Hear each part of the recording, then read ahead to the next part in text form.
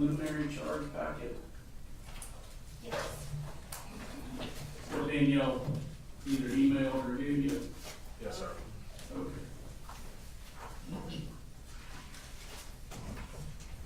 And Judge, we wanted to see if the court, if we're starting to charge conference, if we could possibly address the defense's lesser includes first, just because our office will have to, it's gonna be a long verdict form, and then obviously, argument wise, we wanna know what we're arguing. Okay. And then we'll kind of circle back to the charge conference anyway, certain things do or don't need to be included. All right. Reasonable. You want to do the lessons first. And I printed out, if y'all are okay with me getting it to him, Brian, just your email of what it was, since you laid it out by count. Yeah, that's fine. Copy for the judge and No for Danielle. You authenticated? Sure hope it was you that sent that to me. Judge, should we do the directed verdict first? If you want to, we do that first, it's fine. Yeah. Not gonna take long. Okay. I thought we'd go ahead and get that out of the way initially.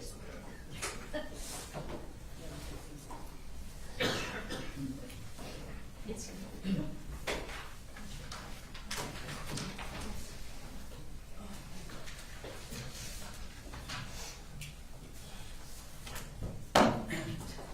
Judge, defense is asking, case be dismissed at this point. I'm going to adopt the motion that we had initially, on, that the court heard, back several months ago. The demure, is that what you're referencing? Special demure. Okay. We want to adopt that and add to it, Judge, that in looking at a number of cases, and these are relatively new cases, and of course aware of the Melicon versus the state at 319 Georgia 741. We talk about cause and fact and legal cause, which means proximate cause, and then looking at that foreseeability or likelihood of death happening in a way that it did.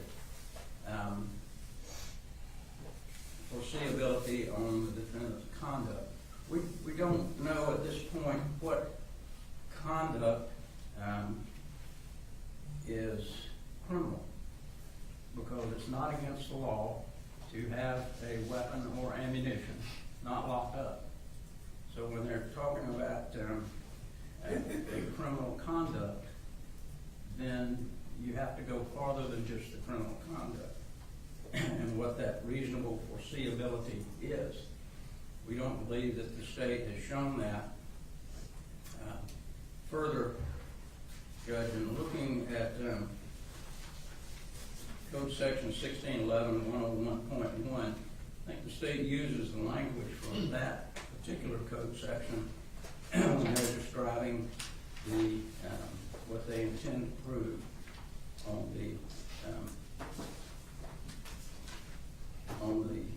large number of counts at the very end of the case, which is the cruelty to children.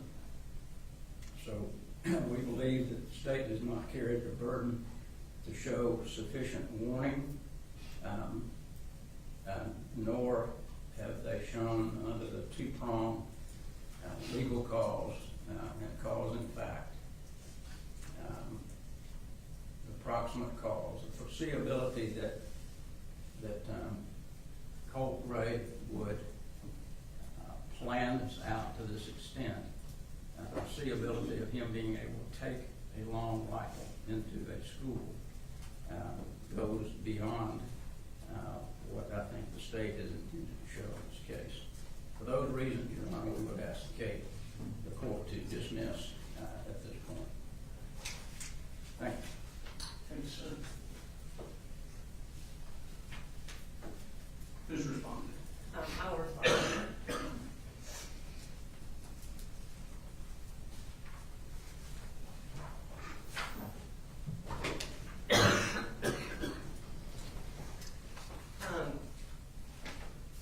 So the court denied the defendant's demurrer motion last year,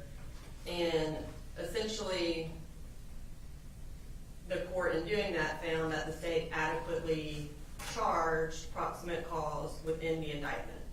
So now what we have to show is that we have provided enough evidence for the case to get to a jury for proximate cause, which is essentially their argument that we haven't. In Johnson versus State, which was an involuntary manslaughter charge, and Colt v. Jordan the second, that was before the new statute for murder in the second degree came about. In that case, a mother left a 3-year-old, a 4-year-old, and a 2-year-old completely unattended for an extended period of time in a room that had a space heater. And in that case, the evidence was sufficient to find that she committed involuntary manslaughter and the commission of reckless conduct. Obviously, owning a space heater is in itself illegal, but the manner in which she owned it was illegal, and that is what the state's contention is. Owning a firearm and owning ammunition is not in itself illegal. Owning it and allowing access to it in the manner that the defendant did rises to the level of reckless conduct, it rises to the level of criminal negligence, and therefore it rises to the level of a criminal act. For proximate cause, for both criminal negligence under Putnam versus State, 257 Georgia Appellate Courts 902, and proximate cause under Butler versus State, 363 Georgia Appellate Court 753, these are questions for the jury to determine. The jury gets to determine whether or not the state has proven criminal negligence and whether or not the state has proven proximate cause, as long as we have provided some evidence that the defendant was criminally negligent and that these deaths were the proximate cause of his criminal negligence. And the state certainly has provided a lot of evidence of warnings that the defendant received in the form of Colt's deteriorating mental health, in the form of the violence that he was showing at home and alluding to in his text messages, as well as the red flags that were clearly present that showed that Colt was obsessed with school shooters. So there's definitely sufficient warnings. Those warnings are what make the manner in which Colt harmed people reasonably foreseeable. I don't believe the standard is that the state has to prove that the death in the exact manner in which Colt committed this crime is reasonably foreseeable, that he took a gun on a bus to the school. But it is reasonably foreseeable that Colt would kill people with his gun and harm people with his gun, and that's certainly when you provide a 14-year-old with mental health issues, with violent tendencies, and a clear interest in school shooters, it is reasonably foreseeable that he will use that gun to shoot people. And the state has provided enough evidence for that to go to a jury. All right, I do think that proximate cause is almost always a question of fact for the jury to determine. I do think that there is evidence upon which the jury could in fact find proximate cause here, so I will deny the directed verdict. And Your Honor, before we move on to charge conference, may I be excused to go continue to prepare for closings? Yes. Thank you. We object.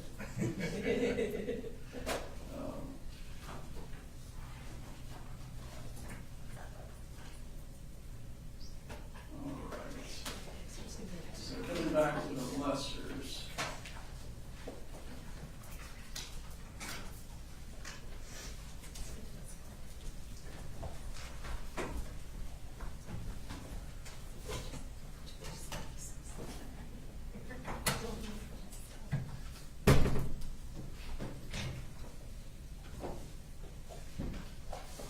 All right.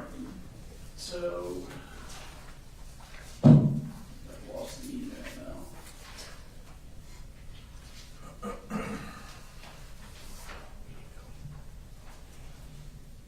Sorry. I was gonna say, so the defense wants, We can start with the ones we don't object to. Okay. I don't know that they'll supply much, but on counts 5 and 7, involuntary manslaughter is indicted as an unlawful act. They are asking for involuntary manslaughter as a lawful act, and of course, in an unlawful manner. I think under current case law, that is appropriate. So we would not object to that as a lesser included on those 2 counts. Okay. That's it. All right, so if I understand the email correctly, then we have, they're requesting 3 lessers for murder of the 2nd degree, involuntary manslaughter, lawful act, involuntary manslaughter, unlawful act, and contributing to the delinquency of a minor. Yes.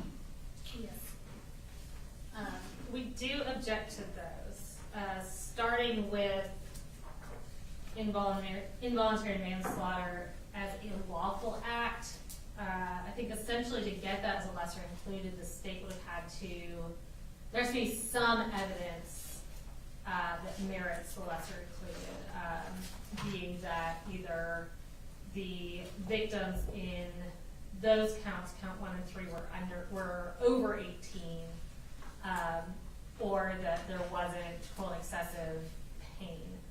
I don't know that any evidence has been put forth showing that. I do have a case, it's Castro Moran versus State, and that's 356 Georgia Appeals 248. That's a 2020 case. Did you say 248 or 348? 248. Okay. And essentially that case says, a trial court is justified in refusing to charge on a lesser offense where there's no evidence that the defendant committed a lesser offense. I think there is a question of, for example, the victim's age, that could be appropriate, but I don't know under this situation that it is appropriate. Mr. Hobbs? Is it Hobbs or Mr. Barrett? Mr. Barry.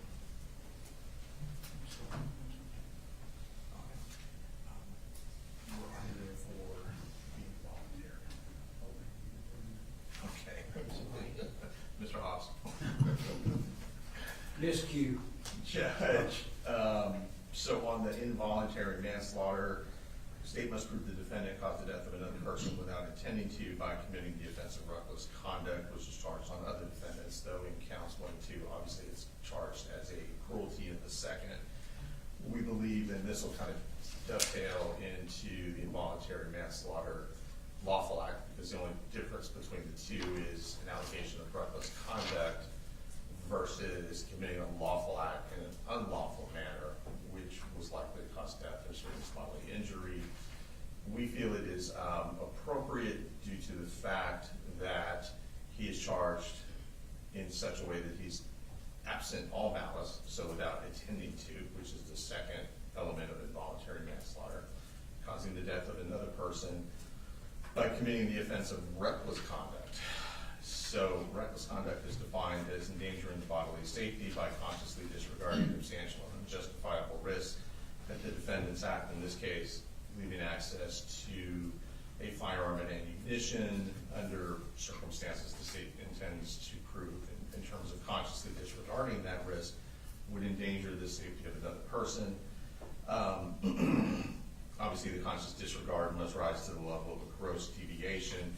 We think the jury could find that he committed involuntary manslaughter based on the elements of that as applied to counts, what is it, 1 and 3 for the minors involved. Yes, sir. Same thing for the involuntary on a lawful act. If they determine, they being the jury, that the way in which he stored the weapon and ammunition did not rise to the level of reckless conduct, then they could find that he committed a lawful act in how he stored the weapons, because it's not against the law in Georgia to store weapons in any particular way or any requirement that the weapons be locked up.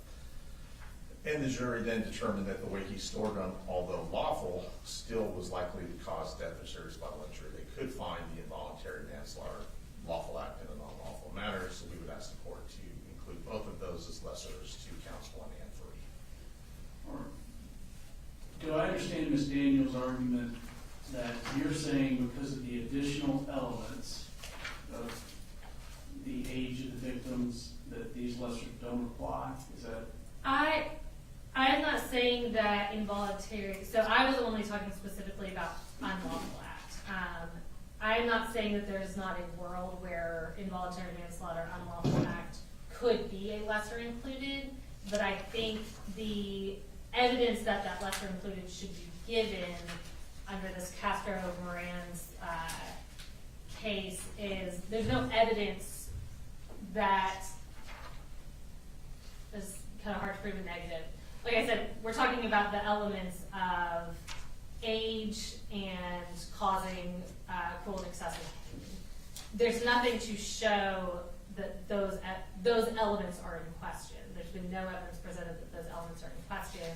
And when the differing elements between the lesser included and the indicted charge,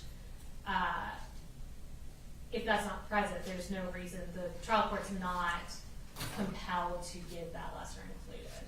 Do you have any case that goes through sort of a factual analysis? I mean, I realize that the general rule, there has to be some evidence to give a charge, but do you have a case that we can use as an analogy, or? Not for these specific charges.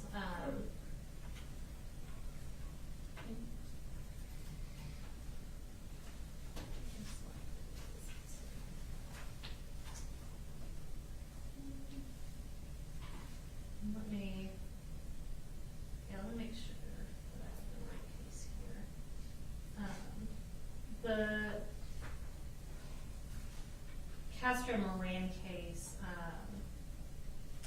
essentially, so it's not exactly the same, of course, but that was essentially failure to seek medical care situation, cruelty to children in the second, resulting in murder in the second.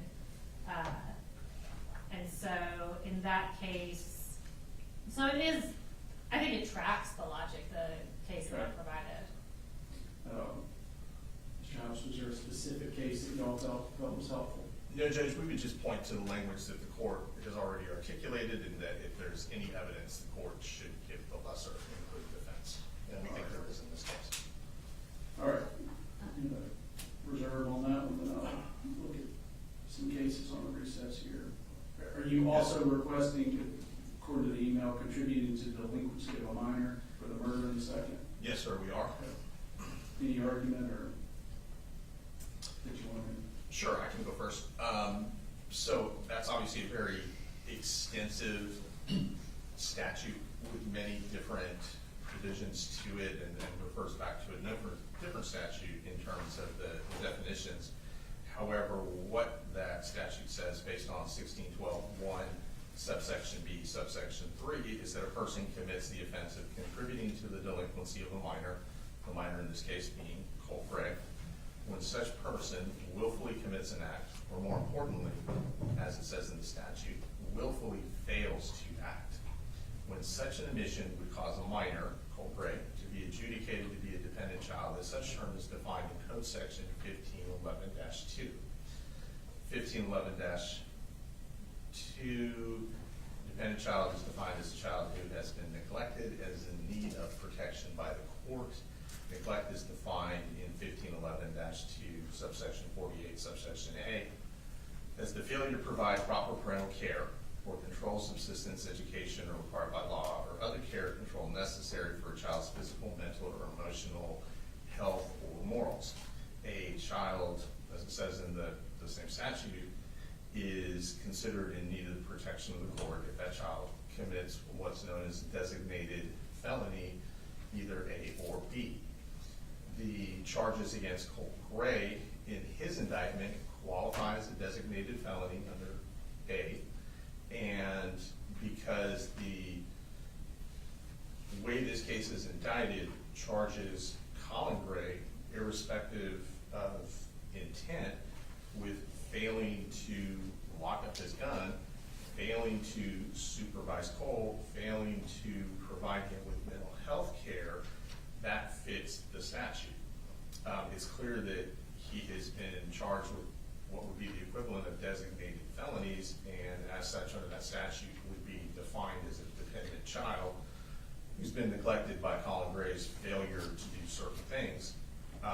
This statute fits, and as the court stated, there is evidence, it's only slight evidence necessary in order to give the charge, and in this case, frankly, Judge, this charge fits better with what the evidence that was presented in this case and the arguments that were made in this case than any other statute.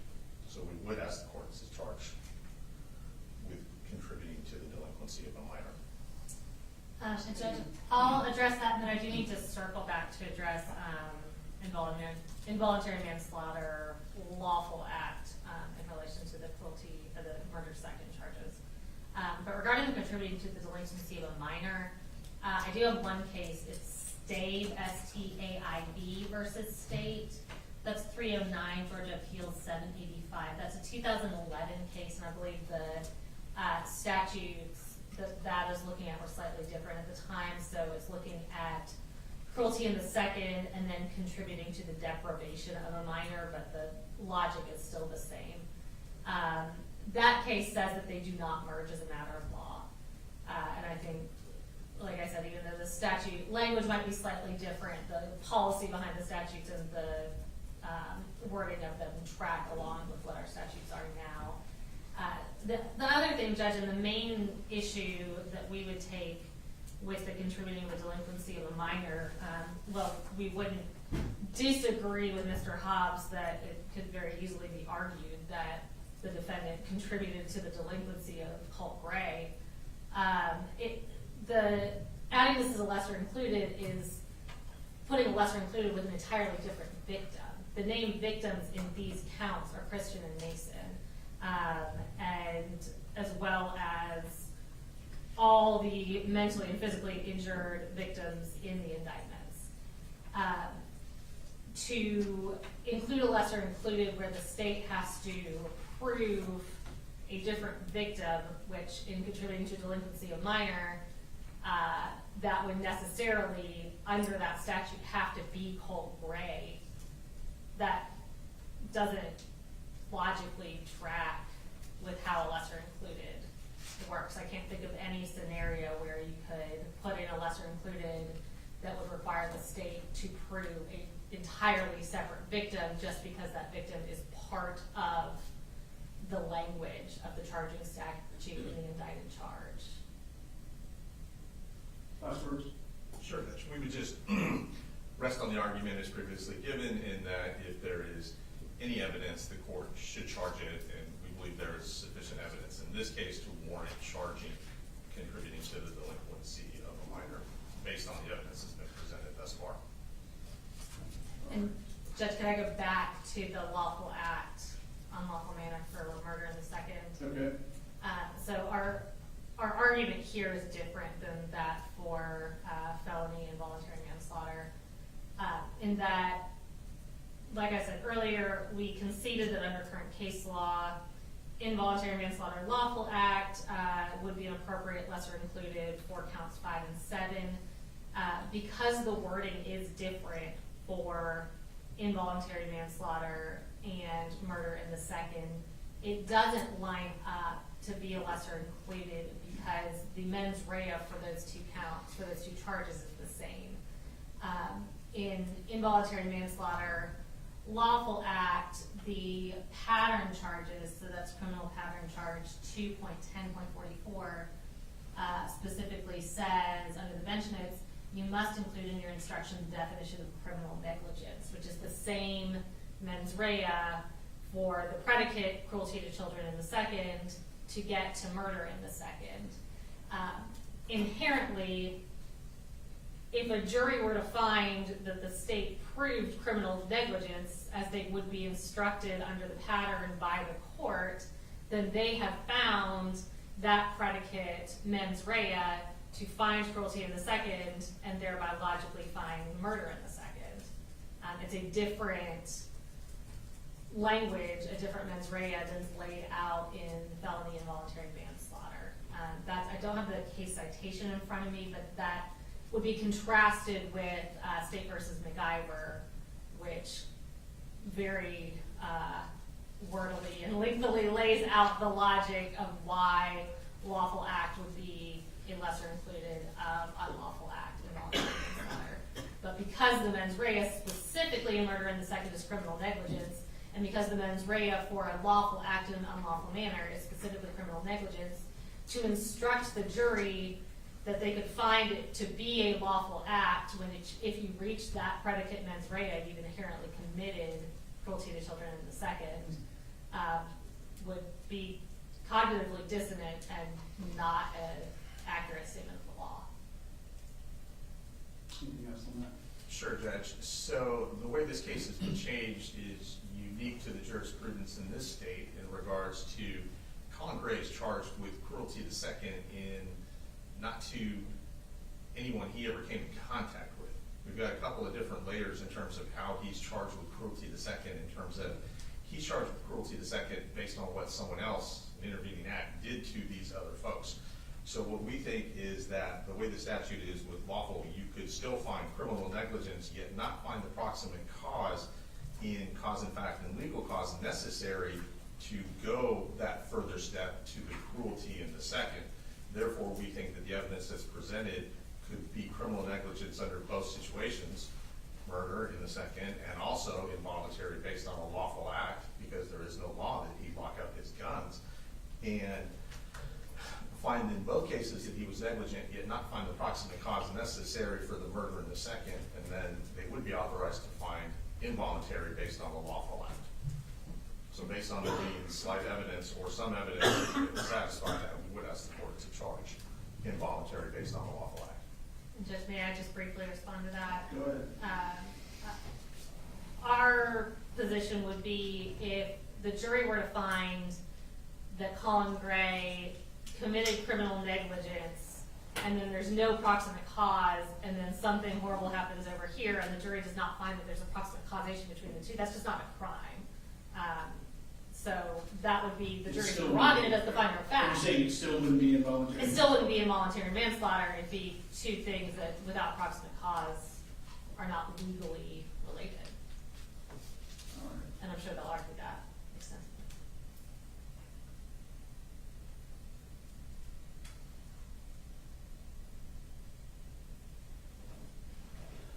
All right, it's the argument, so we have cruelty to children, various counts through the indictment. You're arguing or asking for contributing to delinquency. Any additional argument? No, sir, it would be the same one I've already articulated. Any additional? Same. Then we have,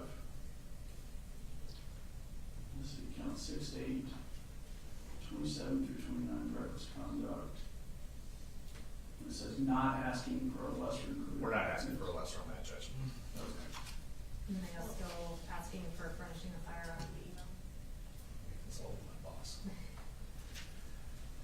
So you're but you are asking for furnishing a firearm to a minor? We'll be asked for the furnishing.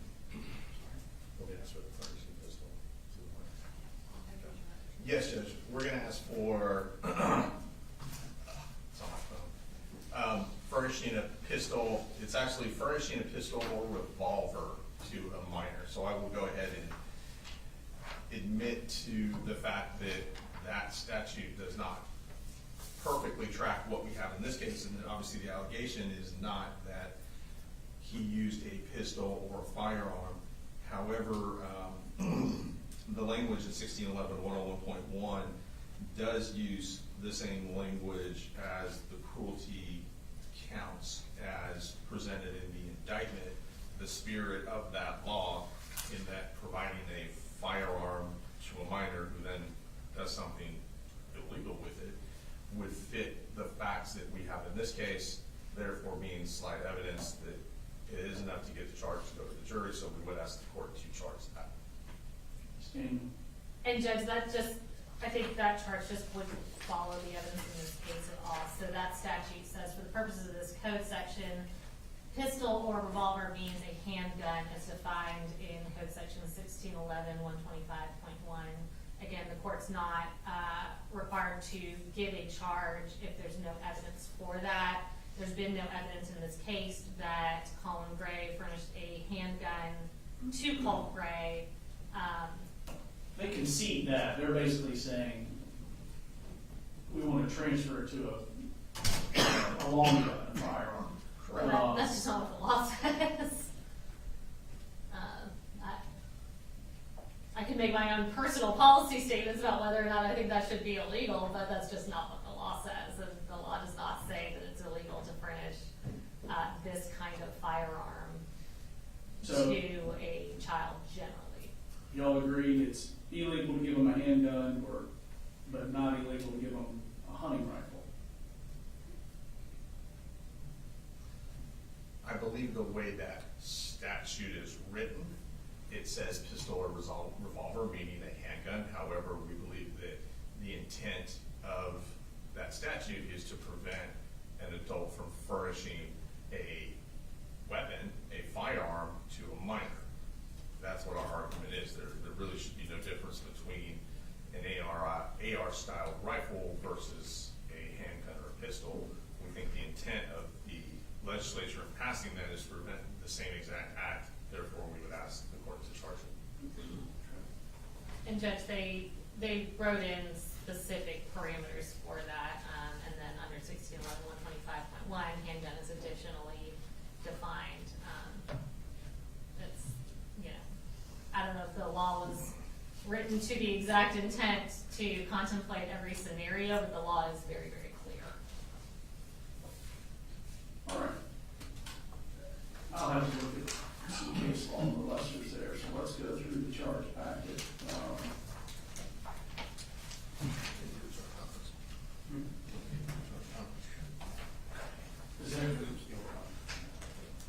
Okay. Ready, Judge? Does everyone's packet have 13 pages? I just want to make sure we're all looking at the same thing. Yes, sir. Yes, sir. Okay. So I know Ms. Daniel's familiar with this, but Mr. Hodge, what we'll do is I'll just go page by page. This is a preliminary charge packet. For instance, if there's no issue on page 1, I'll actually put a check on page 1. This will be a court's exhibit so that they can compare what we said we were, what changes we were making based on this preliminary packet. Yes, sir. Okay. So page 1,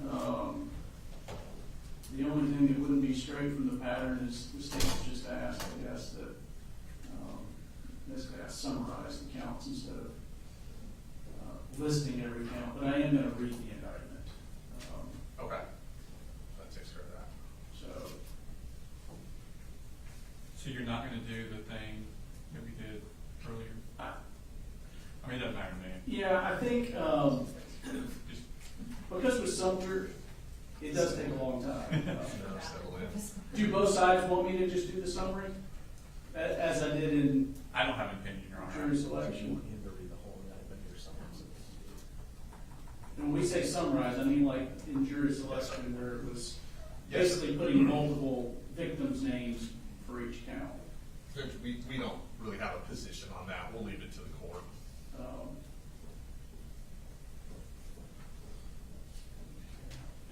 All right. I think we did. I'll talk, get that from maybe Adams. Well, I'll decide I don't. I just need to know how many deaths to bring, Your Honor. Right. What? How many minutes to burn. I think the state may have left out a couple of people that they didn't bring in on the indictment, Moon and maybe Adams. Correct. We did not, Tyler Moon and Lynn Downs did not testify. So I think we would have to, there was no evidence presented on those counts, so I think we would have to strike those counts. That's not correct, Your Honor. We had a seating chart. We had a chart with Ms. Ryan where she said these children were present in the room. Had a separate seating chart that showed them present in the room. People testified they were present in the room, and then there was the video that showed them present showed the children present in the room. Which counts are they? I have the indictment, Judge. Give me 1 second. They are both parties. It's only charged regarding mental pain. Neither are regarding. So it's count 21 is Tyler Moon and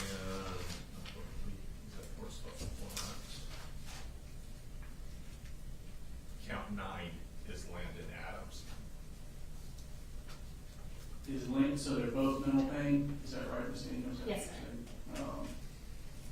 Is a jury permitted to wholly infer mental pain without any evidence? Your Honor, there was evidence from multiple witnesses about how the room was behaving, everyone's fear in the room, and then there was also the video that showed the manifestations of the children in the room, so they could use that evidence to make that decision. Judge, of course, we think those counts should be stricken because there was nothing specifically testified to about that. I can't testify about what your mental pain is. So, you know, the fact that they were all scrambling around the floor and that sort of thing, I don't think that's something that you can transfer from one person to another. All right, so essentially you're asking for a directed verdict. On those counts, All right, 21 rounds. All right, we'll, does anybody have a case they want me to read on that? No, Your Honor, just practicality. We routinely have counselors talk about how children behave and act, and in this case, you have a video of how they're behaving and acting. The jury can use to infer that. All right. I will reserve ruling there and come back to it. All right. Any other issues with page 1? Nothing to say, Your Honor. Mr. Hobbs? No, Your Honor, and just for the record, that would be, those are all pattern charges, indictment, issuing plea of not guilty, presumption of innocence. Yes. No objection. All right, page 2. These are also all pattern. Danielle, is this my modified direct and circumstantial? Yes, but all the modified is taken out of parentheses. Understand? Yeah. So, the direct and circumstantial, this is the pattern. There's a parenthetical, that I think is just confusing extra language. Do you remember what it is, Ms. Daniel? The confusing extra language? That I take out. That's not off the top of my head, All but right. I know that the state does not object to it. I can pull it up. All right. She'll pull it up and read it. The defense is asking for grave suspicion. I do give that charge. And Judge, for the record, the state would object to grave suspicion just based on a litany of case law that says it's not error to not give it. All right, overruled and given it.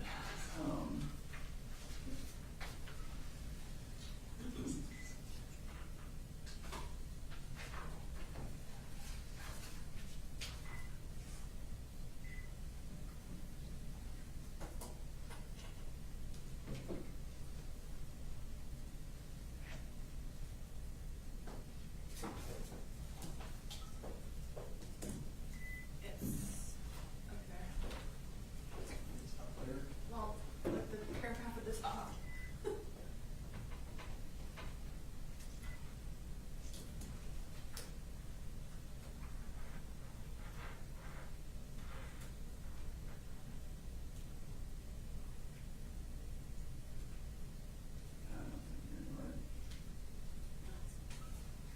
Someone's right in circumstantial.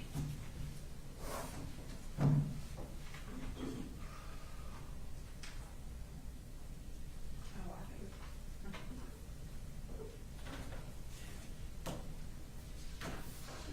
All right, we'll come back to that. Looking at page 3, we have the standard credibility of witnesses. Do y'all want their intelligence or not? No, sir.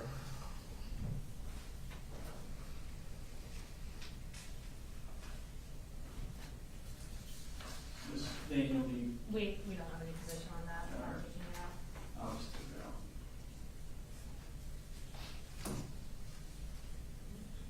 So coming back to, page 2, direct and circumstantial, I generally did the short version, which is what this should be.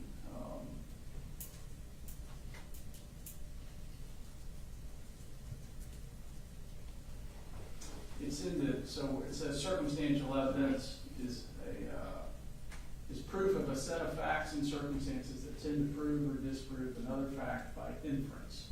I put a period there. I think most jurors know what an inference is, rather than saying, that is, by consistency with such fact or elimination of other facts. I I don't even know what that means, but. Well, that's why I take it out. Yes. So I put a I'm period. fine with you taking that out, Judge, no All right. objection. There obviously has been a movement to get rid of stuff like that as they're doing these patterns, so. I think they've already redone that one, so they didn't. Yes, I think so too. That one they left. No disrespect to Judge Bernie. Right.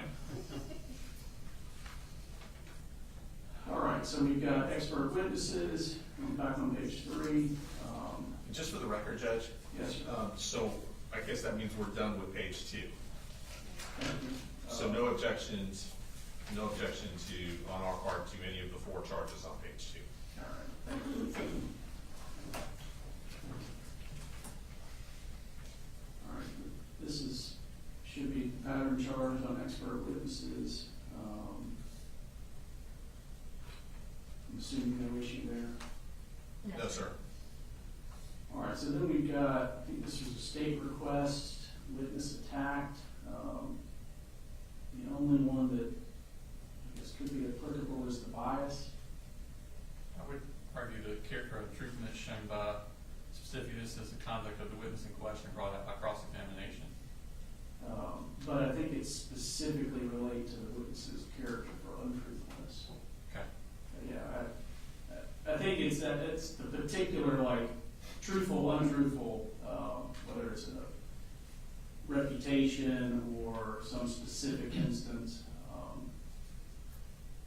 I think you'll get what you want probably on the, with any other charges. Do you all want the bias, Yes, sir, we do. Ms. Daniel? We wouldn't object to it. All right.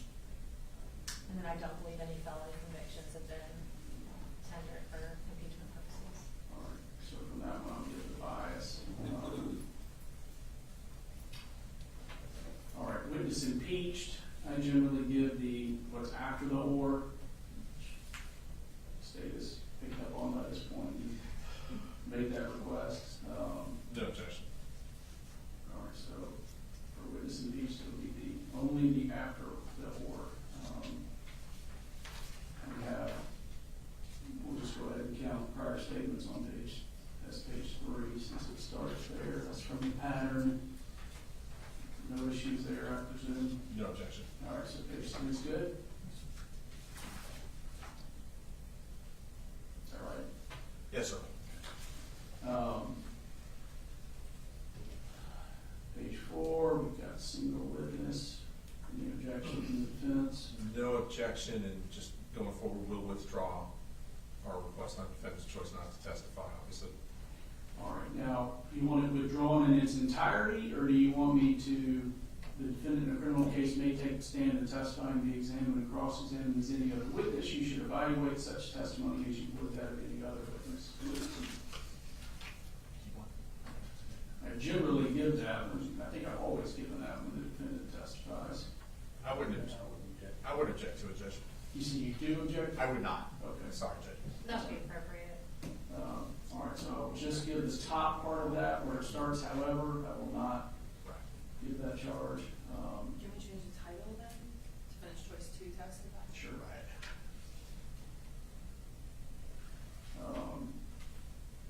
So this 132.15 statement of defendant, that's not an actual charge to give the jury, it's, I'll call it a bench note. Yes, sir. So that's not something I would read to the jury. We can withdraw that, Judge. Make it easy. So then we have, does your packet have limiting instructions? Does your packet have 134.00? It has. Okay, so we took out 134.00. There's no Okay. classic limiting instruction like other act evidence. But I do think I need to give 134.50 here, really conditional admissibility. They heard his statement or statements, they do have to make findings of voluntariness to be able to consider that statement. Yes, sir. All right, so I No would give objection. 13450. Is there anything else on the bottom of y'all's page 4? Statement of defendant, 13216. There's parentheses, still in 134.13, not the top one, but in the bottom.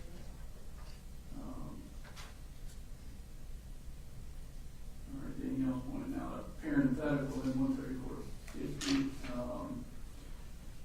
In the middle, it is only admitted and you may only consider it if you find certain required, in the parenthetical, but disputed predicate facts.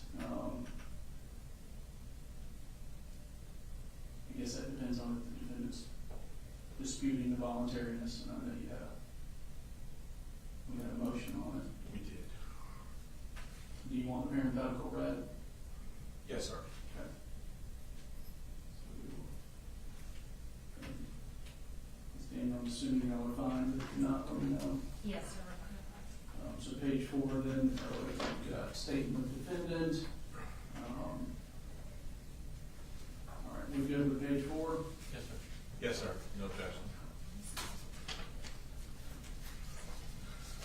I should say no objection to 132.16.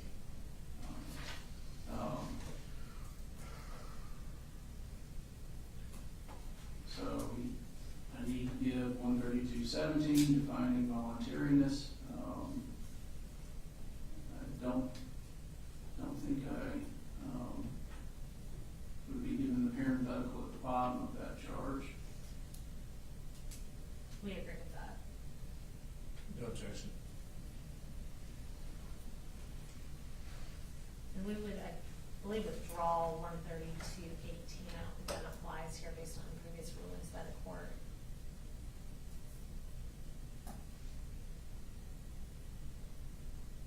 What's your position, Mr. Hobbs? I think we would ask for it, Judge.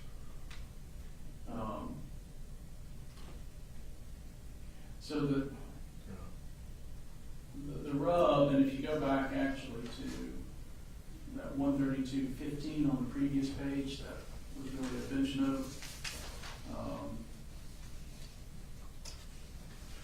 Down at the bottom of that, if the court determines the defendant is or was not in custody, the court should give the voluntariness charges only.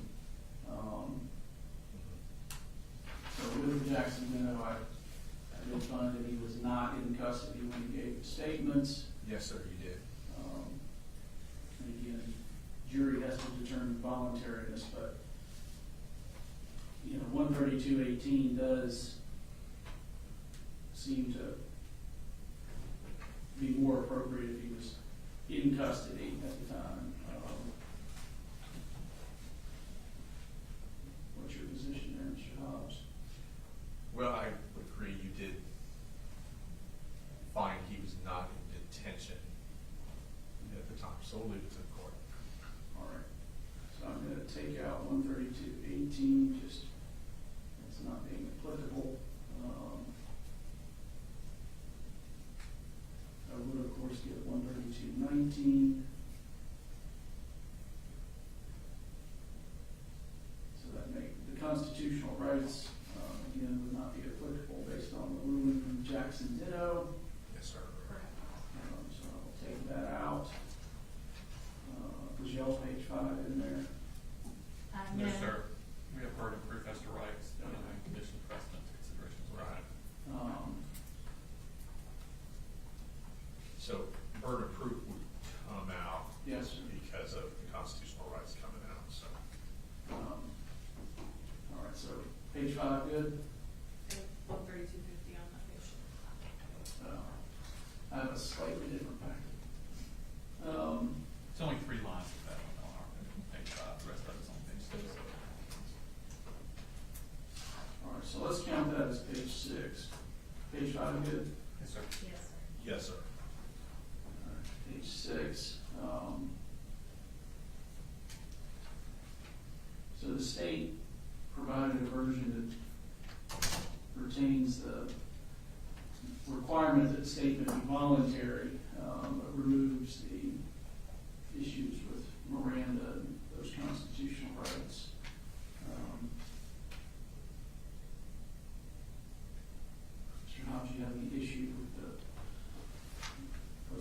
is the state's version of 13250.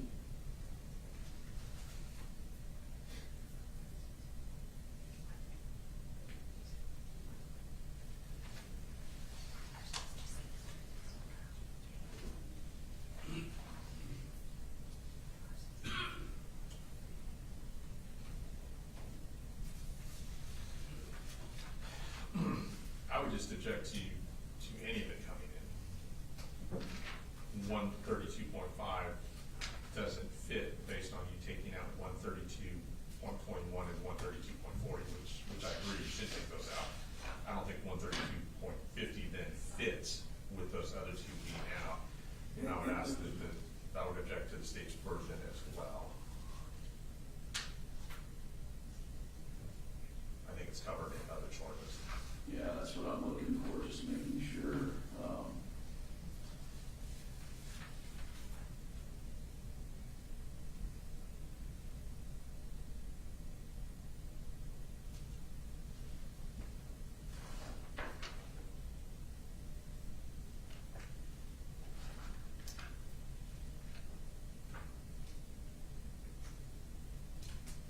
Mary, it just, if you read them all, Yeah. it leaves open the question, because it says, defendant made a statement, before you consider it as evidence, you must find it's voluntary, and it talks about all the things if it's not voluntary. But it never says, if you find it's voluntary, then it's evidence. So I think it's necessary to kind of close that loop. Yeah, I would just say that it does say to be voluntary, and it defines what voluntary is. The statement must be the product of free will and not under any compulsion or necessity imposed by others, which I think is for every, covers that exact same, just doesn't highlight it. But what I'm saying, if you go back to page 4, 132.16, that's where it first starts talking about it. And the first statement is a statement that the defendant allegedly made is not for your consideration. Before you may consider this as evidence for any purpose, you must determine the defendant's statement was voluntary. And then there's lots of stuff about what voluntariness is and how if it's not voluntary, you can't consider it. But then you never go back and say, but if it is voluntary, then you can consider it as evidence. And I think you need that charge to close that loop. all right. Over objection, I think it's appropriate. It's really just removing the parts of 13250 that are inapplicable because we don't have to deal with the constitutional rights since he was not in custody. So I will give the state's version there.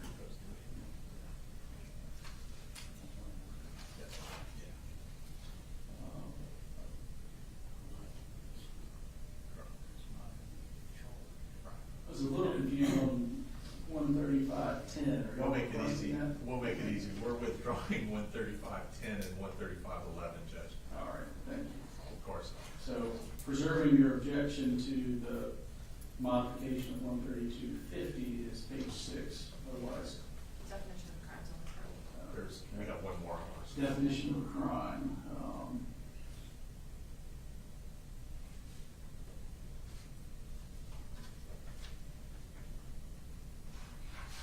What are y'all's thoughts there? So, and just go ahead and address intent too. You know, I've never tried a case where every charge was a criminal negligence charge.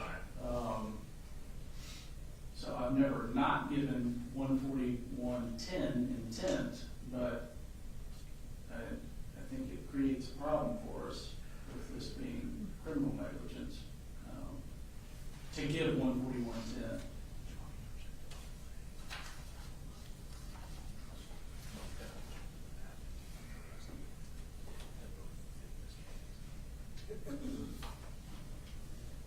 I would agree with the court in that I don't believe 140.10 fits the charges of this particular case.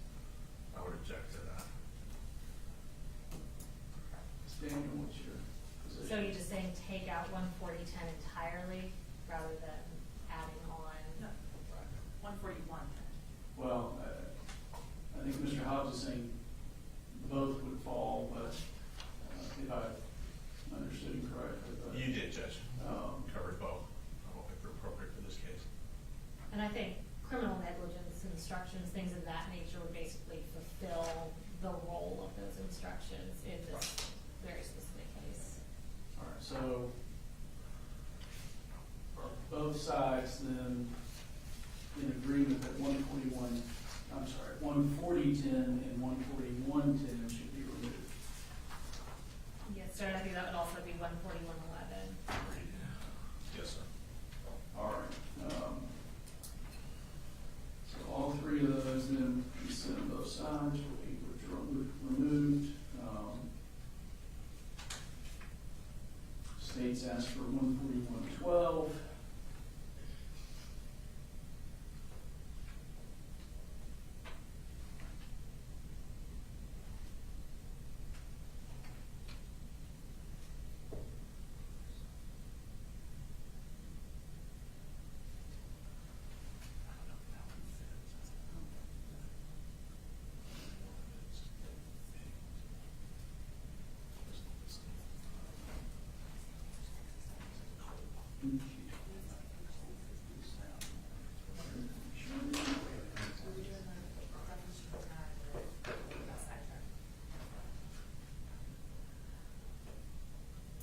We don't object.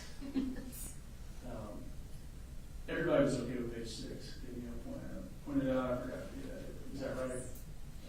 Yes, based on, right, what's been taken out. All right. So what's the defense's position on 14112? What was the state's position? They asked for We're it. good. I'm just trying to, I don't know if it fits.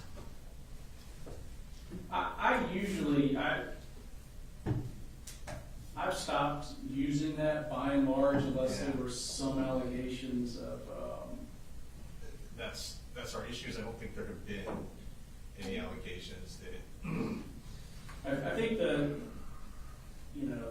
natural and probable consequences of those acts kind of echoes a little bit our proximate cause. right. And that would be our contention, Judge. These are, in this specific case with these specific charges, this presumption, which is an accurate explanation of the law, is relevant and will help the jury in making their assessments. They're having to measure against what the legal concept of a reasonable person is. And this, I don't think, has any negative reason. There's nothing negative to keeping it in, and I think it could provide clarity for the jury. So we would object. We'd ask that it be taken out. You could relate that to Colt, Colin. All right, I'm gonna just, Confusion. I'm gonna hold on to that one for a minute. So just consider that a reserve ruling. I don't know, did the state ask for 14015 multiple ways? it could be Yes, sir. And that's based on your criminal negligence, second degree, cruel, mental and physical? Correct. Those are the only charges you're really referencing? I believe so. Mr. Hobbs?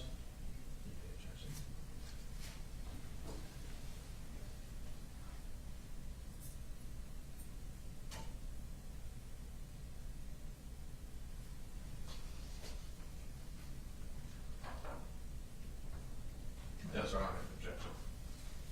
All right, so I'll get that one. We have venue,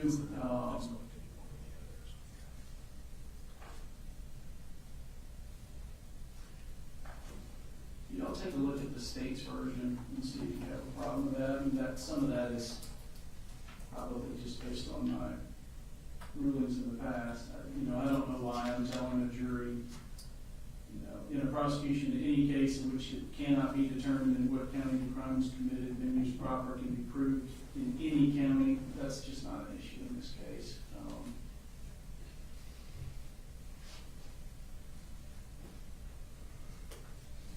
I don't have an objection to the state's first objection. All right. That is what I'm giving.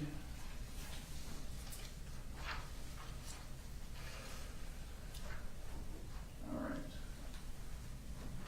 Murder in the second degree.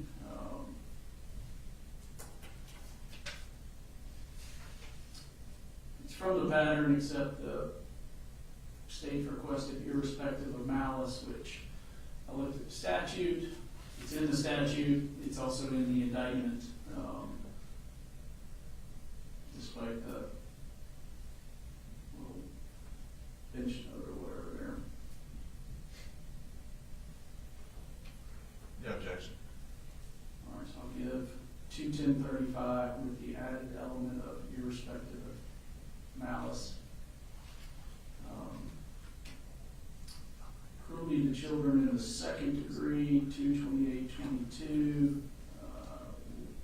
I added, by consciously disregarding the substantial and unjustifiable risk that this act would harm the endanger the bodily safety of another, inasmuch as that is in the indictment. And Judge, we don't feel that that's necessary to include there.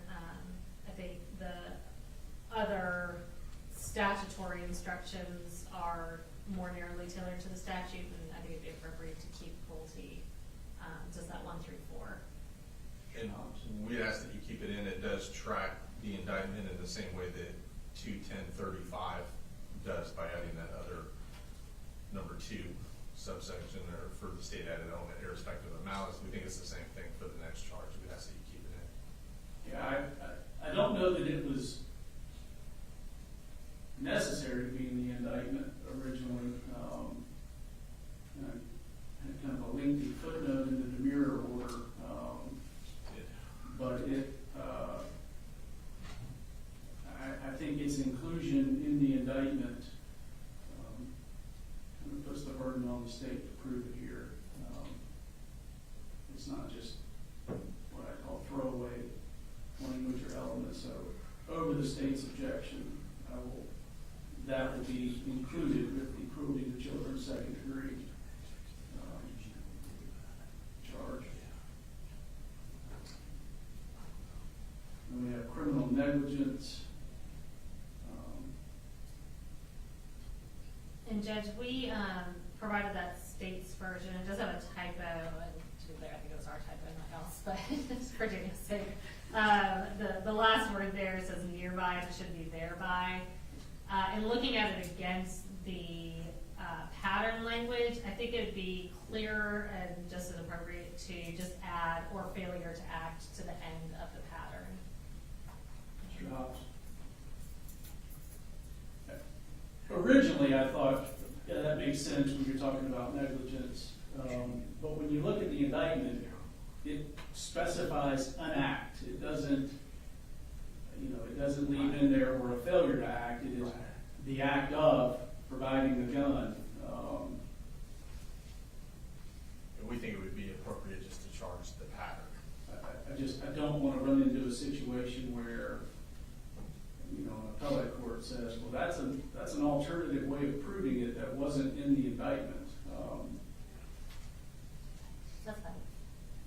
So I'm going to stick to the pattern on that.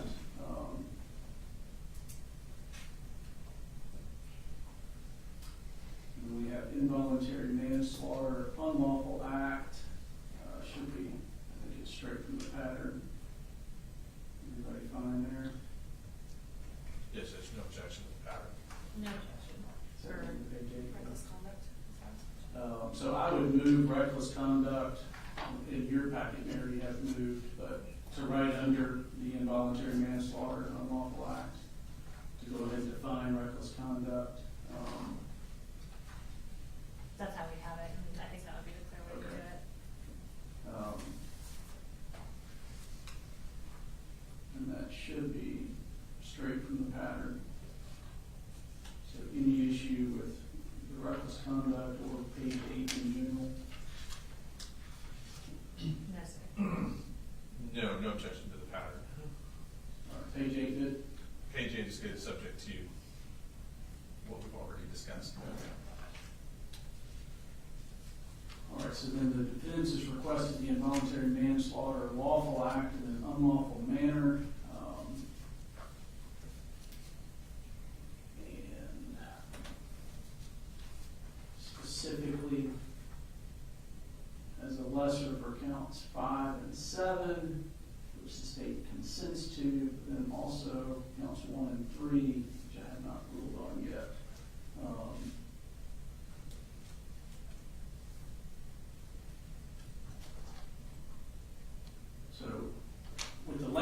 charge, at least as for lessers in 5 and 7. Does the state have an objection? No objection to the language of the pattern. All right.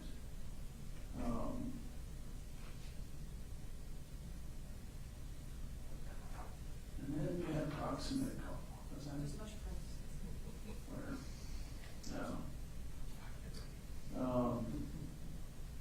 So coming back, Danielle pointed out there, parentheticals in the involuntary manslaughter lawful act.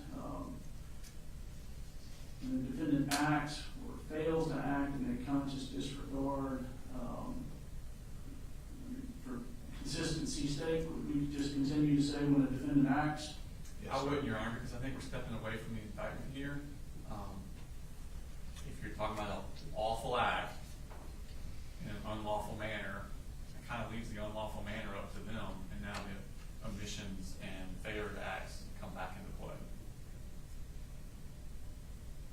What do you say, Mr. Howe? So lawfully, it's lawful that he have access to a gun, but he had it in an unlawful manner, or by failing to take the gun away. Just flesh that out for me just a little bit. Well, I'm just saying, when you say lawful act, which they're saying having the gun and ammunition is lawful, in an unlawful manner, that's left undefined to the jury, because it's not in an indictment. So unlawful manner could be omissions and failure acts. It opens that door for those possibilities also. The reason we took them out of the other was because it was limited by the actual charging document. But unlawful manner isn't in the charging document. Mr. Hobbs? Well, I think the act is leaving the weapons and the ammunition accessible, which in Georgia is lawful. All right, I'm going to reserve on that. I'm going to take a harder look at it.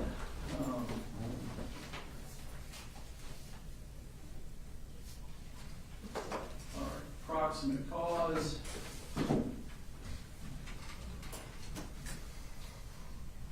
So, you know, if you read it as is, the state must prove that criminal conduct was the proximate cause of the injury or death. So, and really, it's applicable to, I guess, every count of the indictment. Is that fair? Yes, sir. Yes, sir.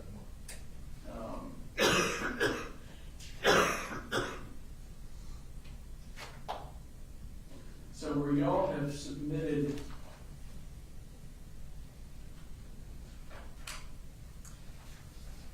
your own request, and each side did, are y'all wanting me to forego the pattern, or? Judge, we provided, and I think it looks like the way you've got it is the first part of our request immediately under that, which tracks very closely. We don't think that the criminal conduct accelerated injury or death in a significant way applies here. And I believe our version lays that out. So I don't know that the state's request specifically drastically modifies the pattern. We just have the additional language, which I'll discuss with you if you want me to.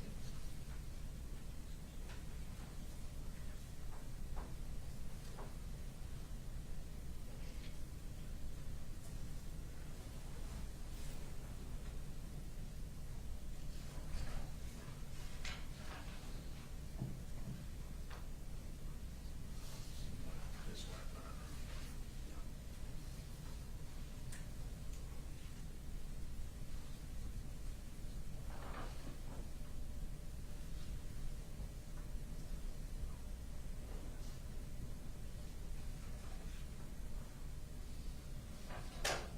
What is y'all's position, Mr. Hobbs? Judge, we submitted a non-pattern request on proximate cause that shows up on our page 10. We'd be asking for that. Starts the overall causation Yes. required. Okay. That one.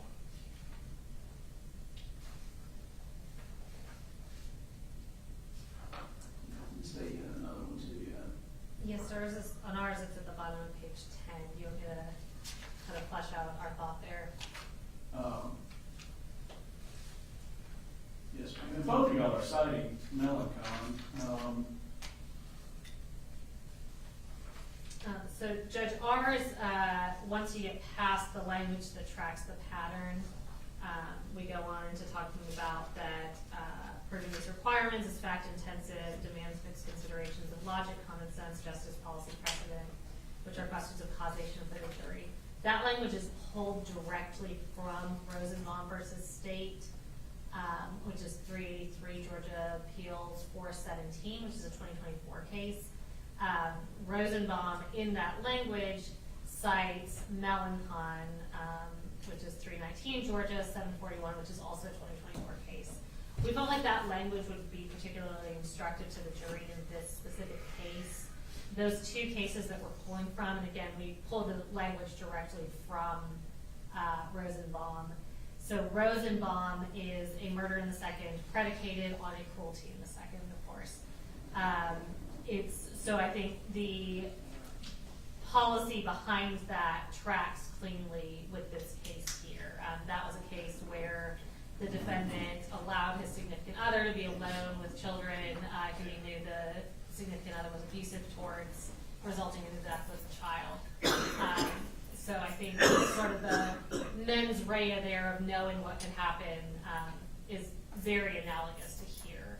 Citing Melanchon, it's also citing kind of a novel legal issue. And again, these are both very new cases, both from 2024. Melanchon was a felony murder case predicated on a possession with intent to distribute drugs.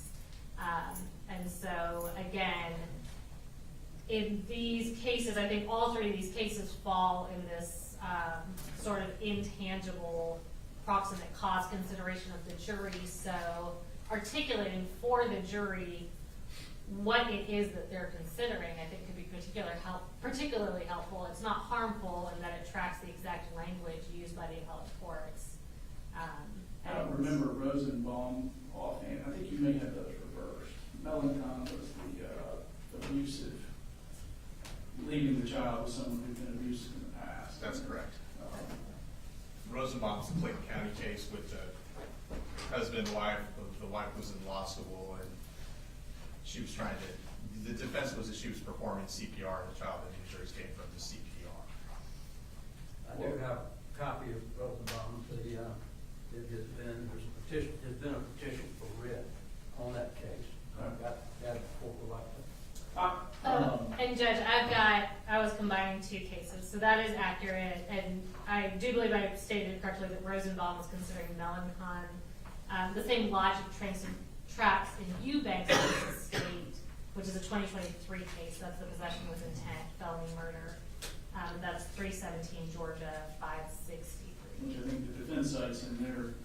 Yeah, so in response to that argument, the language that the state is asking for determining whether this state has proven these requirements in any given case is fact intensive and demands mixed considerations of logic and common sense. Justice, policy, and precedent, which are questions of causation for the jury to decide. That language comes from Justice Pinson's opinion in Melanchon. That language is what Justice Pinson is telling the readers he's using to analyze the causation issue. Not that the jury should be instructed to use that. To instruct the jury to use justice, policy, and precedent, number one, opens the door to telling the jury that they are allowed to set policy on a case like that, on a case like this. So, for example, if you have a jury who thinks the gun laws in Georgia aren't stringent enough, they can make their own policy to impose criminal liability on someone else. What's more instructive is going to be Justice Pinson's concurrence in the 2025 case, Adams v. State, which is 322 Georgia 155.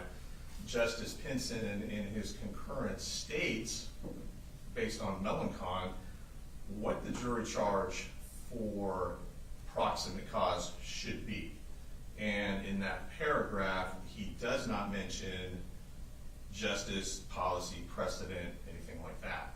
Now in Melanchon, after he gives that analysis, he then goes forward to analyze those different aspects when considering what happened in Melanchon. So for example, he does look at policy by stating that you can be a mandated reporter, which is a very narrow class of individuals, and fail to report something that then leads to a child's death and only be subject to liability for a misdemeanor, as opposed to not being in this protected class of persons who is required to report certain things, and now you could be charged with murder in the second.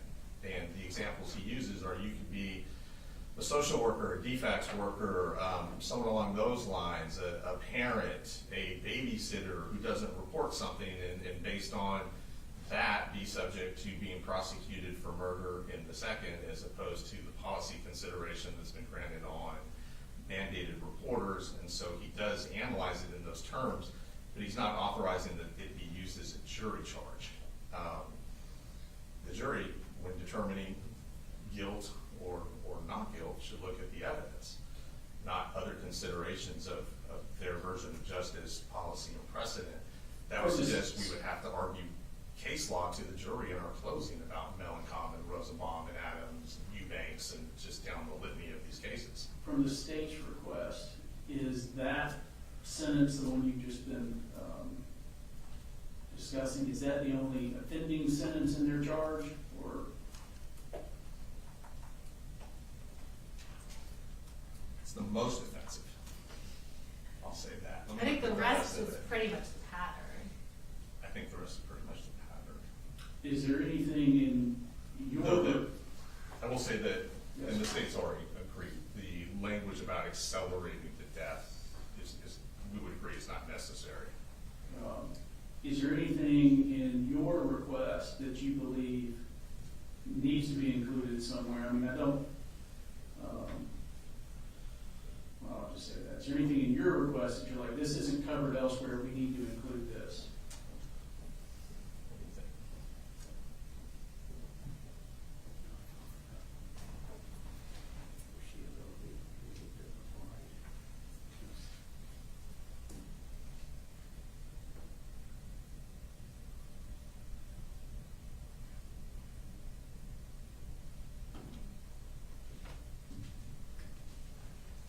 Well, I think we definitely discuss foreseeability or likelihood of the death in a different way than the state does, or the pattern.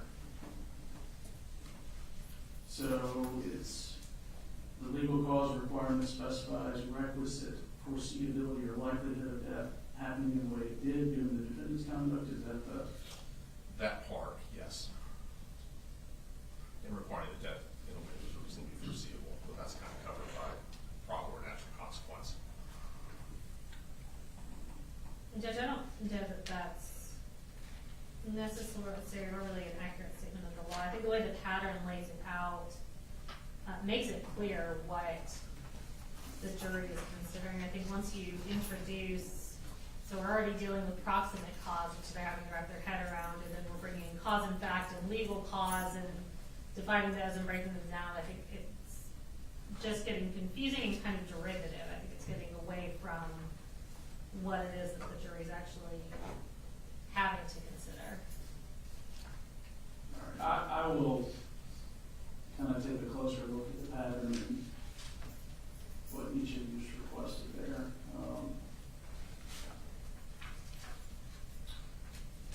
So, I realize y'all don't. So if we didn't discuss it, it's otherwise fine. Yes, sir. Yes, sir. We have state's request, The contributing to. what are we talking about that? That's what we're, yeah, right. This is a new one, state's request here. Recordings of interviews.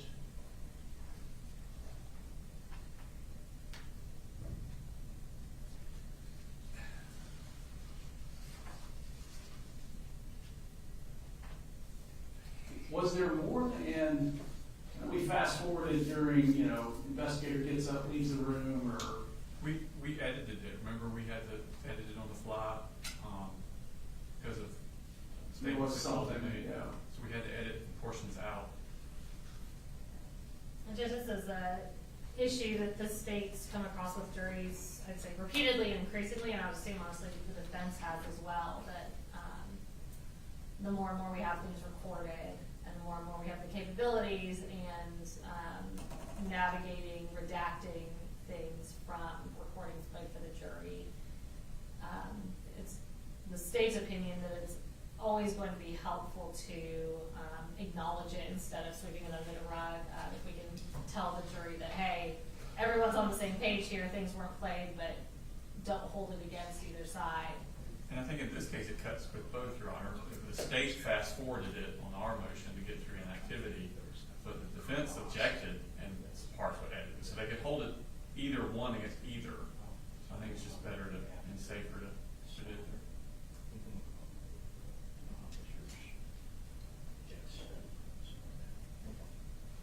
Just, we don't have a big problem with this. Yeah, I don't see any harm in giving it, so I'll go ahead and give that request to charge coming in on redacted videos. All right, I realize we don't have a verdict form yet.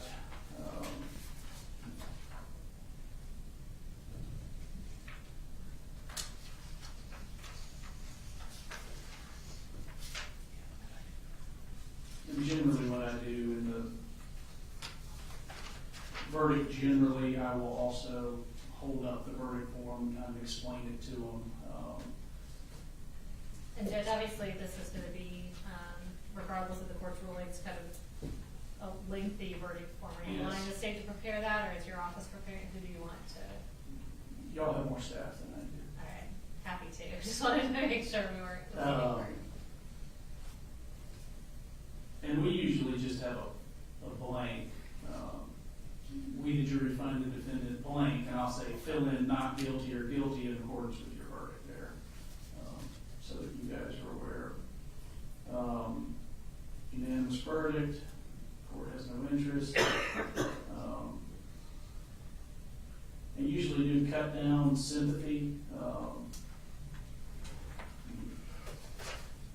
And y'all tell me, because of race, creed, color, religion, national origin, sexual preference, local or remote residence, economic status, for or against, surely we don't need all those. I wouldn't think so, Your Honor. No, sir. All right. Tell me what you want left in.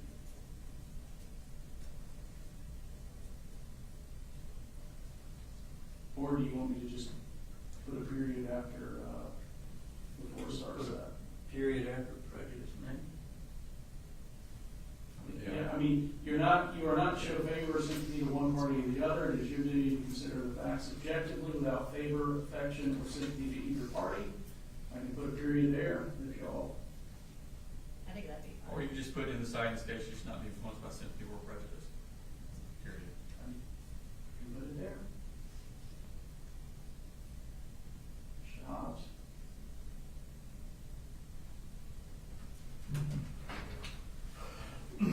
No, I agree with Mr. Berry. I think it's fine to put it, the period after sympathy or prejudice, and then get rid of because of race. Leave all that out. Okay. Sentencing is standard. Deliberations is standard. Anybody have any issues with any other portion? No, sir. No, sir. All right, I'll have to take a lengthy recess to kind of sit through the lessers and some of the others. Is there anything else we need to address? I think if we have time before the jury, it might be time efficient to address what goes back with the jury. That if, Yeah. I'll talk to defense counsel about that while you're on recess. Y'all may be able to agree on some stuff. One We'll would talk. hope. See if we can agree on a Okay. lot of this. All right. Paying attention, so. Well, I'm not sure what we can agree on, but that's fine. Brian and I definitely agree on everything. I'm not against any of them. Okay, we'll take a recess so I can work on that other. I know that's important. I would give the pattern lesser charge, lesser offense charge, 16011. Yes, sir. Just straight from the pattern. All right. We'll do the heavy lift.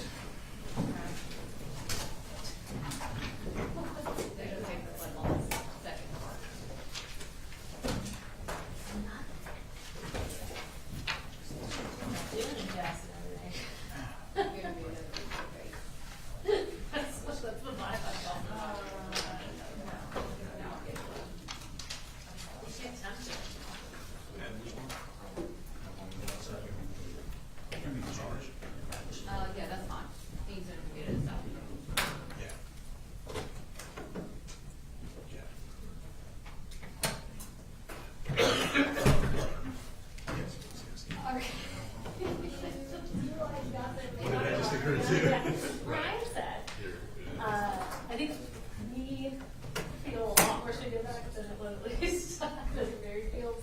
If y'all want to tell us what you don't, I think Oh, exhibits. it's up to y'all to go back to the jury. Like, you do that now, so Yeah. God knows, We can do 3:30 or that live. something. Yeah, if y'all want to kind of go through it, I think these facts records, I'm pretty sure we would agree to, but the vast majority of the other stuff, I think our position would be against that. So if y'all want to kind of We have parse some through what you do. objections we're gonna make about text messages and things like that. Okay. But I know what the case law says. Right. It's more of a, Pretty clear, yeah. we're trying to anticipate Right. a change at some point in the law, Sure. but we will acknowledge the case law is where the Fair. instance on that. We prepared the PowerPoint without having the writing, so all the Okay. content of the PowerPoint without any commentary. So it should just be screenshots. All right, let's check it We out. got time. Let's figure it out. It's gonna be on for a minute. No. Cool. I guess as long as the courtroom's open with security, I guess we're fine. You know, that's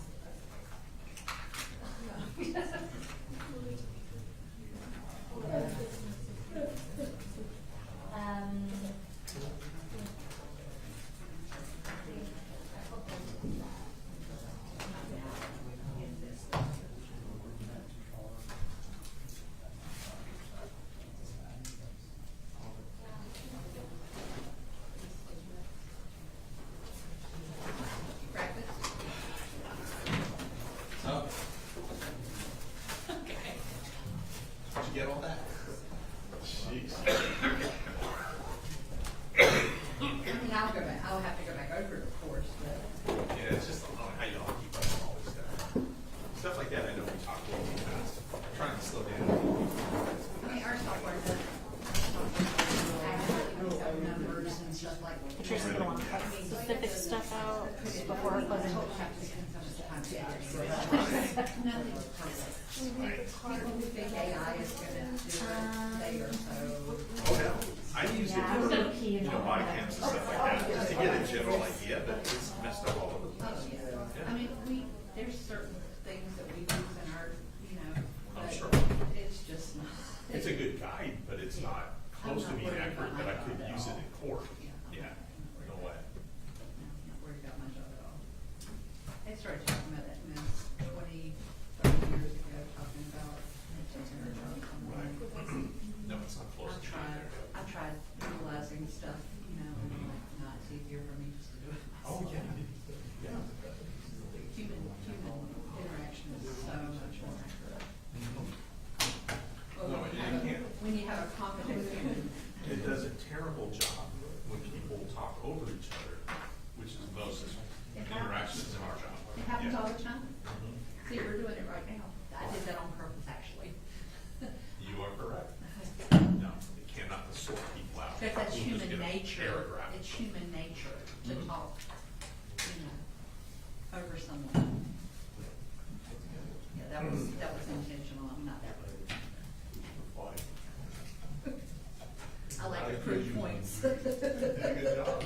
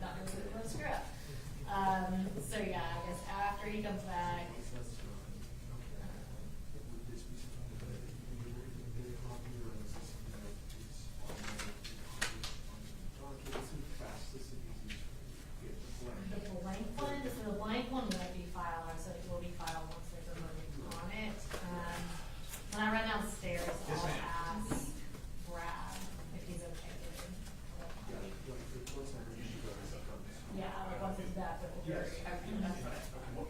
Yeah, I'll So do we it. got to figure out. Probably. I really appreciate it. Yeah, no problem. Thank you. Yeah. And you don't, you can email her. Yes, that's fine.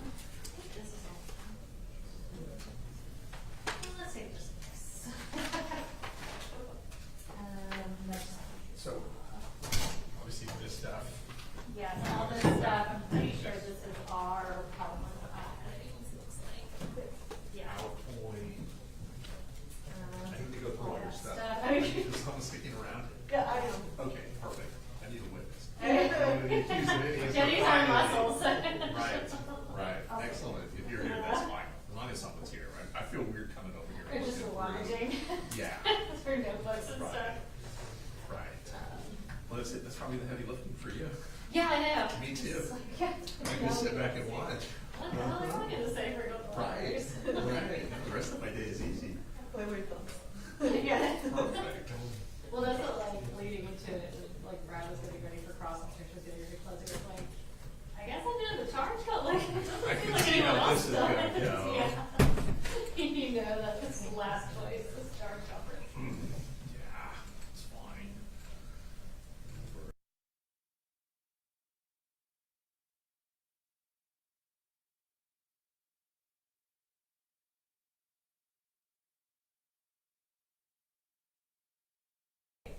Yeah, 'cause it's Hypothetically, you want to say 12:30 late to- or. Right, or it's a little bit like big childcare plans. Yeah. Like stuff like that, because Right. sometimes people can't. Right, We'll see. yeah, and Britain's usually pretty deferential to the jury. Yeah, Like okay. staying late versus Yeah. coming back next day. Do y'all think he'll charge them tomorrow? No, I don't think we go, because if we start.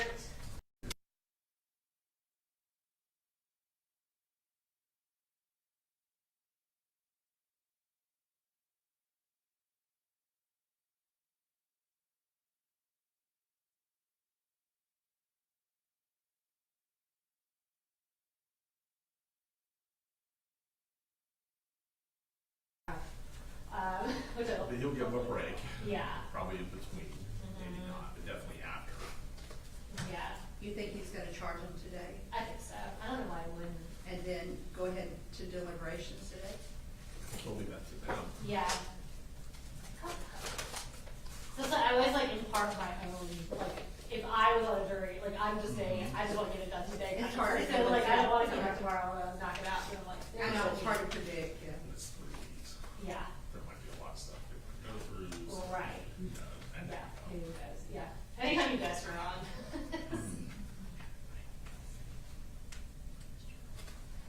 They're very kind but not very moving. In a couple of things.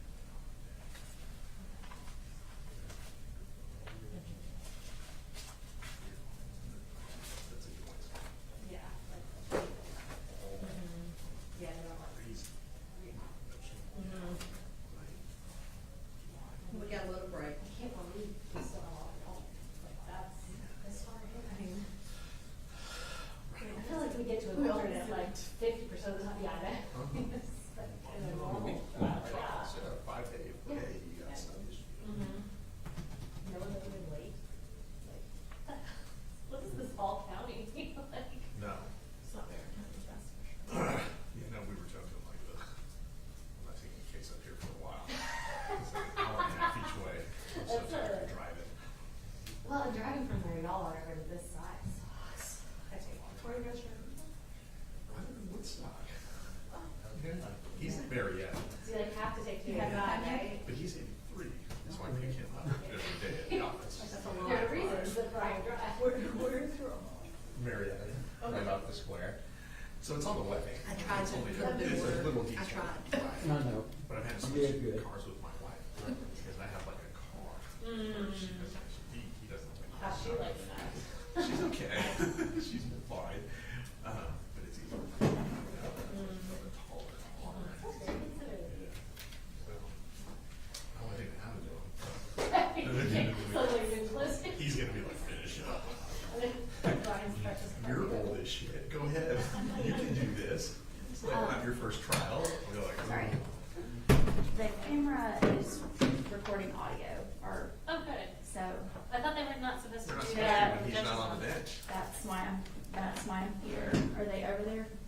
television. I realize it's not, y'all.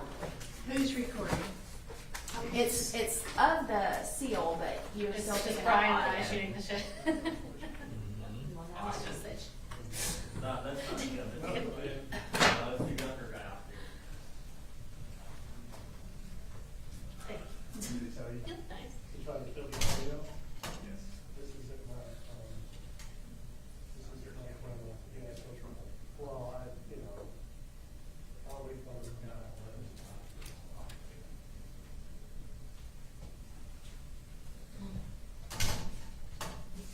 For 1 minute ago, a text from Ashley Butler. Hotline.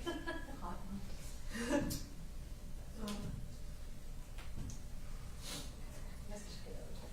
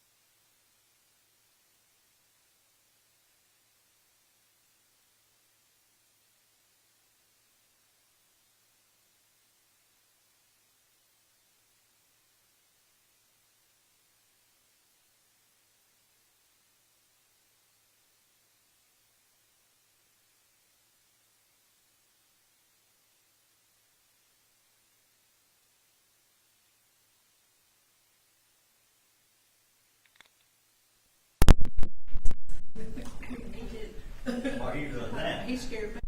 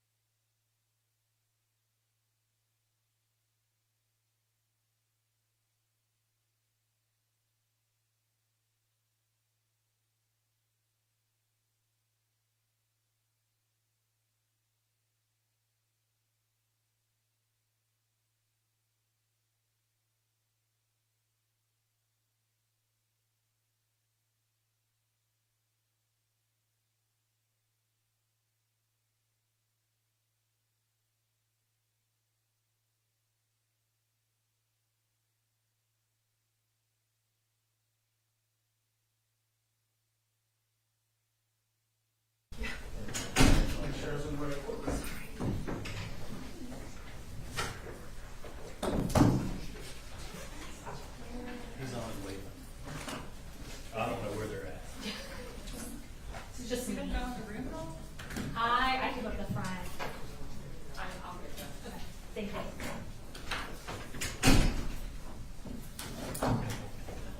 Your Honor, he's on his way up, soon come out.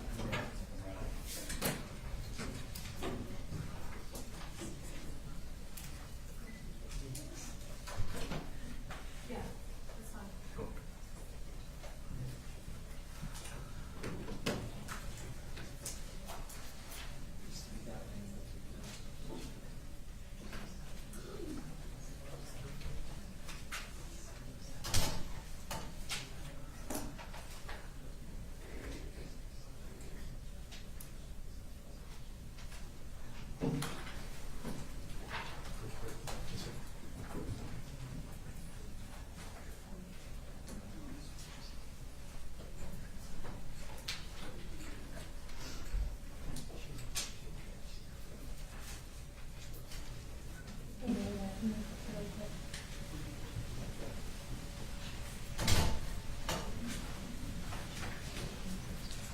Is your theory is right? I'm guessing you will be on that connection.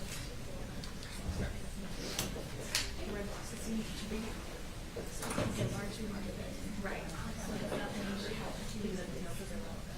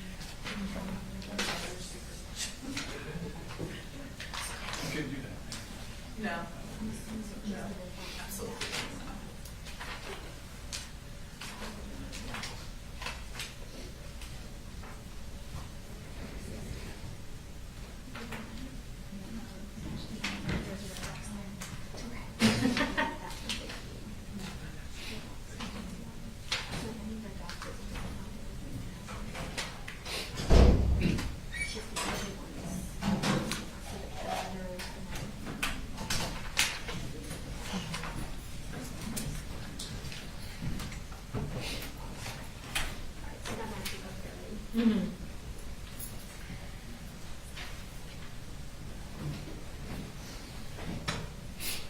All right, we're all present. To be honest, I'm not sure the door is closed on some further argument or clarification. These are the dangerous waters. That's why I wanted to do this on Friday, but we didn't. So let me start with the directed verdict for counts 9 and 21. I do think that the directed verdict is required. I'm going to cite Jones v. State, 304 Georgia 594, 304 Georgia 594. So granting the directed verdict on counts 9 and 21. As those victims did not testify.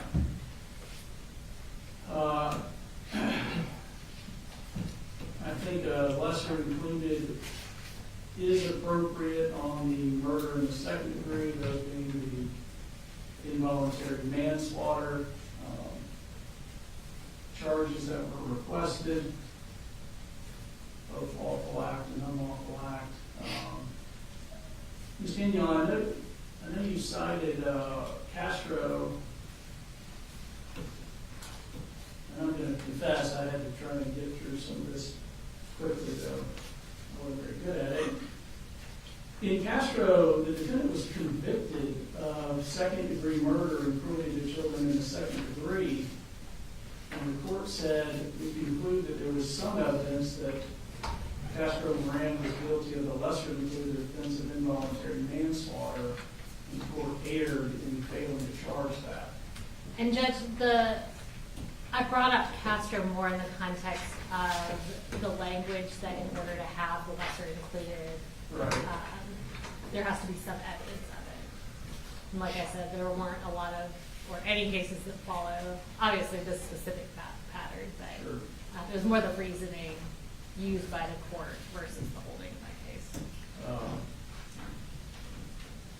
Inasmuch as it was error not to give the involuntary manslaughter lesser charges on the murder in the second in Castro, which is 356 Georgia Appeals 248, I am going to charge the lessers of involuntary manslaughter, so that's counts 1 and 3.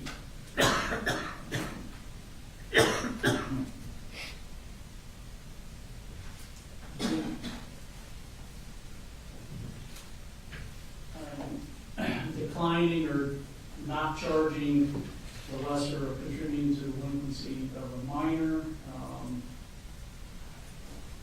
for any of the counts. And I'll just cite Stabe versus Stabe, 309 Georgia Appeals 785, Slack v. Stabe 265 Georgia Appeals 306.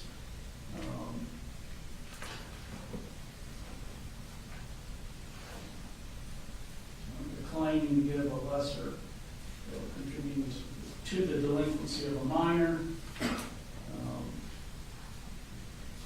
Also declining to give the furnishing a firearm.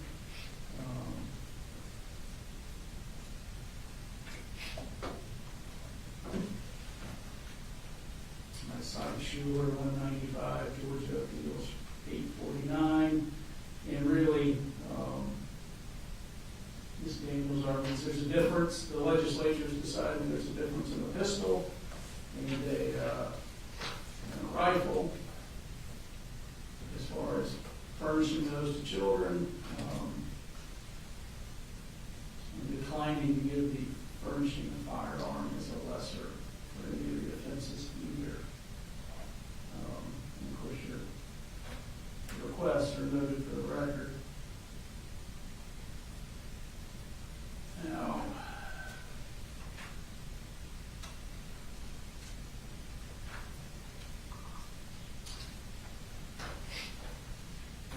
so this is on on reading the indictment or not, and I know both sides just sort of deferred. So Gosby State, 255, Georgia 678, says trial courts are not required to read the indictment to the jury. And it cites Benefield. In Benefield, the court found the jury was aware of the evidence and had the indictment with it during deliberations, and thus the trial court did not err in failing to read the indictment. The indictment was either read in whole, as is in jury selection, to one panel, or was broken down into groups listing various victims for other panels. So is there any objection to me just informing the jury what the charges are?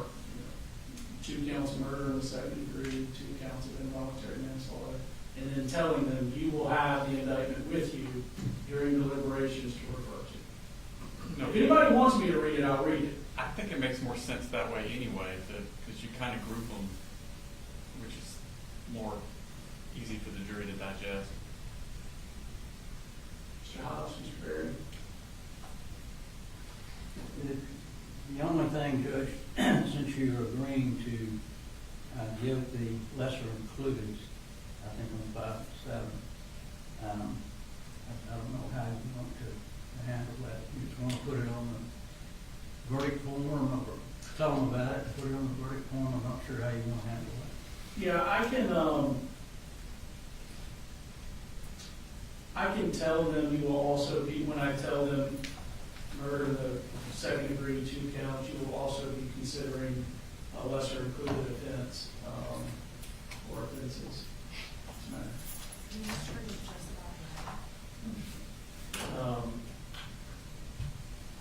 So that would be my intention to tell them. And then, of course, it'll be addressed with the verdict form. All right. Coming to a part I haven't fully resolved is the proximate cause. So if you look at the pattern for proximate cause, the basic things that have to be, the jury has to be told that the defendant's criminal conduct has to be the proximate cause of the injury or death. And then to prove proximate cause, the evidence must show that the conduct played a substantial part in bringing about or causing the injury or death. Must also show, that the evidence must also show that it was reasonably foreseeable or occurred in a reasonably foreseeable way. And defines reasonably foreseeable as direct result of the defendant's conduct or a natural probable consequence, which defines that as one that a reasonable person would think is likely if nothing unusual intervenes, and it defines intervening act. So we get all of that with the pattern, and I think I just want to be careful, charging the pattern and then charging each side's request or portions thereof that are kind of duplicative. And I can say, so I think it's page 11, it might be also page 10, the state's request, proving the defendant caused the death of another human being requires proof of proximate cause. So that paragraph, up until the point where we get determining at the bottom, determining whether the state has proved these requirements that Mr. Hobbs was pointing out, that paragraph is straight from Melancon, which was cited verbatim by Pinson and Apps. Yes. So, I certainly think that that is appropriate language. I don't know, I can use the word usurp. It kind of usurps some of what's in the pattern. You don't need to tell them the pattern and this. I don't know that it covers everything that we need to cover. It doesn't address intervening acts. I do agree with Mr. Hobbs that that last sentence would not be charged.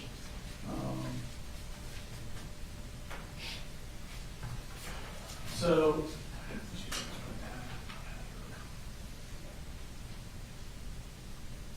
I guess I'm open to more argument on what y'all think is appropriate for meshing. I mean, I can read just the pattern, but, you know, I do think this language from Melanchon's appropriate, which means I would cut out where it kind of covers the same ground as the pattern. But I just, I'm open to suggestions here. Well, the language that comes from Melanchon seems to be less confusing than really the pattern. The pattern's much longer, obviously. And it covers all of the same language, just much more concise. So I would need to include in, because what's not covered in that is the intervening act, which I could then take from the pattern unless there was,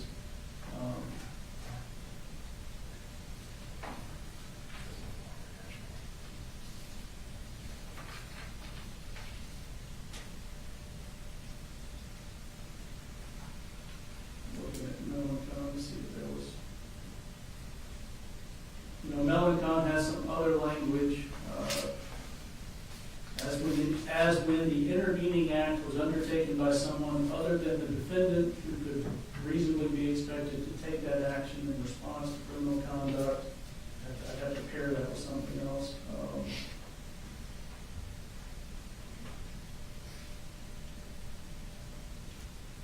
Having to prove whether the intervening act itself was a natural or probable consequence of the defendant's conduct. The language that we have in our packet from Melanchon just doesn't address the intervening act.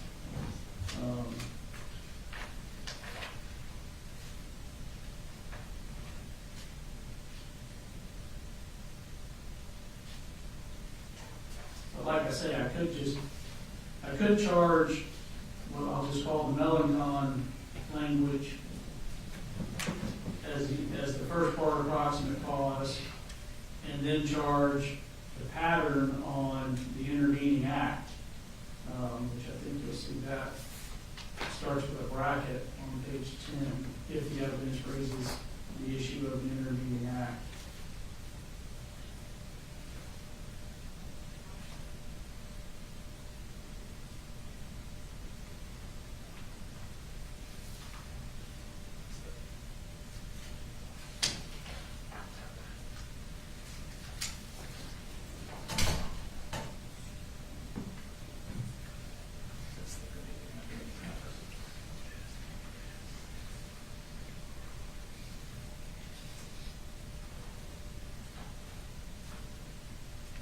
So, the way I understand it, Your Honor, you're going to start with the state's request proving all the way down to not merely possible result, taking off the last sentence. And then going to the top of the page, there may be an intervening act between the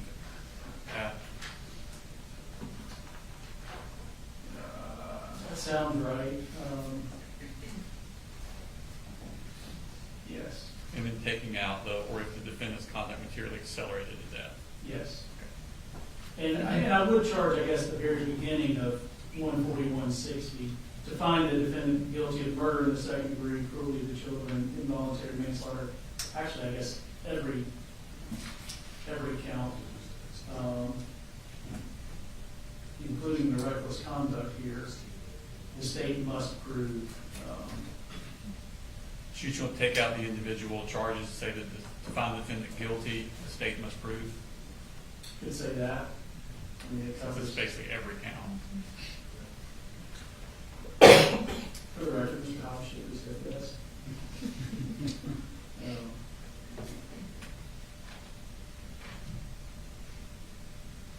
So I think that is probably adequate and safe unless somebody disagrees.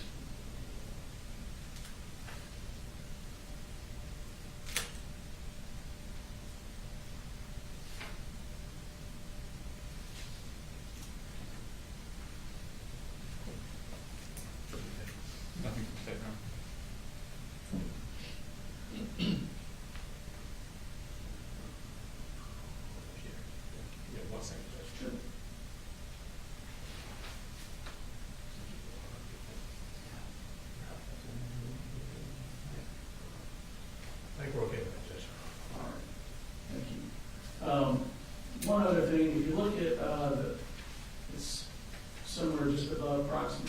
the involuntary manslaughter, lawful act, unlawful manner.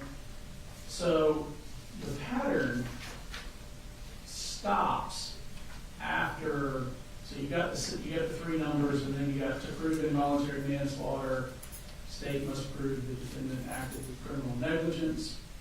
And then the bench notes, you have to define criminal negligence, which I would have already done. But this stuff that's below that it's down in a bench note, and it appears,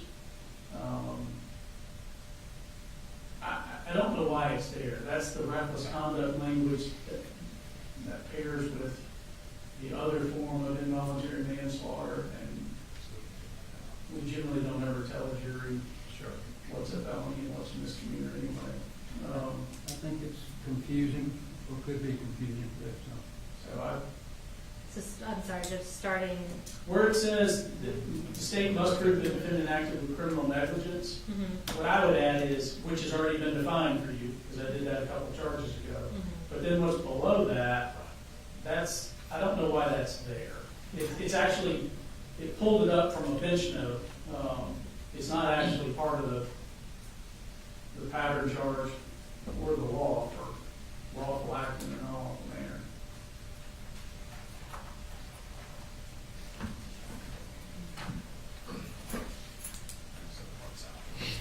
So you're just gonna say as already defined? Yes. I just want to make sure I didn't miss anything. So Danielle she'll print a clean final version for each of you.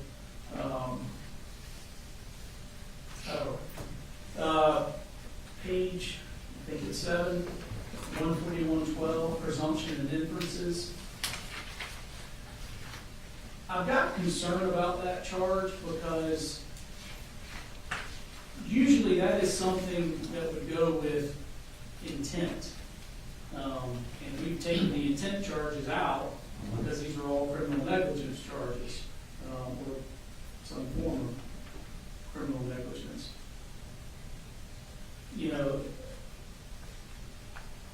So I'm inclined to take that out. It worries me. It really is in the intent section because we're generally talking about intent crimes, and here we're talking about negligence. I don't think the state loses its argument because they're going to get the natural and probable stuff with foreseeability in proximate cause. So since we've removed the intent from the other ones, I'm going to take it out here.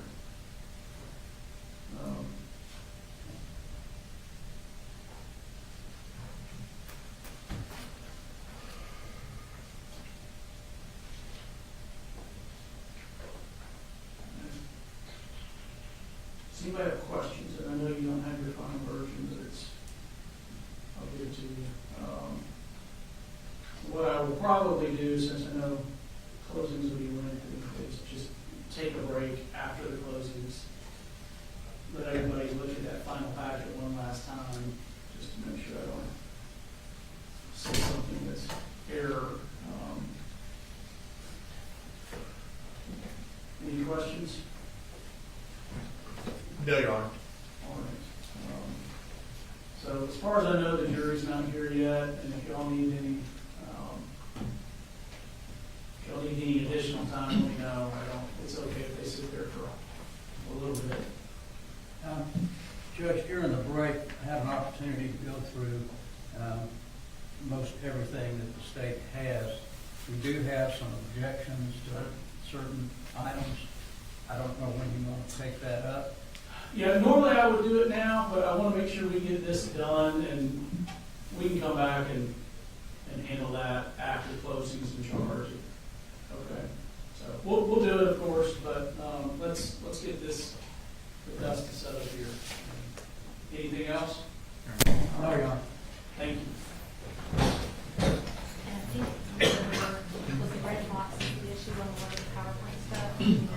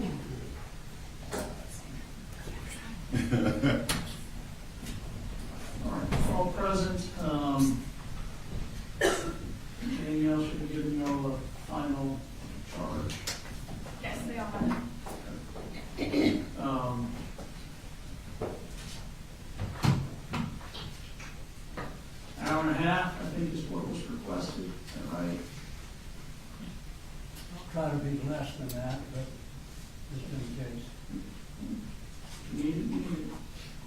We have a draft of the indictment, I mean, the verdict form.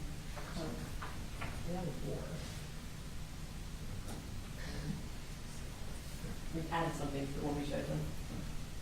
I would like it back, though, so I can use it. I have more copies. Oh, wait, never. And also, would it be possible to take a break after Mr. Berry's closing? It'll be, we've been going a while, just like a bathroom break, and I want to set up some stuff for second closing. Okay. And then also, are you intending on us doing a redacted indictment, or you just want to tell the jury to not consider those two counts? What's everybody's thoughts on Whatever the court wants. it?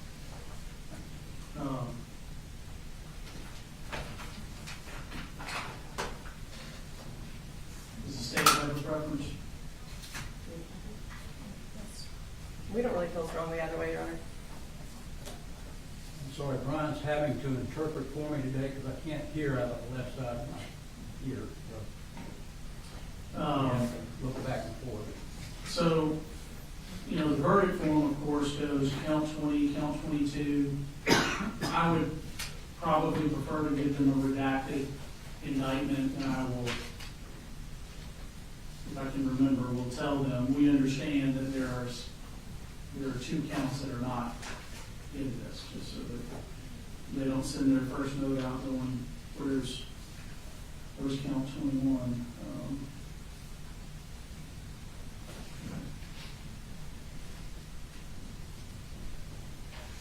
Yeah, quick look, I mean, I think the verdict form's fine. Did the defense have any issues with it? No, Your Honor.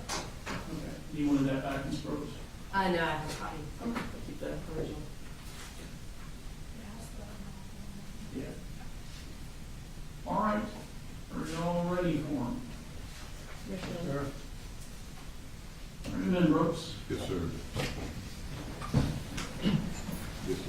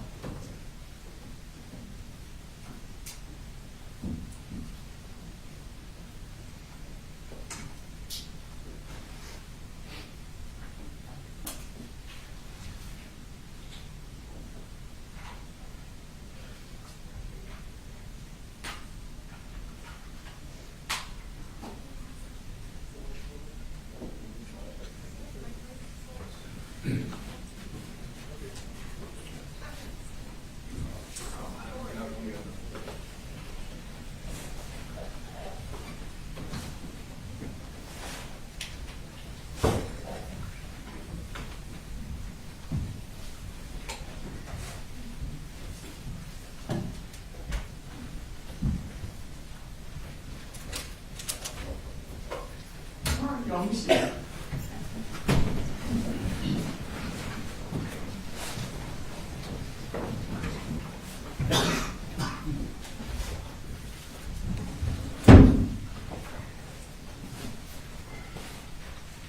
Everybody happy with their chair? All right, so ladies and gentlemen, we are at the point of the trial where closing arguments are about to be given. Because the state has the burden of proof, they have the right to give an initial closing and then a final close after the defense. The defense just gets the one closing. What we will do, I do expect them to be pretty lengthy. So what we will do is the state will give an initial close and the defense will give a close. We'll take a short restroom break and then come back with a final close, and then I'll charge you on the law. All right? Ms. Brooks?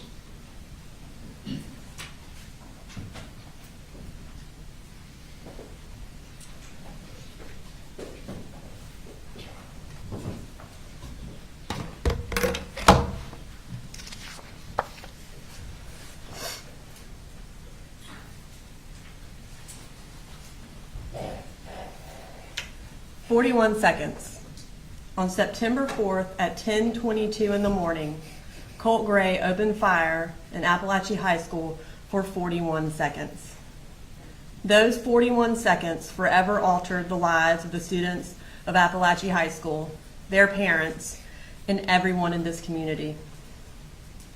At 10:22 a.m., Christian acted and became a hero. He attempted to push the shooter out of his classroom, and when he was shot, Christian's last act on this earth was to shut the door to his classroom to protect his friends. In Miss Ryan's room, the teachers and students acted. Ronaldo ensured the door was barricaded, and Landon held Taylor's hand when she needed someone. Ariana tried to keep Taylor awake, and Miss Ryan attempted to put a tourniquet on Natalie's arm and comforted her. Miss Irmy acted. Her last act on this earth was to push her door shut to protect her students. When the shooting started, Coach Aspinwall acted. He went outside his classroom to see if he could help. Coach Phoenix acted. After being shot, he crawled back into his room and used his last bit of strength to shut his classroom door to protect his students. Valerie Lancaster acted. She used her training from Girl Scouts and stopped the bleed to save Coach Phoenix's life. And Sweet Mason, he didn't even have the opportunity to act. On September 4th at 10:22 a.m., SRO Donovan Boyd yelled into his radio, "Active shooter." Active shooter. Active shooter. But an active shooter at Apalachee High School. And at that moment, every law enforcement in Barron County and every law enforcement officer near Barron County acted. 58 agencies and 400 law enforcement officers came to Barrow County to answer the call for help. Within a minute of hearing those first shots, SROs Boyd and King took the shooter into custody and saved Zane Zinni's life. He was in that last hallway seconds from being shot by Colt Gray. Sheriff Judd Smith and Lieutenant Wilkerson acted. Sheriff Smith was one of the first responders and helped get Natalie to EMS quickly. And Lieutenant Wilkerson did everything he could to save Miss Irmy's life. And the incredibly quick response by EMS and law enforcement saved the lives of Coach Phoenix, Natalie, Taylor, and Melanie. Ladies and gentlemen, at the end of those 41 seconds, the sense of security that this school and this community once had was shattered. But also in the aftermath of those 41 seconds, a community united, heroes emerged. Parents from all backgrounds came together on the football field to try and find and embrace their children. And every person in this community wanted to know one thing: who did this and how did this happen? Everyone except for that man, the defendant, Colin Gray. He was not asking that question because he knew exactly who had done this and how this happened. God. I knew it when my little girl just texted me. She's in middle school. She said, "We're in lockdown." I'm like, "God almighty, please tell me brother did me something." Why do you? In fact, that man was the one person who could have prevented this mass shooting. He was the one man who ensured that Colt Gray had the tools he needed to commit mass murder. Ladies and gentlemen, that man and his son are both responsible for the immense suffering that occurred on September 4th. The blood is on their hands, and the defendant needs to be held accountable for his actions that led to the murder of 4 people and numerous other injuries, both mental and physical. I know this case has had testimony that was difficult and upsetting to hear, but I want to thank you again for your service as jurors. I have 2 opportunities to speak to you, like Judge Prim just said. After defense counsel gives their closing argument, I'll come back before you and explain why the evidence has proven the defendant guilty beyond a reasonable doubt. So right now, I'm going to briefly go over some of the law that the judge is going to give you to help you put some of the evidence in context.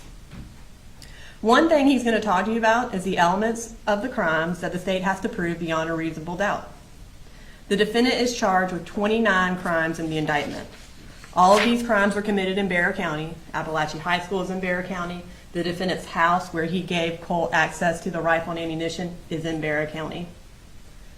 So the first charge we're going to talk about is murder in the second degree. The defendant is charged with 2 counts of murder in the second degree for Mason and Christian, because they were the 2 children that were killed. To prove this, the state must show that the defendant caused the death of another human being, irrespective of malice, by committing the offense of cruelty to children in the second degree. When a child dies during the commission of cruelty to children in the second degree, then that is murder in the second degree. This is not malice murder. That's a completely different crime. No malice is required for second degree murder. And that means that the defendant did not have to intend for Christian or Mason to die. The state, however, does have to prove that the defendant's actions were the proximate cause of these deaths. And that is that his actions played a substantial part in bringing about or actually causing the deaths, and the deaths were reasonably foreseeable. For the first prong, at the age of 14, Colt could not legally buy a rifle or ammunition. He was too young. He also was too young to even drive to buy a firearm illegally. But for the defendant providing his son with a rifle and ammunition, these deaths would not have occurred.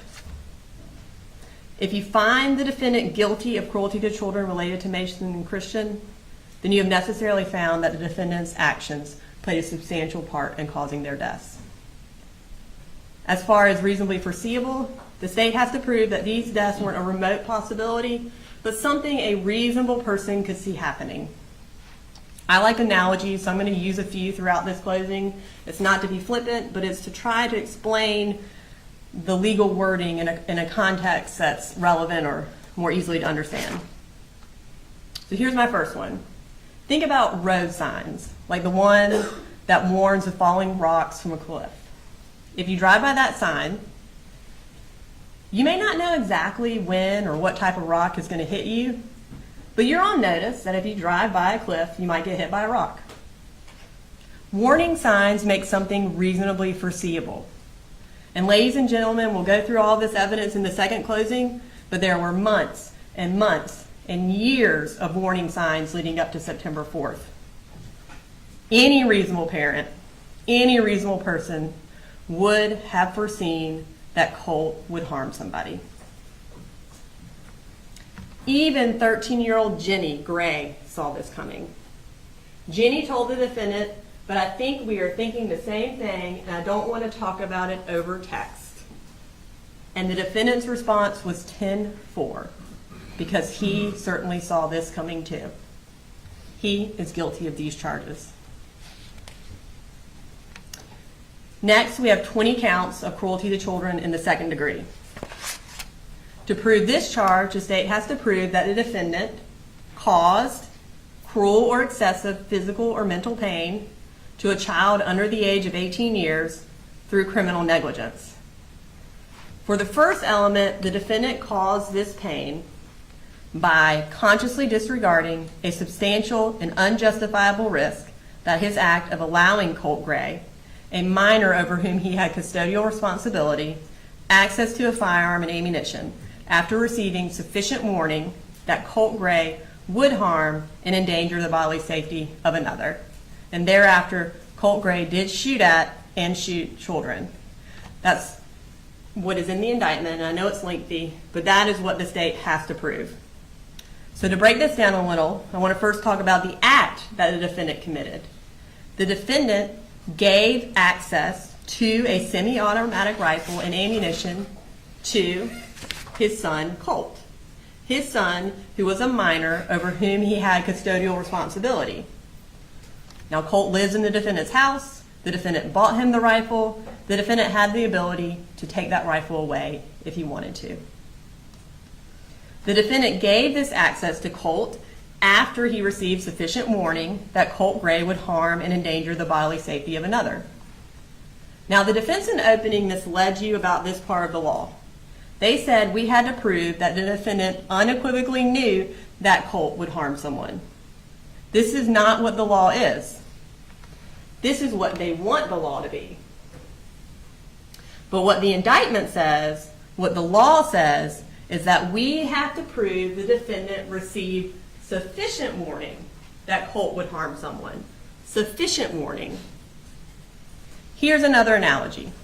If you see a weather report saying there was a 70% chance of rain, then you've received sufficient warning that it would rain, and it's your responsibility to bring an umbrella.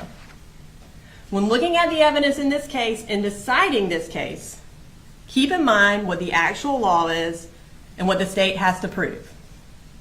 Listen to the judge as he charges you on the law.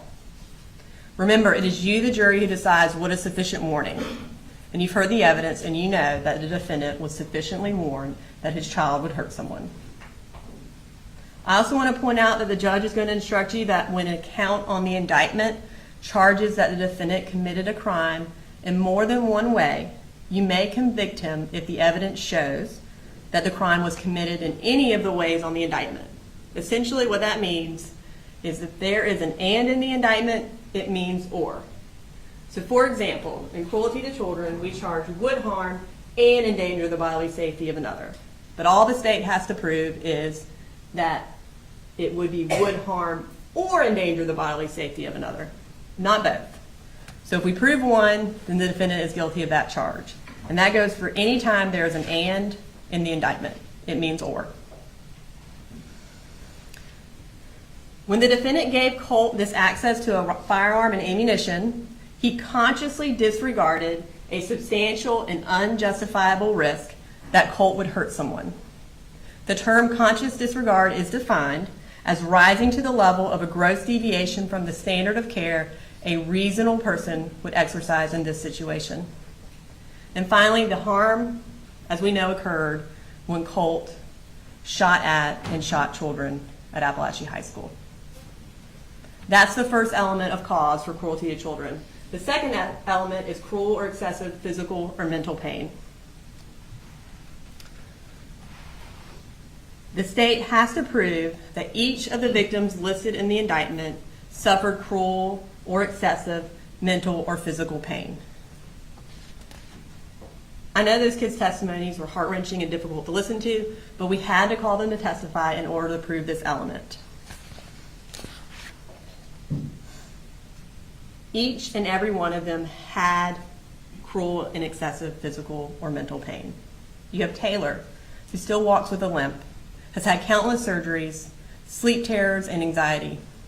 Natalie does not have full use of her hand and has PTSD.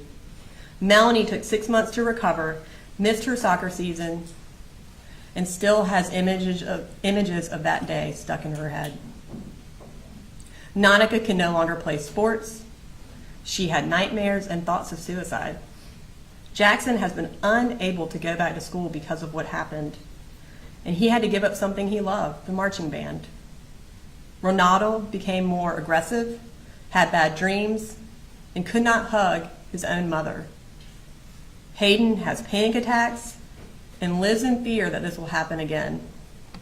William sent his family a text message after the shooting telling them he loved them and that he thought he was going to die. Kendez has nightmares and spent a year and a half believing that he had left the door to his classroom open. Marquez constantly thinks about what happened that day and has even lost his love of sports. Brittany is scared easily and is triggered by loud noises. Michaela is traumatized and is scared to stay home alone. Jalen has more anxiety, and Martin is constantly looking at doors, afraid of what might happen. Ariana started anxiety medication and has intrusive thoughts of Christian. The second element is met. And of course, for the third element, you heard either the students or Ms. Ryan testify that they were all under the age of 18. The final element for cruelty to children in the second degree is criminal negligence. That is defined as an act or failure to act which demonstrates a willful, wanton, or reckless disregard for the safety of others who might reasonably be expected to be injured. The defendant is not charged, again, with purposely or intentionally bringing about the harm, but with recklessly doing it. And reckless disregard for the safety of others describes exactly the defendant's actions in this case. So those are the two charges that are related to the child victims. The next two charges we have are related to the adult victims. That is involuntary manslaughter and reckless conduct. The first charge we're going to talk about is involuntary manslaughter, which is the corresponding charge for adults for murder in the second degree. The defendant is charged with 2 counts of this against Coach Aspinwall and Miss Irami. In order to prove involuntary manslaughter, the state has to prove that the defendant caused the death of another person without intending to do so by committing the offense of reckless conduct. Again, the defendant did not have to intend to kill these people, but if someone dies during the commission of reckless conduct, then that is involuntary manslaughter. For all of the adult victims, there's also a charge of reckless conduct. And again, this is the corresponding charge to cruelty to children when the victim is an adult and not a child. And it is laid out the exact same way as the cruelty to children charges. In order to prove these counts, the state has to prove that the defendant caused bodily harm or endangered the personal safety of another by consciously disregarding a substantial and unjustifiable risk that the defendant's act or failure to act would cause harm or endanger the bodily safety of another. And clearly the defendant's actions in this case constitute reckless conduct. Before I move on from discussing the charges, I need to talk to you about something called lesser included charges. What that means is the defendant is going to ask you to either find him not guilty or find him guilty of only a lesser charge. He wants you to do exactly what he does every time he talks. Make his actions seem better than they actually were. On this verdict form, which you'll have with you back in the jury room, it'll have what the state indicted the defendant at the top, and then under it, it'll be the 2 lesser included charges for murder, and then there'll be 1 lesser included for involuntary manslaughter. I'm going to start with the first lesser included for murder in the second degree. For that one, the defendant wants you to find him guilty of only the lesser included charge of involuntary manslaughter, like we just talked about for the adult victims. He wants you to find that Mason and Christian died in the commission of a reckless conduct instead of a cruelty to children in the second degree. The only way you can find this lesser charge is if you find that Mason and Christian did not suffer cruel or excessive pain. Since Mason and Christian are under the age of 18, that's the only additional element that separates cruelty to children from reckless conduct. To find that Mason and Christian did not suffer cruel and excessive pain, you would have to put aside all logic and common sense. These children paid the ultimate price for the defendant's actions, and there is no argument that their pain wasn't both cruel and excessive. Ladies and gentlemen, when you go back to the jury room, read the indicted charge. Read what murder in the second degree is on the indictment.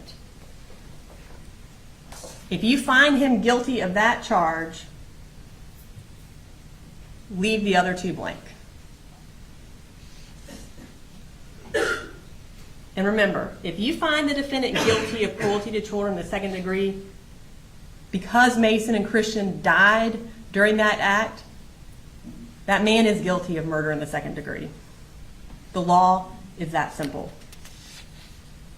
For involuntary manslaughter, the defendant is also asking that you find him guilty of the lesser included charge of involuntary manslaughter lawful act. What he is charged with currently on the indictment is involuntary manslaughter, unlawful act. This is also going to be a second lesser included of murder. So for second degree murder, it'll have involuntary manslaughter, unlawful act, and involuntary manslaughter, lawful act. And then for involuntary manslaughter, it is going to say the indicted charge is unlawful act, and the lesser included is lawful act.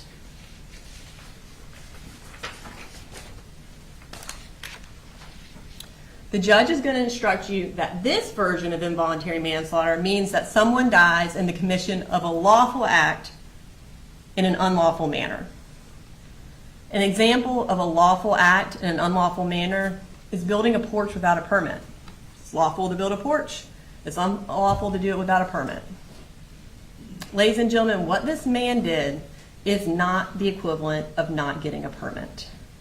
This man in no way committed a lawful act. Buying a gun for the purpose of transferring it to your 13-year-old child is illegal. A reasonable gun owner would secure his weapons just because he had children. It is certainly a gross deviation from that standard for the defendant to let a child like Colt Gray have a rifle in his room. For the adult victims, find the defendant guilty of the indicted charge of involuntary manslaughter, unlawful act, and leave lawful act blank. And for the child victims, again, find him guilty of murder in the second degree and leave the other two blank. Essentially, the defendant wants you to convict him only of something that is barely a crime because it was committed doing a lawful act. Don't let these lesser included charges confuse you. The defendant is guilty of what is charged in the indictment.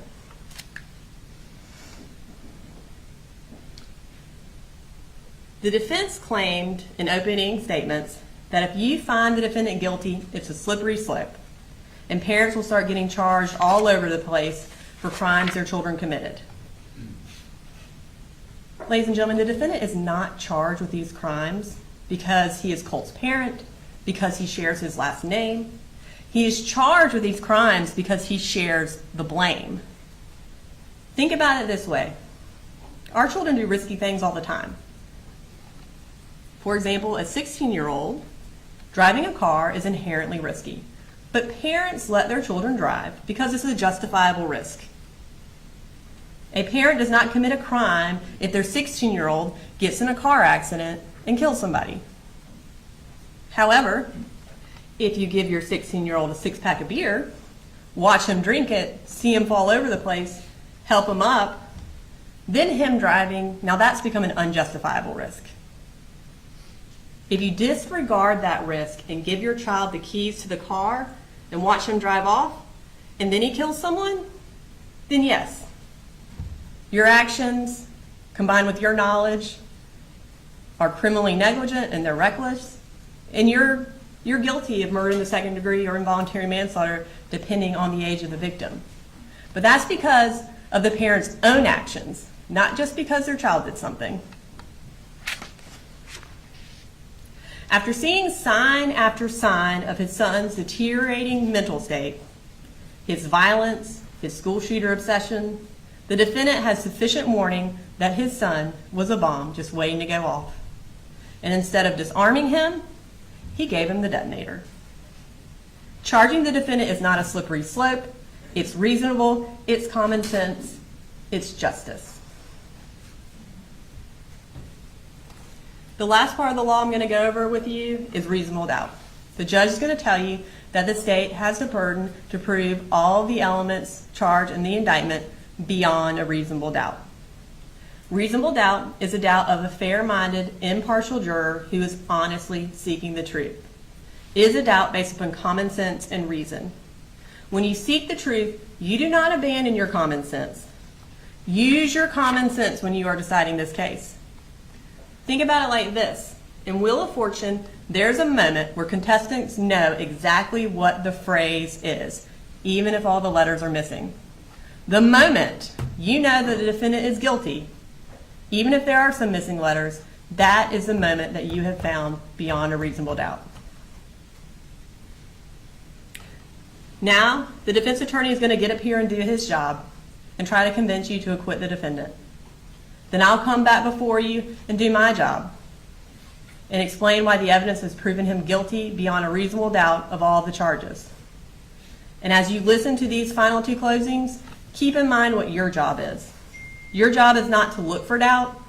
Your job is to honestly seek the truth. And in this case, if you look for the truth, you will find that there is no doubt that the defendant is guilty of all charges.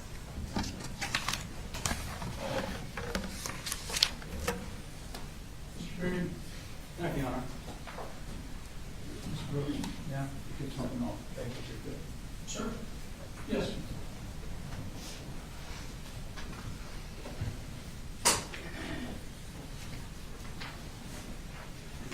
Good afternoon.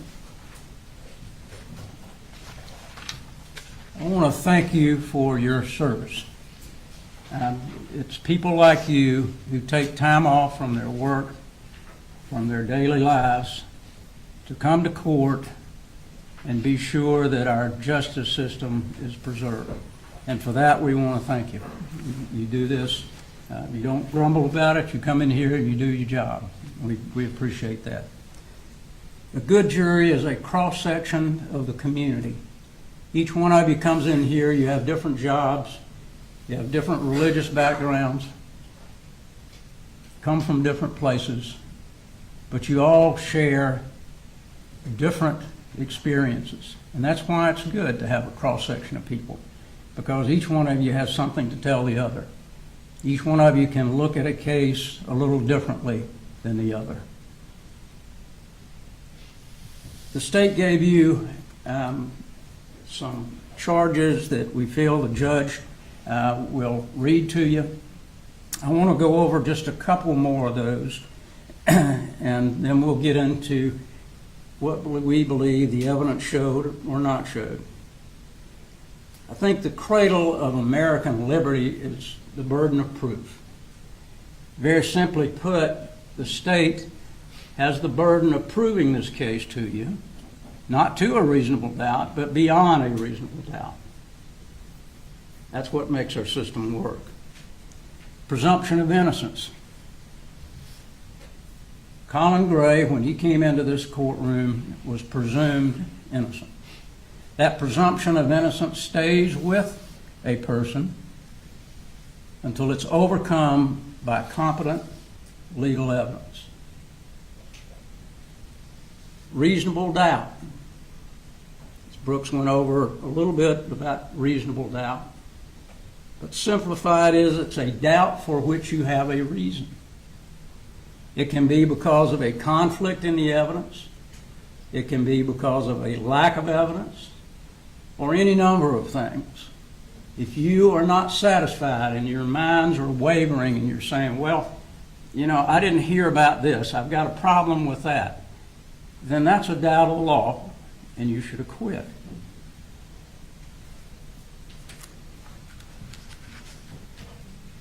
Court's also going to tell you about grave suspicion.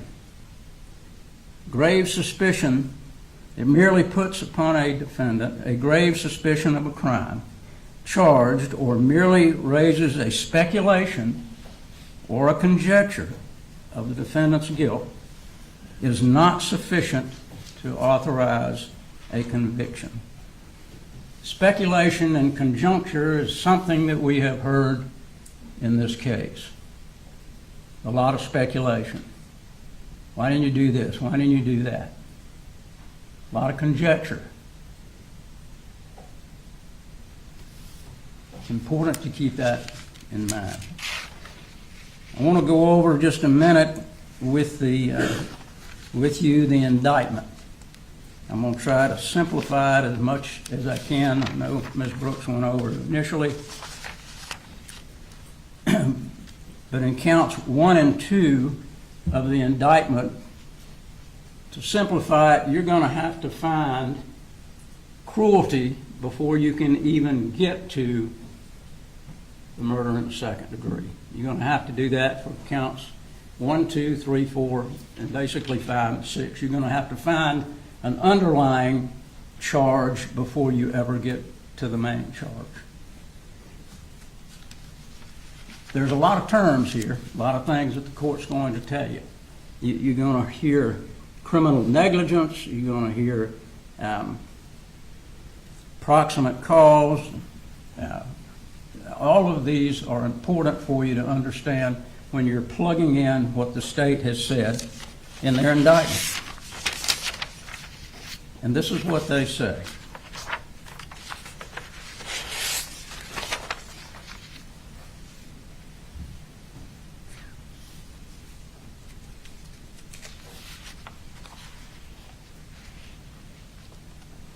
That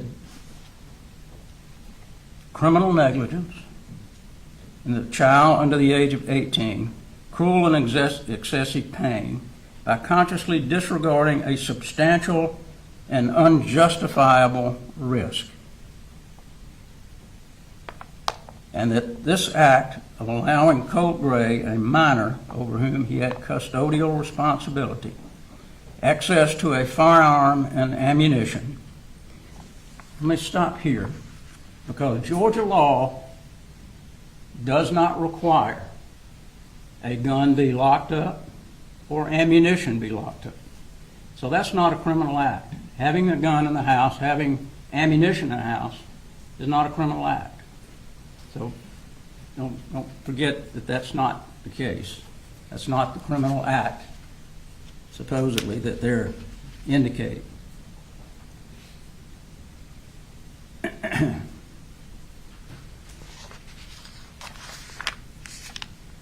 And in the indictment, they indicate that Colin Gray knew that this would happen.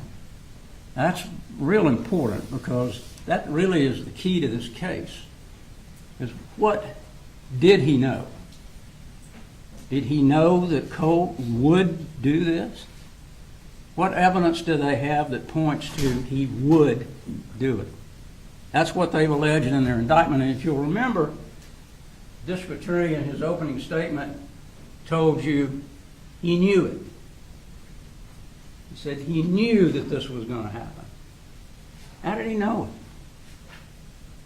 it? Got a child with some issues, but how did he know it? Was there anything that showed that he knew it? That there's a gross deviation. What's gross deviation? That's something that you're going to have to figure out. Was this a gross deviation where he allowed his son to have this gun? It's not illegal to have. These are things that you'll have to look at in the indictment and have to make your decision about.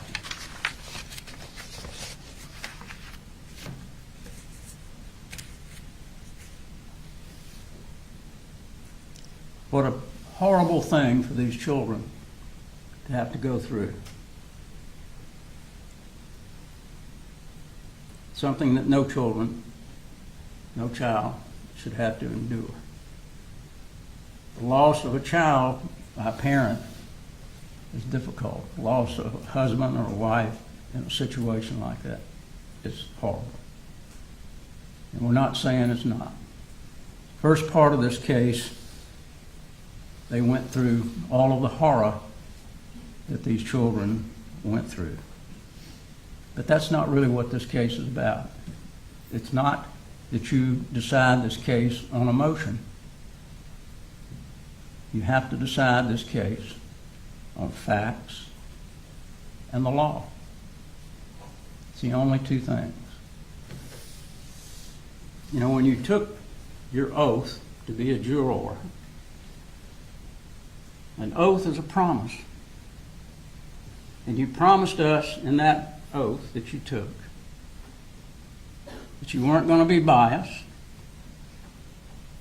that you were going to look at the facts and circumstances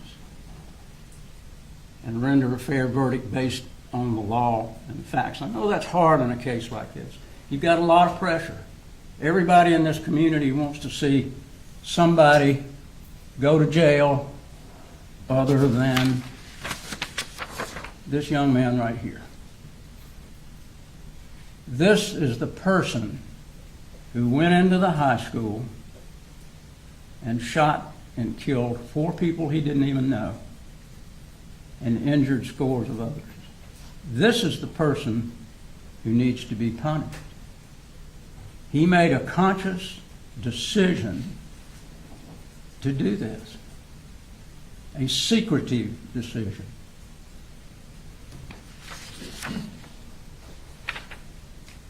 This is the person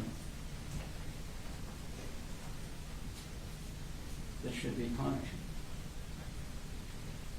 He's being charged as an adult, which means he suffers the same consequences as an adult would if he were charged in the case.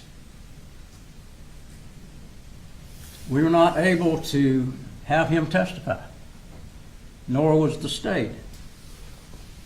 The reason is that we couldn't call him because his attorney would not allow us to do that. It would be hearsay if we attempted to do that. Had he been tried first, maybe we could do that. Maybe we could get some answers to some of the questions that still linger for all of us.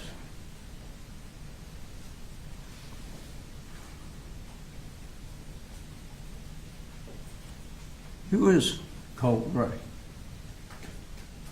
We found out that he was a smart kid, obviously.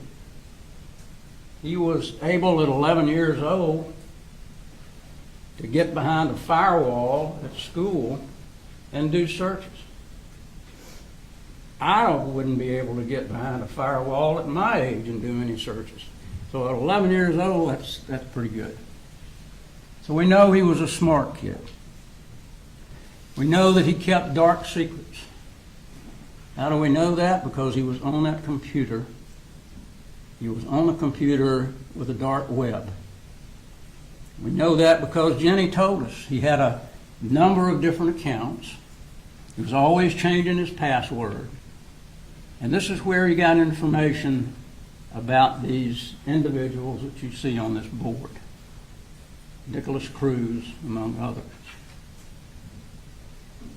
He was secretive in that he didn't tell everybody what he was doing. He certainly didn't tell his dad. You're not going to find one email or one witness that tells you Colt told his dad he was going to do a shooting. Look at all of the evidence that you have over here and over here. You got 60,000 pages of text messages. 60,000.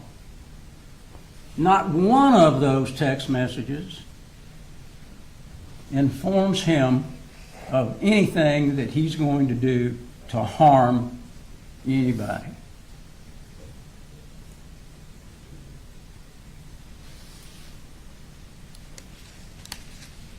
We know that Colt had some mental issues. We're not trying to get around that. But what was the extent of those mental issues? We don't even know today, as we are here, what those mental issues were, even today, over a year after this incident. And even if he had been taken to a counselor, as manipulative as he was, do you think he'd be able to get around that counselor, convince him that he was fine? Was his parents that were the problem?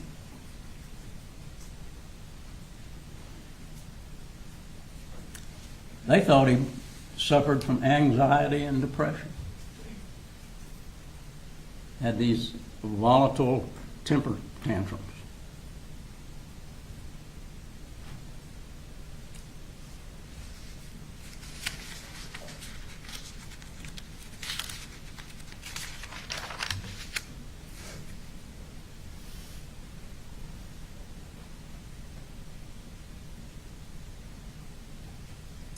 As I said, the first days of this trial were pretty emotional. An awful lot of evidence that you have to look at. but certainly we want you to look at it all. They're going to have to show that this was an anticipated and a reasonably foreseen incident on the part of Colin Gray. Well, who would be able to foresee that a 14-year-old is going to take a rifle, I don't know where it is, as big as it is, as heavy it is, and stick it in a book bag,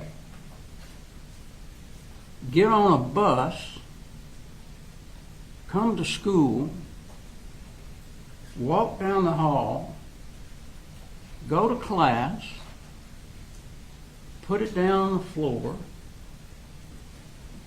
and not one single person sees it? How foreseeable is that? And on top of that, then we have, what is foreseeability in some other people at the school? At 8:46, Miss Harris sends an email.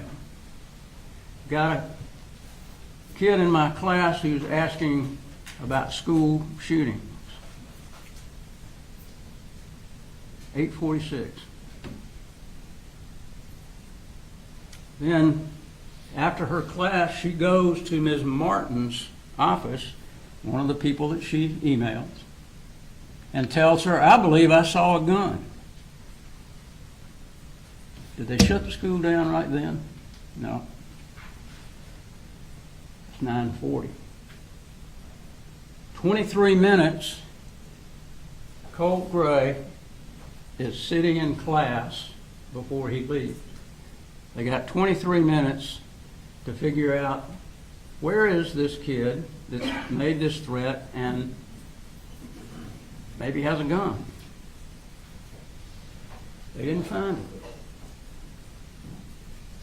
They don't take anybody that knows what he looks like. They didn't ask, what does this kid look like? They don't get a description of him. They go pull another Colton Gray out of the bathroom. Doesn't look anything like Colt Gray. Apparently, nothing was ever said about there being two Colt Grays in the same class. And during the time that they are pulling Colton Gray out of the bathroom, Colt Gray is in the same bathroom.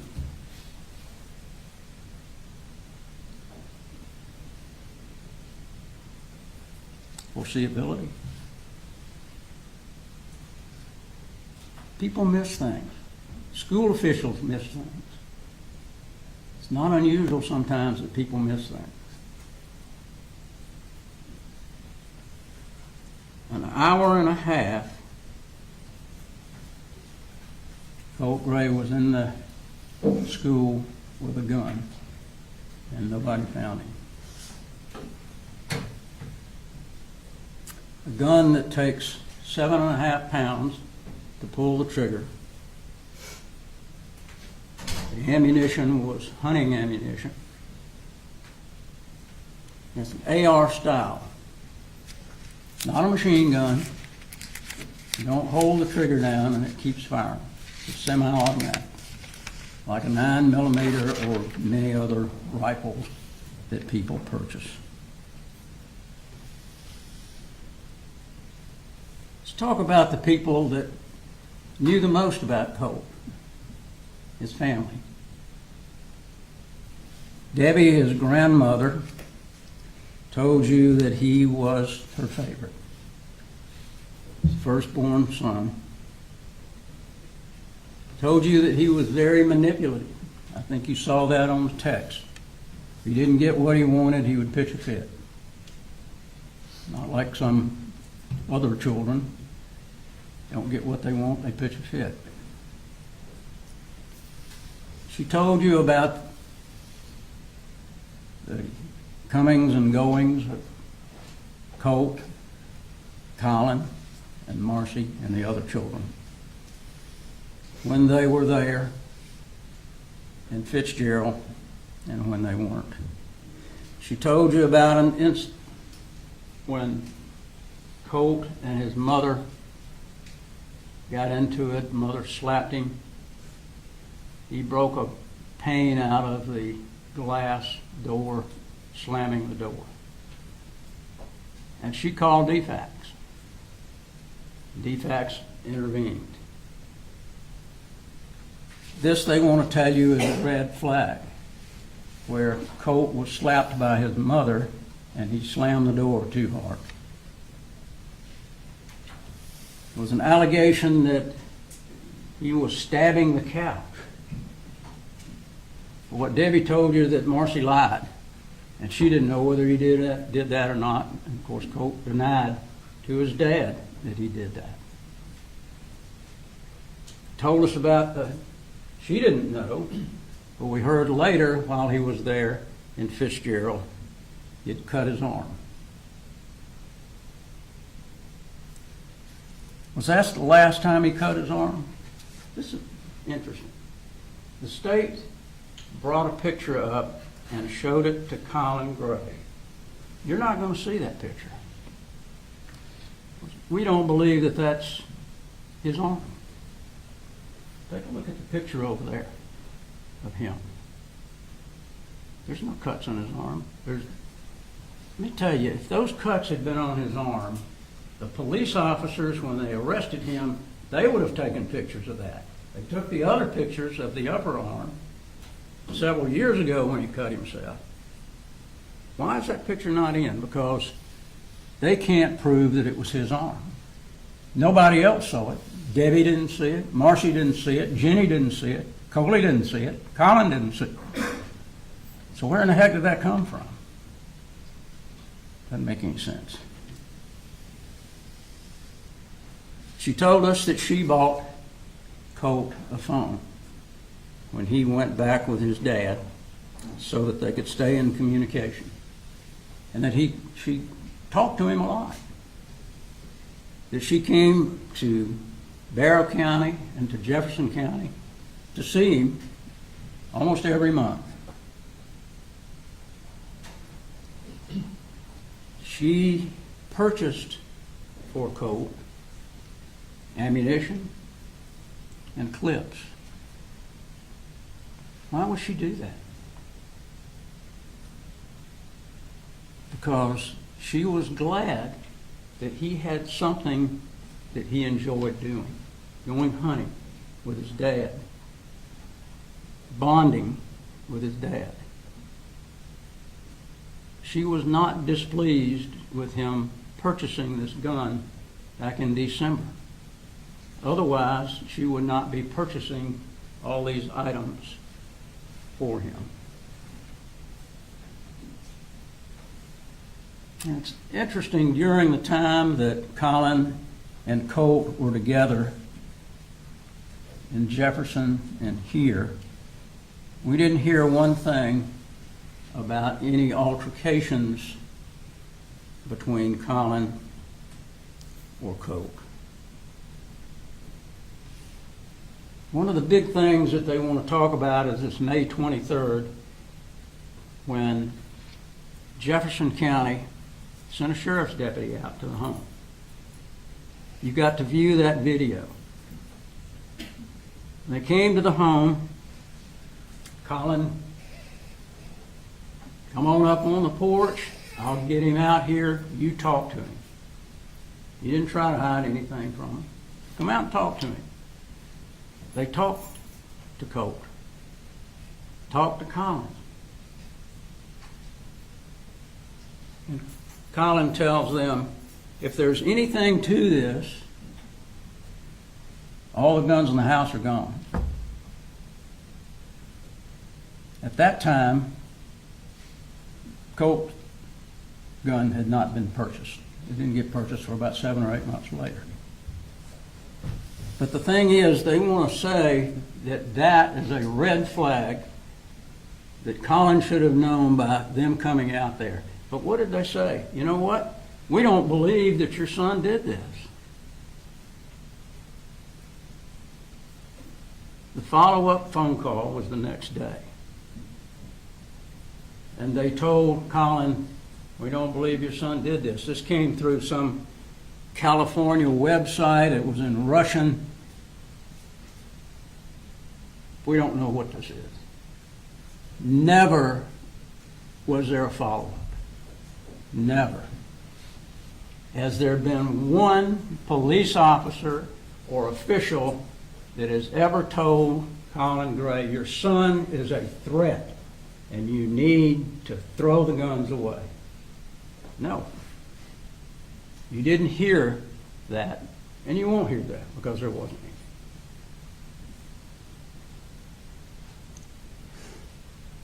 Debbie tells us that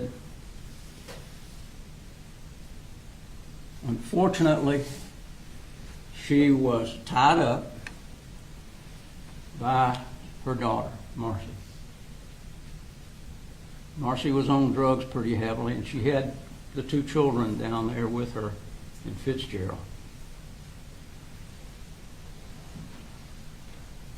DFACS took those children, and they called Colin and said, will you come and get these two children? He didn't hesitate. He didn't say, no, I don't want my children.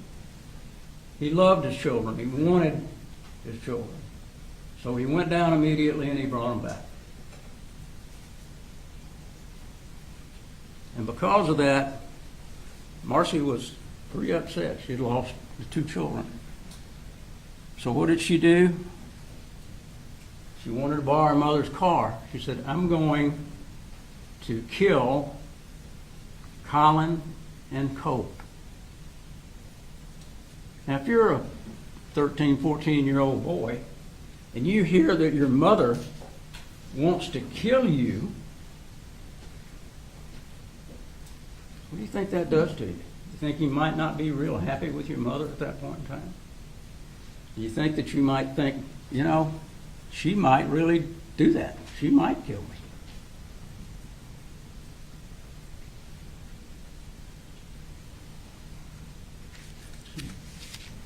Debbie indicated that she helped Colin from time to time.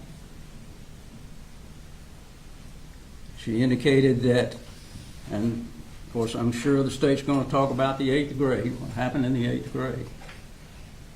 But at the beginning of the 8th grade, Colt was in Fitzgerald. He was not registered. They attempted to get him in a virtual school. Didn't work out. Then he went back with his dad. As he testified to you, he asked his sister to help, asked Debbie to help, try to get Colt into a program, and actually believed that Colt was. Because you'll find some of these emails or texts where he's texting and saying, how's school going? You know, what are you doing class-wise today? And Colt is not telling him the truth. He's lying to him about doing the schoolwork.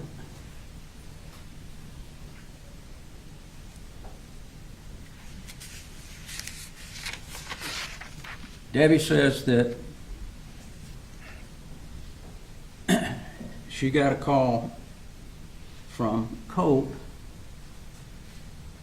to come and get Marcy, because after Marcy got out of rehab, it was decided in the family, let's bring her back and see how that'll work out. She was there about a month. But during that month, she caused all kind of havoc. Debbie told us that she had to come up and retrieve Marcy because of an altercation between she and Colt.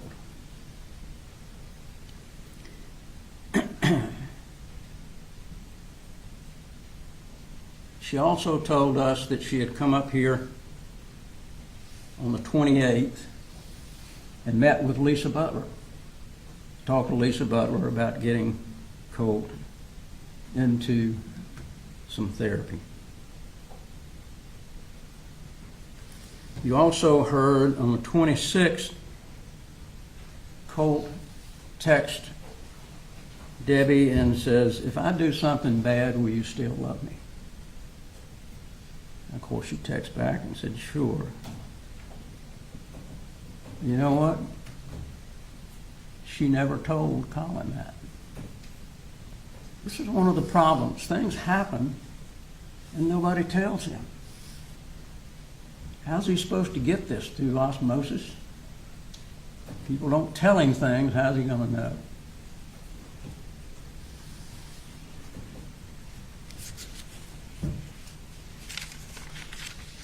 And Debbie says that while she's up here getting Marcy decides to put Colt on Zoloft.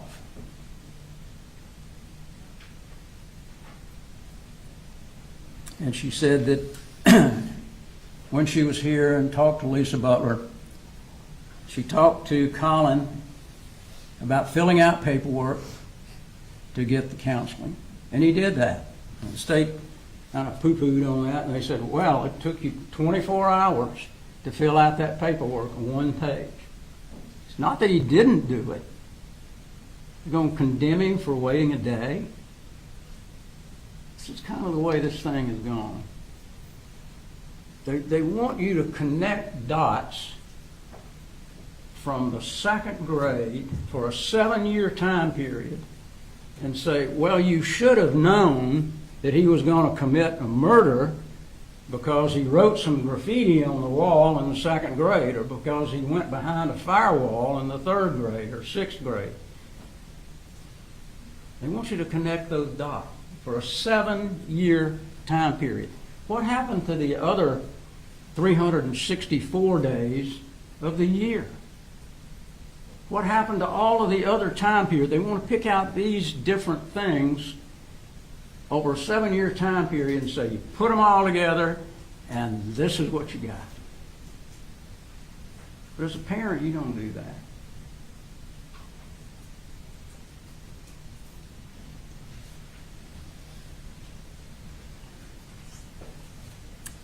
She also told us that she thought Colin was doing a great job with these children. Now, Colin is pulling the wagon. He's working a job. He has 3 children, not just Colt, but he's got 2 more.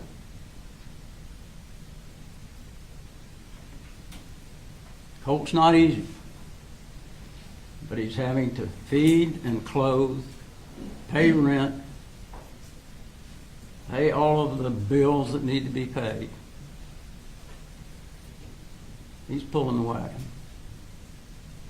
Nobody wants to talk about the other 2 children who are going to school, not being late, and doing what they're supposed to do. They wouldn't be doing that if it wasn't for him. He's the one that got them up, got them going, got them to school. The problem child is Colt, and he was doing the best that he could to figure that out.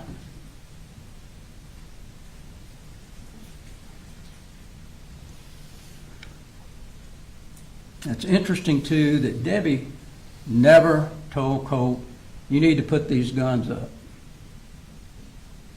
She never told him that.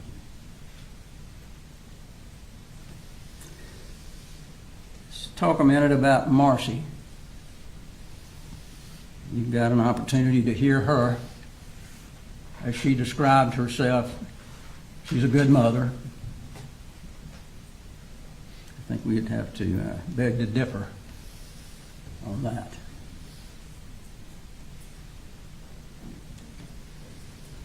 She told us,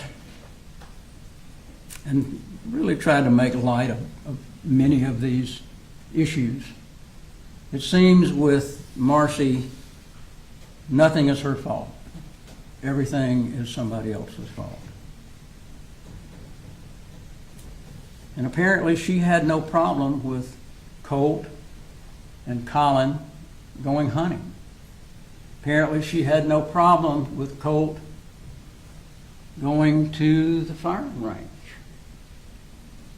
And apparently had no problem with the gun being in and around the house. because you're not going to find one single text message or email from her telling Colin to put the guns up, your son is a threat. Not one. I had the big stack of emails and text messages. Not one of them. They had one conversation after Marcy was there and got into the altercation with Colt when she grabbed the gun and he took it back away from her. And that's when she said, "You need to put the guns up." That's the only time.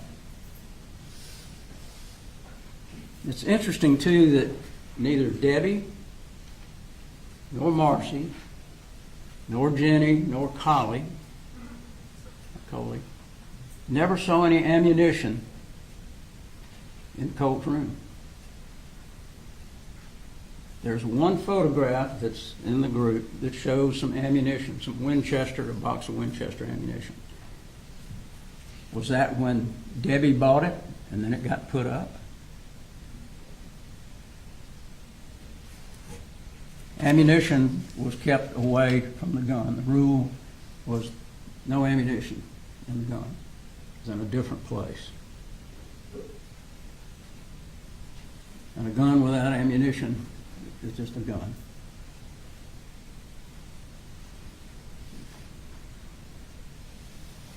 Marcy told us, "I didn't see this coming." Here's the woman who is talking to Colt about school shooters. Here's the woman who knows that Colt has put $20 on Nicholas Cruz's account. Here's the woman who's doing searches of school shooters. Here's the woman who's watching documentaries, none of which she told Colin about. There's not one single email about that. The state's going to bring up this right after she was doing the searches. It was a 11 or 14 minute telephone call where the state's going to say it's interesting that right after she does these searches that they're talking on the phone. Neither Marcy nor Colin say that they were talking about the school shooting or looking up what happens to parents in school shooting. They were talking about the Saturday that she was going to come up. That's what they were talking about. If you remember, they were going to come up, she wanted to come up on Saturday and take Colt to Advantage. But that didn't happen. It didn't happen because Colin didn't want it to happen. He didn't want her to get up here and have another altercation, Colt have another altercation with the mother.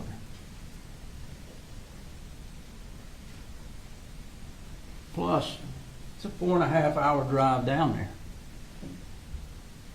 And a 4.5 hour drive back. That's 9 hours. So what did she expect? He's going to drive there, leave at 6 in the morning, and then drive another 16 hours total, there, back, and still have time to take Colt to Advantage. Doesn't make any sense. That was not going to be the plan. But as much as Marcy tries to throw Colin under the bus, she said to you, "I didn't tell him about it. I didn't tell him about these searches. I didn't tell him about Colt's obsession with shooters. I didn't tell him about the money that Colt got from his dad that he lied about." Matter of fact, she laughed about it. And she says, "I didn't see it coming."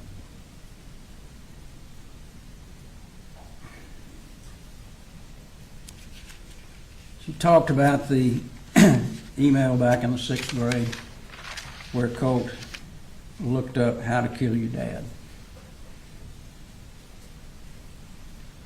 Colt explained that to his dad.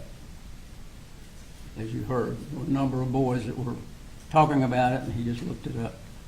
We don't know whether any of the other boys got ISS like he did. We know that Colin wasn't even told about it for a couple of months.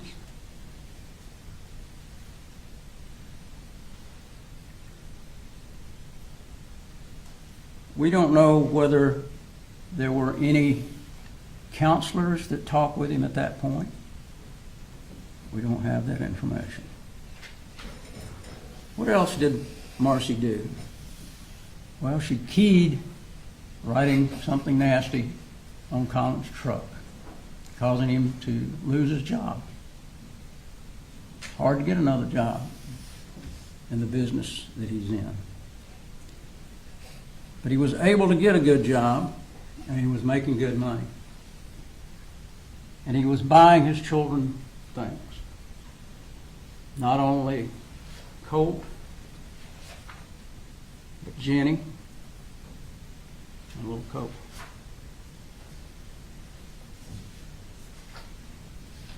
Just like most parents would do.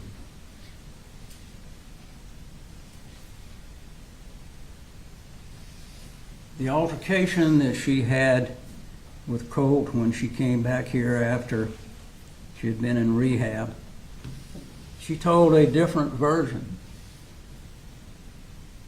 than what Colt told his dad. And it's interesting that Jenny also said it was Mother who went and got the gun. So who would Colin believe? Jenny and Colt, or Marcy, who lies all the time? Marcy is the one that dyed Colt's hair blonde shortly before this incident.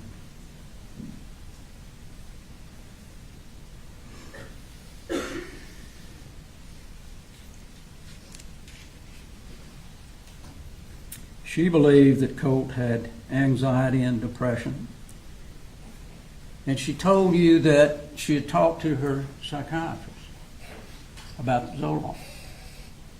Why did she not talk to her psychiatrist about Colt? Why did she not say, he's having some anger issues, he's having anxiety, what do you think we ought to do? She never did that.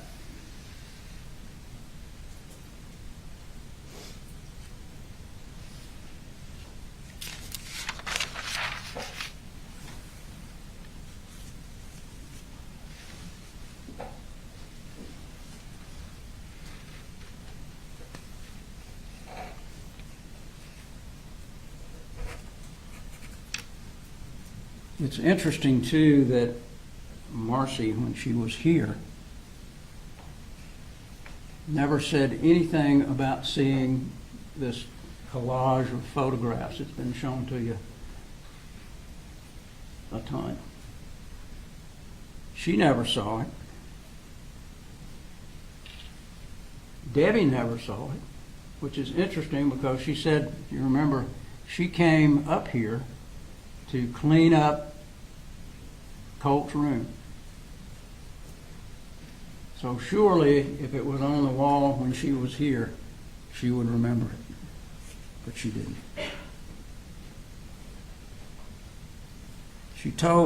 Marcy told us that everybody was on board with getting Colt therapy.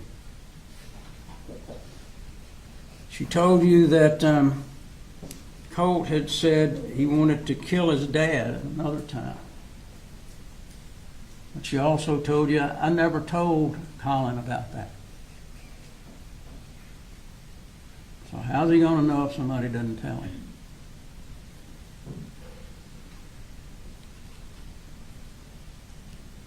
she says, I didn't see it coming. And then she said, I can't picture him hurting anyone. It's the last thing that I would have thought. That's what she said. You heard from Jenny. Big difference when she came in to testify to you as opposed to the statement that we played. She told you when she came here in her testimony that Colt always kept his door closed.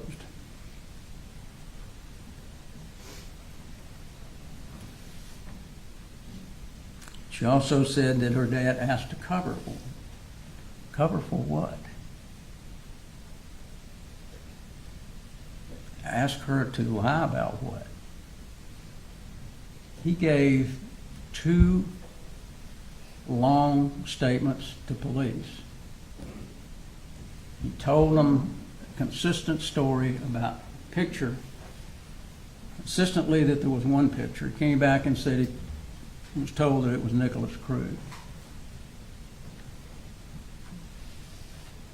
But what else? What else did she lie about? State didn't ask her. So let's go through what she said in her first statement.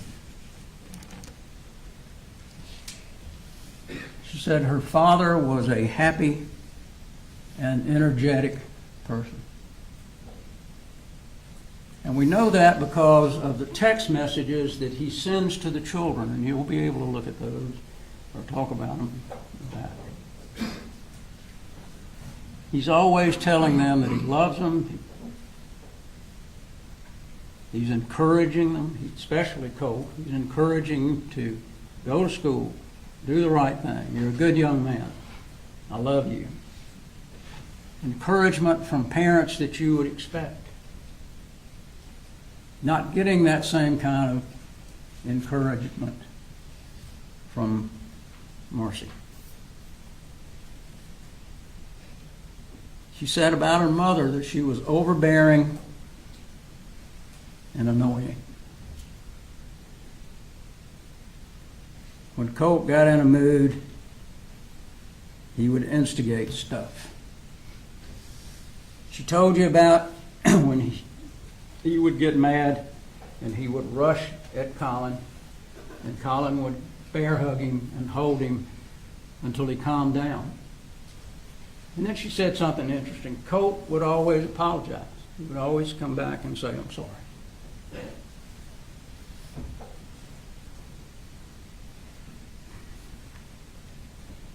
She said that her dad was close to getting him in therapy. And she told you about the burner accounts that Colt had. That he had numbers of accounts, and his dad did not know. She said specifically, Dad doesn't know anything about it.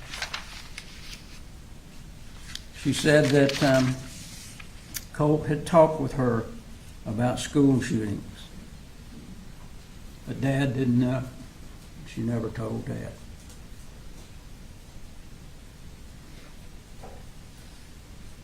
She said Colt had been bullied. I think she felt like that probably was a reason that he had these anger issues.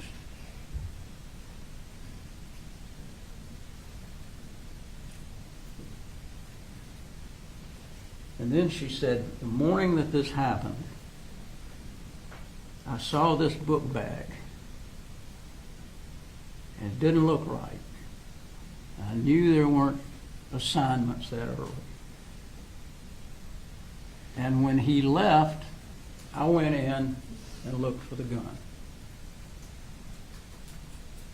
The gun wasn't there. But she didn't call her dad. She didn't call Colin and say, guess what? The gun's gone, and it looks like maybe Colt has it in a book bag. Didn't call him to tell him that. But she did call him after the incident, as well as Marcy. Marcy had been watching it, had been talking to the school. Marcy knew a lot, and she calls before the officers ever get there. And, you know, they played this segment here where Colin said, "I knew it." That doesn't mean that he knew that's what he was going to do. He knew it because Marcy had already called and Jenny had called. They're trying to push it to make something that really it didn't fit. Just like this text, the blood's on your hands text. It's interesting that that text comes when Marcy and he are in a problem and he wants her out of there. And he's telling his dad, she needs to get out of here. It's going to be blood on your hands because she's already said that she's going to kill me. So that's a problem. But shortly after that text, after he texts that, he texts his dad, "I like school. People here are mature. I'm enjoying school." What does that portray?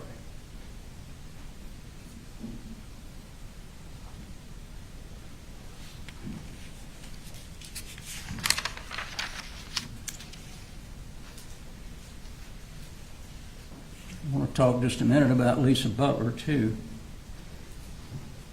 On August the 13th, Lisa Butler met with Colt and Colin, and they were trying to figure out exactly what they needed to do with Colt, because most of the 8th grade he missed. So she's trying to figure out, okay, do I put him in 8th grade classes? Do I put him in 9th grade classes? Colin wants him to be in the 8th grade with Jenny. So they decide this is when your start date's going to be. So when they made that chart saying, oh, he didn't go to school here, he didn't go to school here, he didn't go to school here, it was not the starting date. He wasn't supposed to go to school during those times because the starting date was started later. And that's what Lisa Butler told us. She saw him again on the 26th when he came to her office with anxiety. She talked to Colin on the phone. She tried to call him, but it was the wrong number. Colt got him on the phone. His dad got him calmed down. But Colt told her about his mother, what his mother had done to the grandmother, and several other things about the mother being on meth. And so Lisa Butler had some idea at that point about what was going on with Colt. But she put him in, I think, a calm room or a safe room or whatever they call those things. They have them in school. An awful lot of kids with anxiety these days. They even had to make a room for kids with anxiety. And she said that on the day of this shooting, she had a whole bunch of folks waiting for her because of problems that they were having in the school.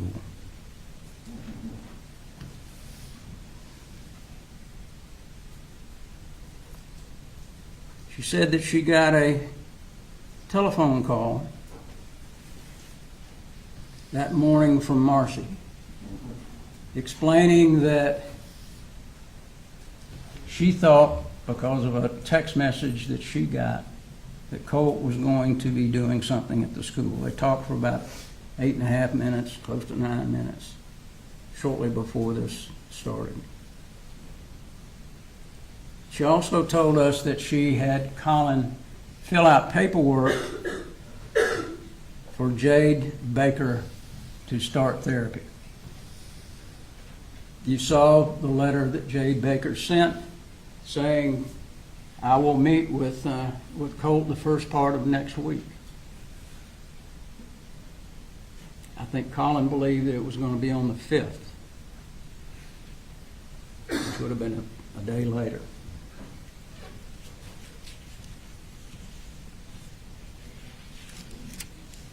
Let's talk about Colin. When the police came to interview him, he cooperated. He gave them a statement immediately. He told them they could go in the house and search. He gave them permission to search the phones. He did everything that he could to cooperate, still not knowing exactly what and how this could have happened.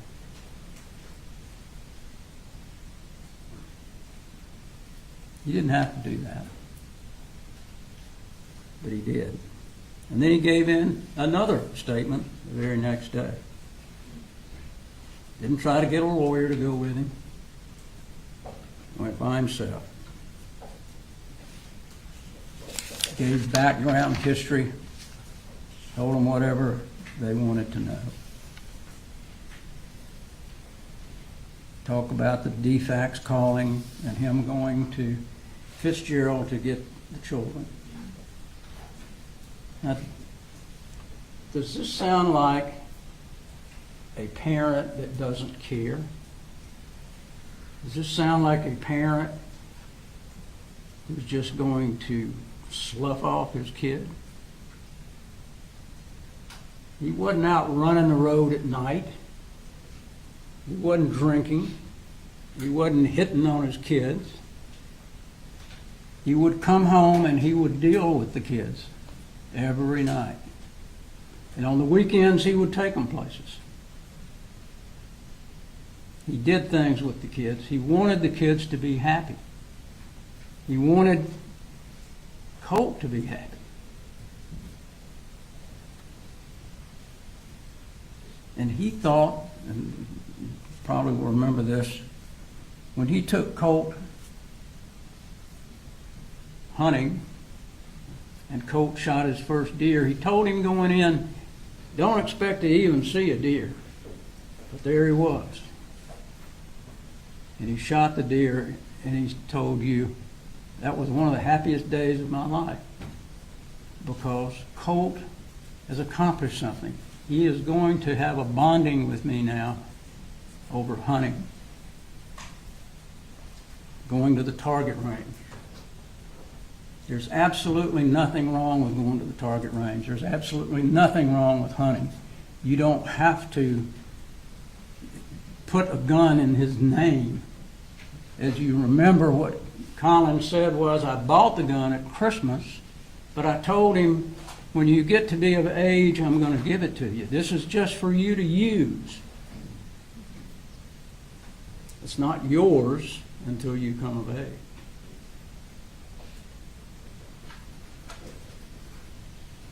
Yet rules about the gun. It's not loaded in the house.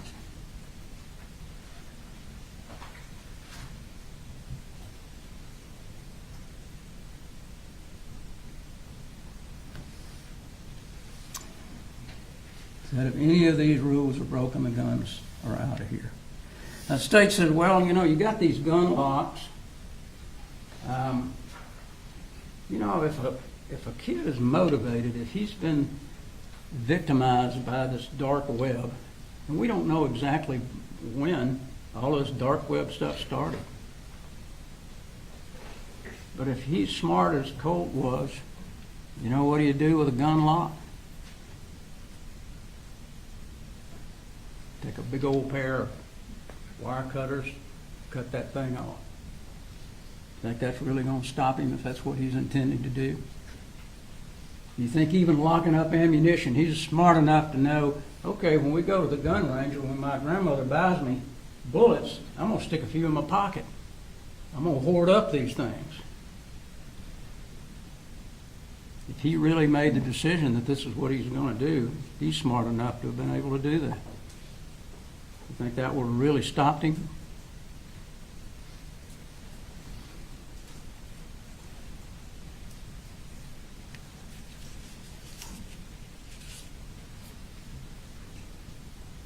Colin told you he never had a reason to believe that Colt would harm anybody with this gun. He had never told him anything about harming anybody with a gun. He had never threatened with a gun.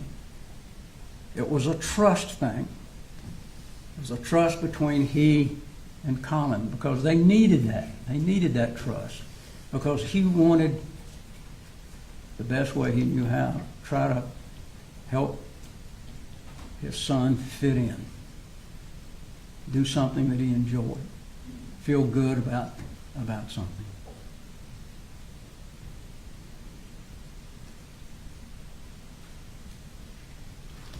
We talked about the 3 times where Colt rushed him and what he would do. Bear hug him until he calmed down.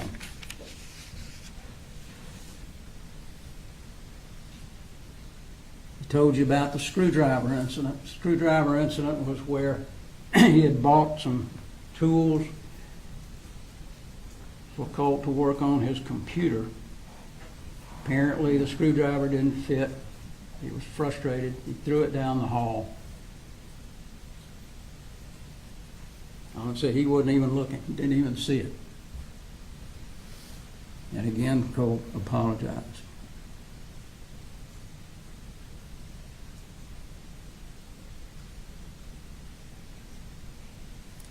The state's going to pick out, I'm sure, some messages that don't look great, but you got to look behind what these messages are. Look at the whole colloquy that they are having. And you'll see other messages. Did you make it to school today? I'm proud of you. I love you. You're a good young man. And all the while dealing with 2 other children. He's trying to pull that wagon the best he can.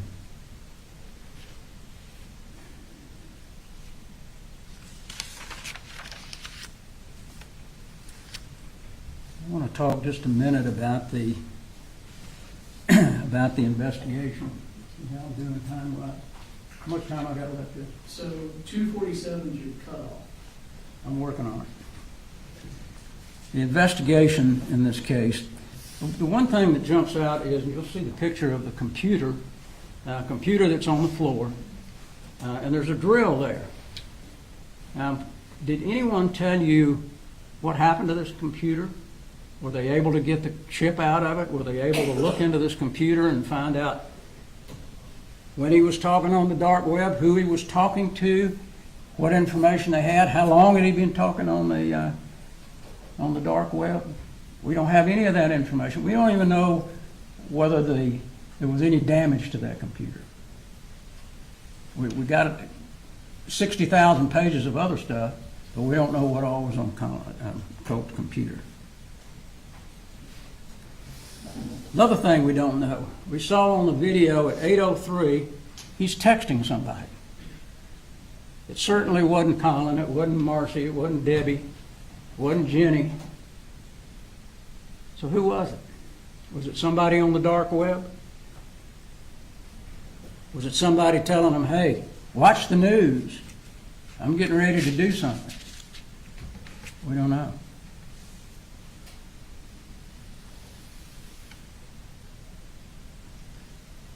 Important to know how long Colt had been planning to do something.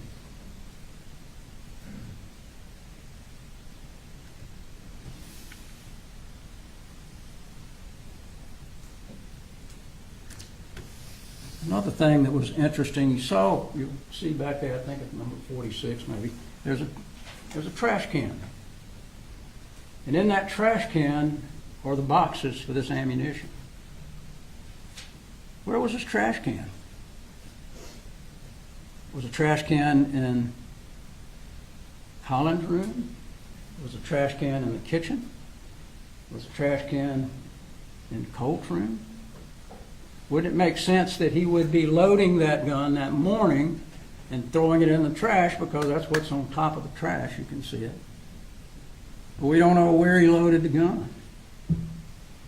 We saw one shell apparently that fell out when he was loading that landed in a mask.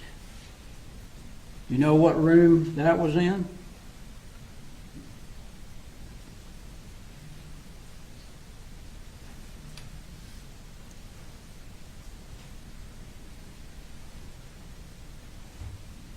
And this photograph of the cutting in April. What in the world is that about? Something to try to make you think he's cutting in April, but they don't put it into evidence, and we don't even know whether it's his arm. You can look at that photograph. There's no scars on that arm. It kind of reminds me of what they used to call leptomania, and that's where a magician says, watch this hand so you won't see what he's doing with this one. They want to bring up everything in the world that they can, all of this stuff, over a 7-year time period, and you're supposed to lump it all together and say, oh my God, he should have known that he was a homicidal maniac. Where's the evidence of that? There's not any.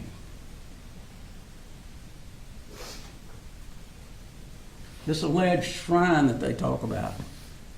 It's interesting, they didn't even ask Jenny in the statement that they took from her first if she remembers seeing it.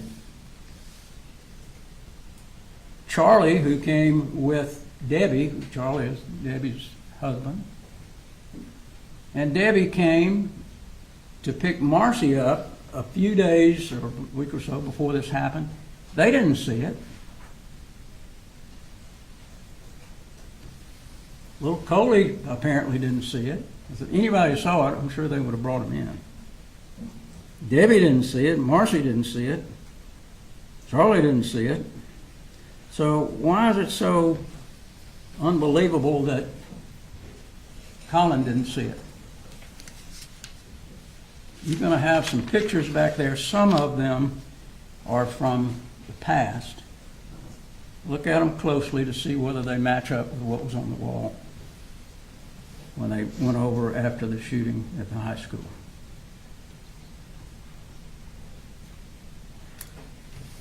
The gun, everybody's concerned about what this gun looks like. It's an ominous looking weapon. Same kind of weapon that they show on TV all the time. All the police have it. All the soldiers have it. Everybody has these kind of guns. You go to a gun shop, you're going to see a lot of guns like this. It's kind of the Cadillac, the flashy kind of gun. But the reality is it doesn't work any different than a 9mm. So don't let them talk to you about how bad this gun is. It's like any other gun that is a semi-automatic.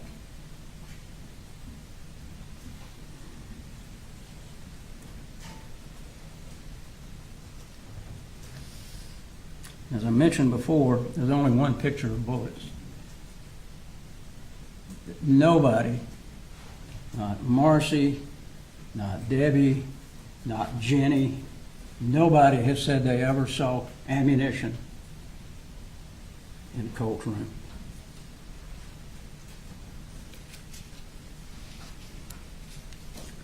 You know, sometimes it's just as important things you don't hear as things that you do. You didn't have one single message from Colt to anybody that he ever contemplated himself doing a school shooting.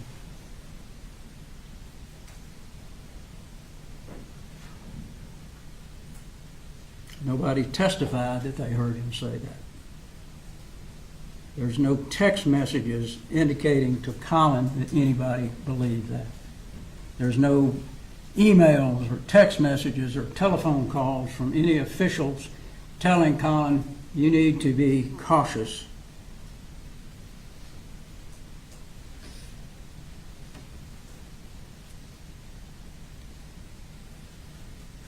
Your son is a credible threat to people. Nobody ever said that.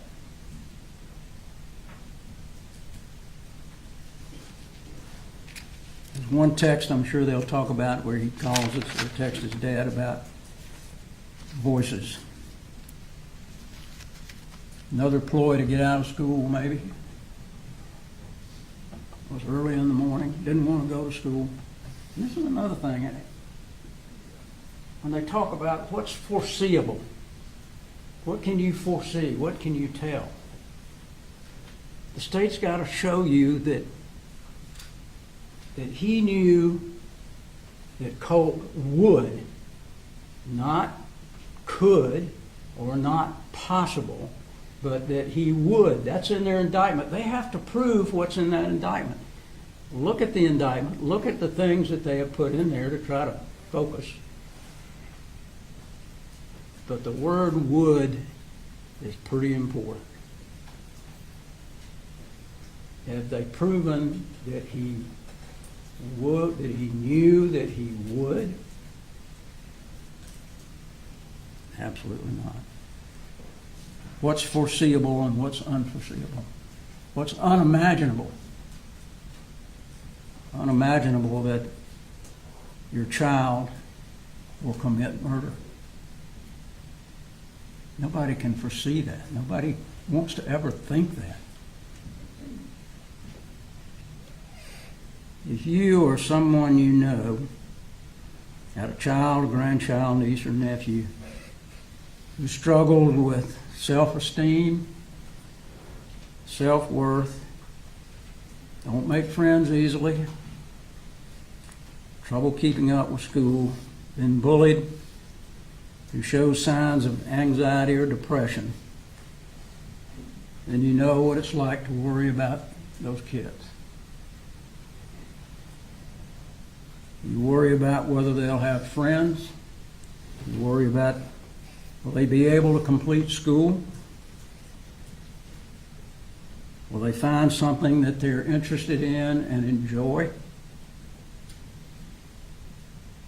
Will they ever be happy? But all the while you think about that as a parent, you love your children,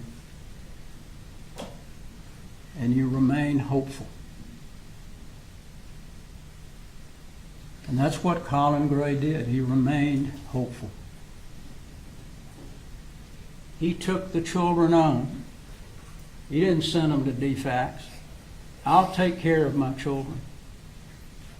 I'll pull that wagon. And as he told you, I may not have done it correctly. I may have made some mistakes.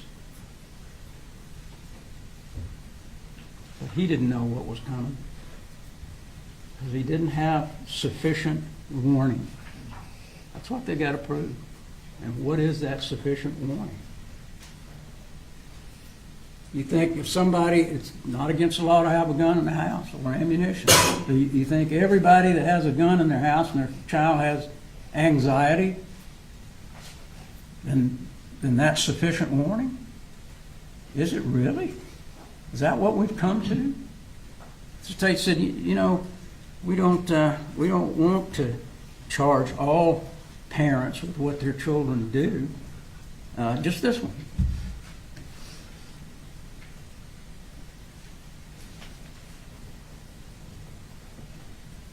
What the state said, their little colloquy about someone taking the car, and getting in a wreck, they're not going to charge them. Well, let me tell you, if you have a child that may have a tendency to drink, and you buy that child a flashy car, and you don't lock up your liquor, and he goes out and kills somebody, that's exactly what we're talking about. Do you want this to be the way the law is? This is the first case in Georgia like this. Do you want to make a law? You want to make the law that way?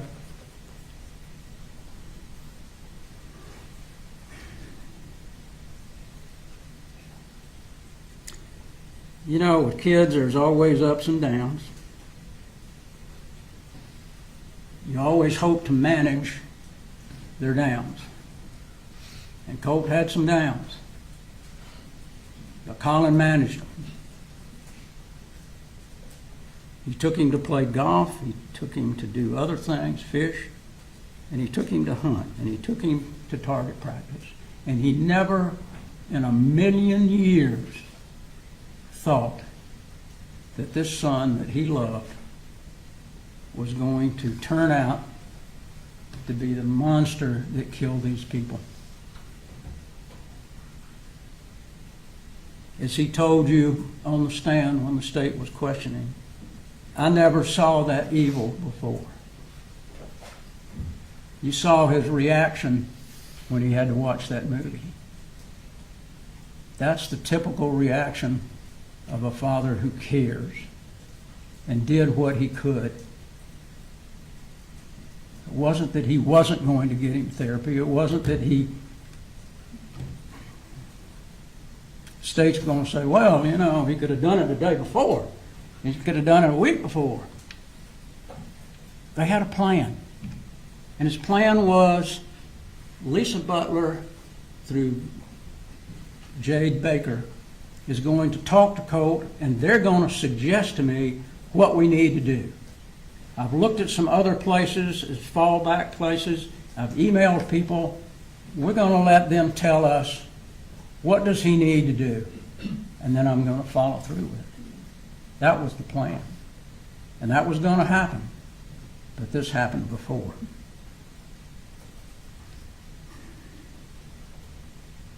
Ups and downs, but you got to stay positive. You got to try to keep that trust between you and your child. What never enters your mind as a parent who loves their child and who thinks they understand their child, that they could plan and carry out such a horrific shooting. The state spent a lot of time attacking the decisions of Colin, and at times even mocking his efforts with Colt.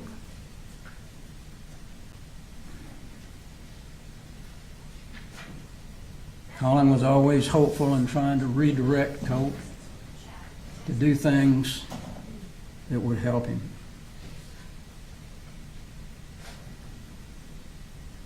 Deal with his depression. State disregards those attempts and tries to demonize Colin, but it's fundamental, natural, innate in parents that they are wired to see the best in their children. We always want to see the best in our children. We always want to try to do the best that we can for our children.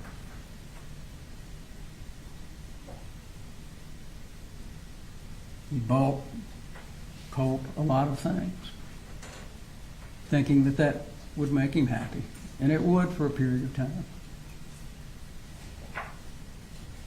But you know, there's a lot of days in the last 7 years where nothing but ordinary took place. 7 years is a long time. A lot of days went by where Colt was fine. Don't follow the DAs down this slippery slope of attempting to hold parents criminally responsible for what their children do. Our Constitution is based on we the people. We the people that sit here, and we the people that sit over there. And we the people demand that the state prove the case beyond a reasonable doubt. Of the three forms of government, the executive, judicial, and legislating, the judicial is the only one where we the people get to directly make a decision about our fellow human beings. You get to decide. The state doesn't get to decide. We don't get to decide. The state gives you facts. We give you facts, the judge gives you the law, and you make the decision. The state would like for you to think that the system works when you find somebody guilty. But let me tell you, the system works also when you can say to the state, wait a minute, you know, there's some things missing here. I don't understand how this could be. There's conflicts in the evidence. It doesn't fit the law. What's unjustifiable? What's a gross deviation? Gross deviation from normal.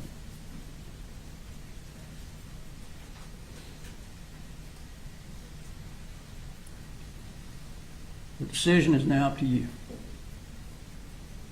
Like I told you in the beginning, we appreciate the opportunity to have you as jurors on this case. Everybody's been very attentive, and I think that's certainly important. And I know that you will give Colin every consideration based on what you've heard. And that's all we can ask of any jury. Thank you, ladies and gentlemen. And I'm glad I didn't start coughing. So, thank you. All right, ladies and gentlemen, we're going to take that short break I mentioned, and we'll come back and give the state's final close.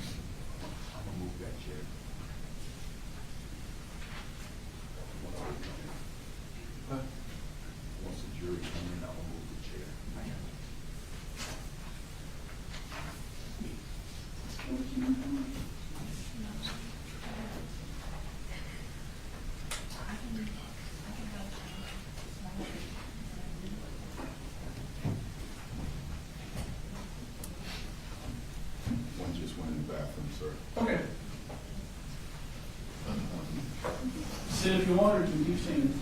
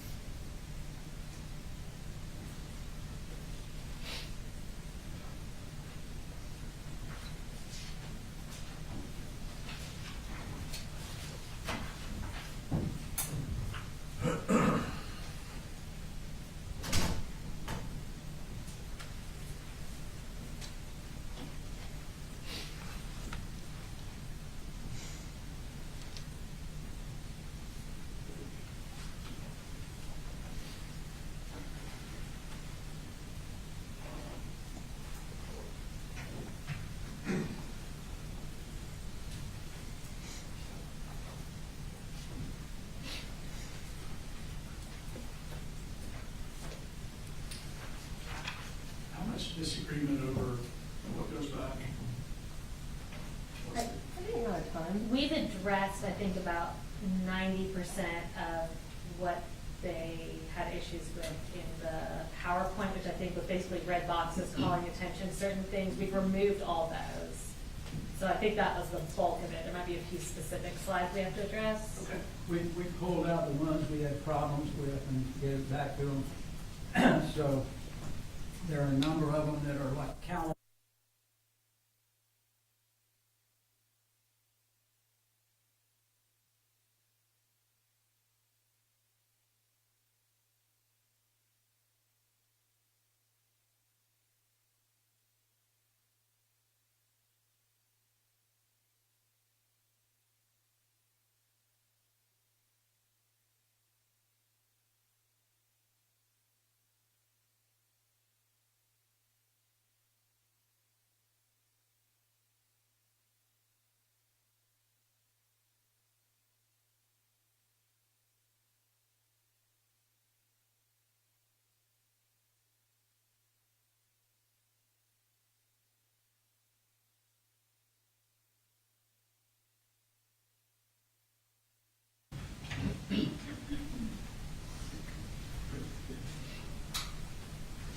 Simple. You ready, sir? Yeah, all right, bring it in.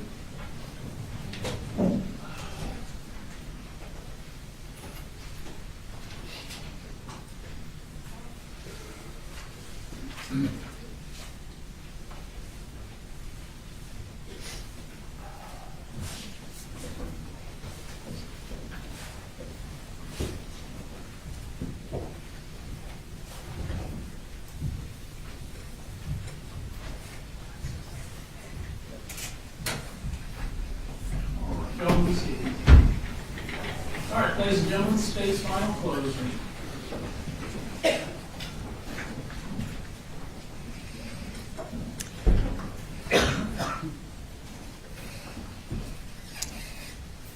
The defense said that Marcy blames everyone else. It's never her fault. Well, ladies and gentlemen, that is the exact description of the defendant. He actually wants you to believe that everyone else is to blame for what happened on September 4th but him. If you remember the lesson that Miss Ryan was teaching on September 4th, you can see the bullet holes to the right, and then there are the dots connected on the left. She was teaching about connecting the dots. And think about these dots related to what the defendant wants you to believe. None of the people that the defendant wants to pin it on had all the information. None of them had all of the dots. He blames good people at the school system who were just doing their job. Lisa Butler knew Colt as an emotionally unstable 14-year-old whose dad would not pick him up during an anxiety attack. When she received the email about Colt asking about school shooter drills, that's the context she had. She did not know that Colt had a rifle in the corner of his room right next to his school shooter shrine. And as a side note, Lisa Butler never testified that her and Colin met about figuring out what to do about Colt's 8th grade year. You remember, Lisa Butler is very clear. The defendant never told her about Colt missing 8th grade. She didn't find that out until Debbie told her. The defense also wants to blame school administrators for not sounding the alarm immediately. D. Martin had never met Colt before. This was his 4th day in classes, 5th day at school. So when she got information that he maybe had a gun in a heavy backpack, no one had actually seen the gun, she didn't have any context. She didn't know that he had gotten an AR rifle for Christmas. She didn't know that he had been investigated for a school shooter threat. She didn't even know about Lisa Butler's phone call with Marcy until after it was too late. And the grossest shifting responsibility is trying to accuse his own daughter, Jenny, of wrongdoing. In the same breath that he wants you to believe he kept the guns in the closet, he also wants you to believe that Jenny is at fault because she looked in his room that morning and didn't see the gun. This is an argument of desperation, but it's not surprising coming from the defendant. Jenny was the one who encouraged the defendant to talk to adults about Colt's mental health. They talked about him actually securing the guns. And the defense says she didn't call the defendant, but she did. She called the defendant at 8:30 that morning. We don't know what was said, but we do know that the defendant immediately identified what poster Colt had around the rifle when he was talking to Investigator Smith. Jenny is not to blame. The defendant is. The only person who knew every single dot, the only person who knew how much access Colt had to firearms and ammunition is that man. And the only person who knew exactly what Colt was capable of is the defendant. He was the one person who could have connected all the dots that pointed exactly at what Colt was going to do. And he was the one person who could have simply taken the rifle away, and he never did. Ladies and gentlemen, we already live in a world where our teachers, our students, our law enforcement officers have to train for the possibility of an active shooter coming to their school. It is preposterous to say that they are the ones to blame for what happened on September 4th. It is insane to say that they are more culpable than the man who armed Colt Gray. The individuals at the school only had minutes to connect the dots. The defendant had years, and he did nothing.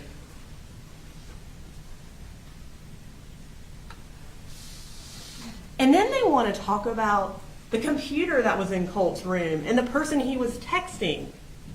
Well, the defense knows that hearsay of Colt isn't admissible.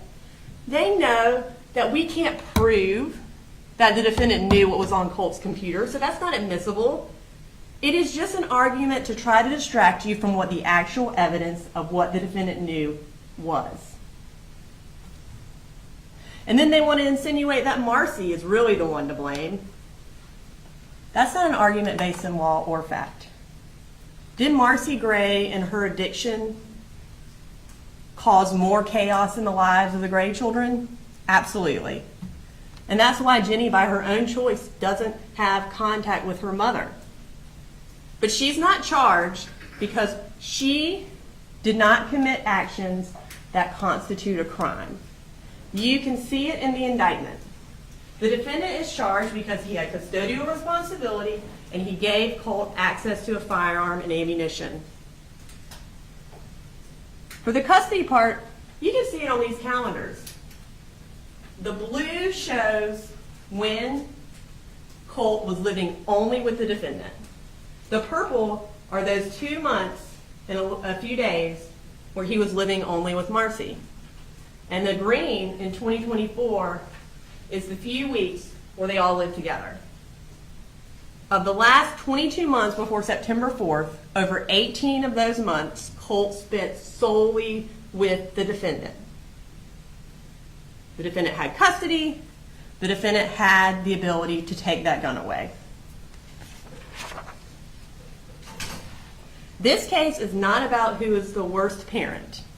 It's about who armed Colt and who enabled him to commit the crime that he did. And it was that man.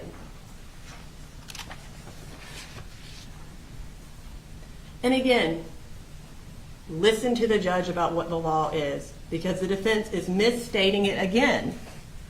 We do not have to prove that the defendant knew his son was going to commit a school shooting on September 4th. And let me be very clear about this. If Colt Gray had sent the defendant a text message saying, I'm about to go shoot up a school, or if he told him, hey, I'm going to go shoot up Apalachee today, then he would be charged with malice murder because he gave him the firearm and ammunition that let him do it. He would be charged as a party to a crime.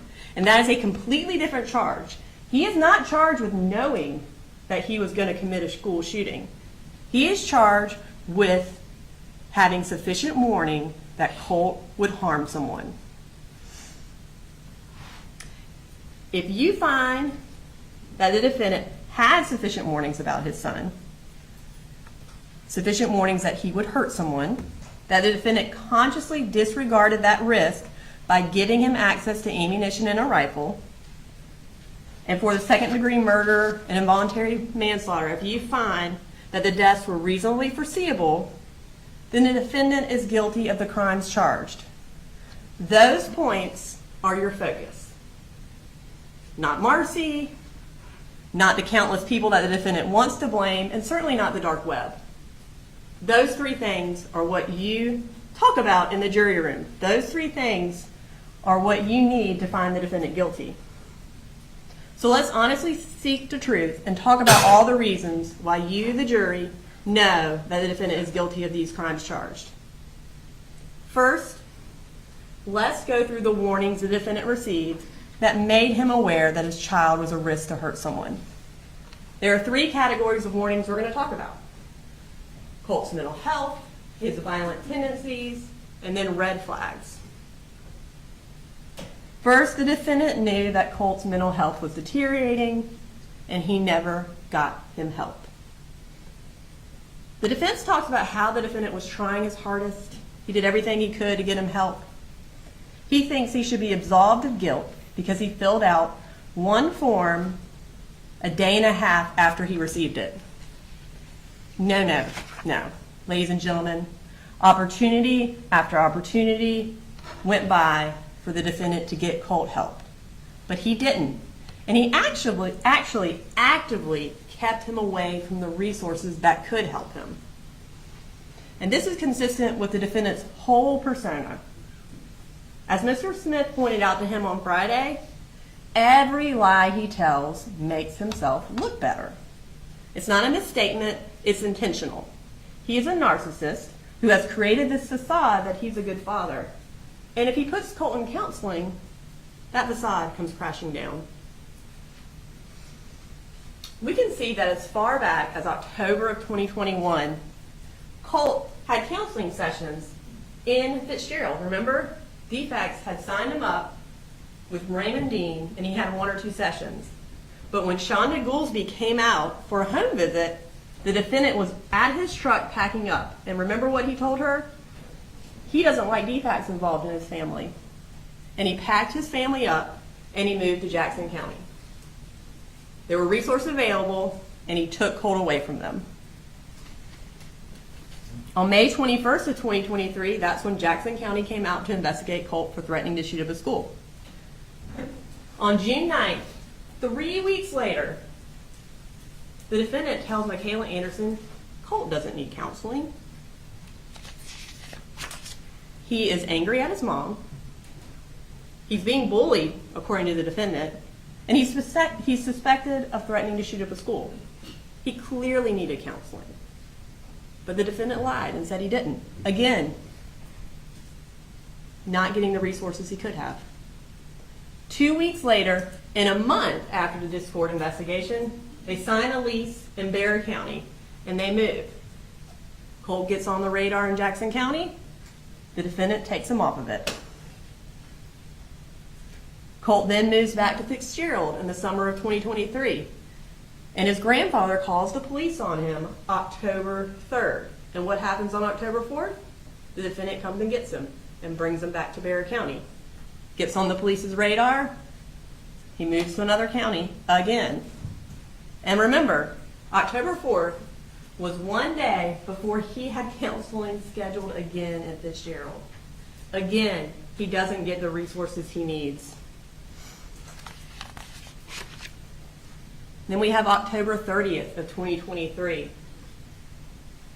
Ms. Pierre Charles comes out to the residence to do a home visit, and the defendant lies to her and says, we're doing counseling at Bexar Ministry Village. Well, you heard Scott Dakin, their director. They never did counseling there. The defendant even admitted it after hearing from Scott Dakin. They never did counseling there. He must have just made a misstatement.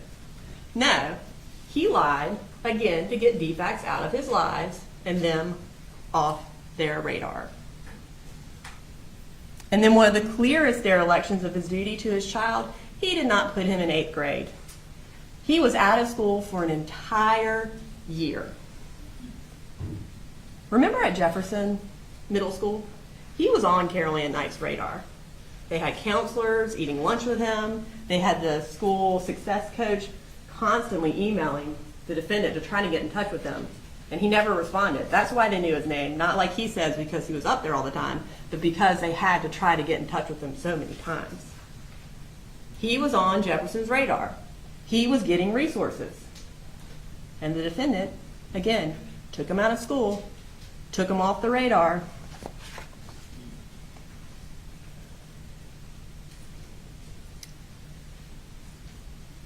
And the defense, remember what they said? The defendant believed that Marcy had threatened to kill Colt and that Colt knew that.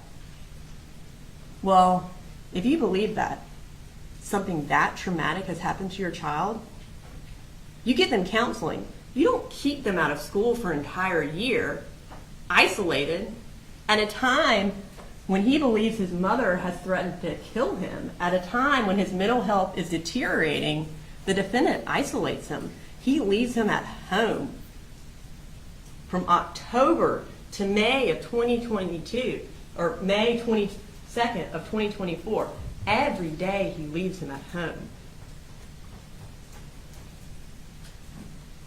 Look at this board. Every time Colt gets on the radar, every time services are available to him, the defendant takes him on and moves him. Let's move to the summer of 2024 and the beginning of 9th grade for Colt. At this point, his mental health is rapidly declining, and the defendant continues to do nothing. On July 20th of 2024, Marcy texted Jenny, Colt had a horrible panic attack last night. And both she and the defendant testified about this. Colt asked them to call 911, was crying, was upset. They didn't. They didn't call 911. They didn't go take him to a doctor. They didn't get him help. The defendant did nothing other than leave the rifle in the room.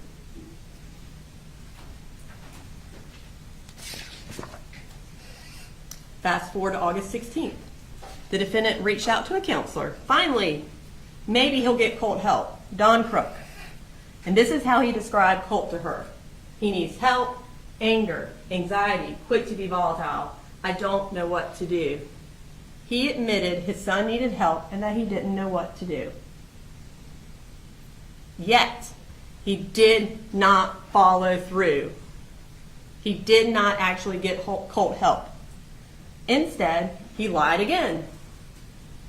When Dawn called him, he didn't pick up. He was just at his house, but he lied and said he was in the field.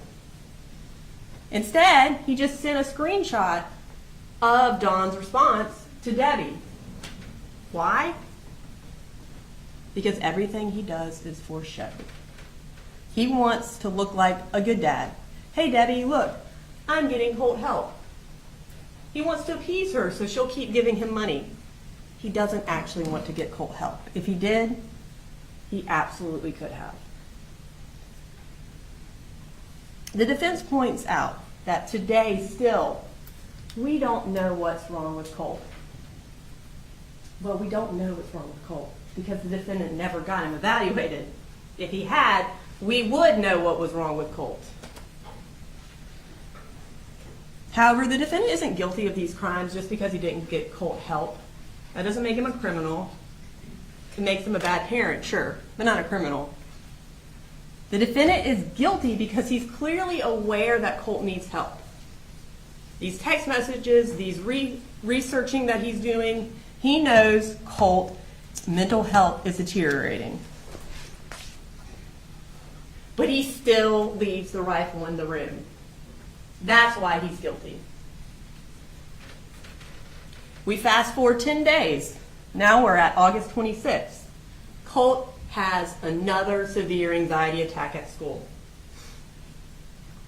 Does the defendant pick his kid up, his anxiety-ridden, crying, upset child, and take him to Don Crook's office? Or Advantage, that you heard him testify he knew was open every day? No. He leaves him at school. And then the next day, Colt is absent from school.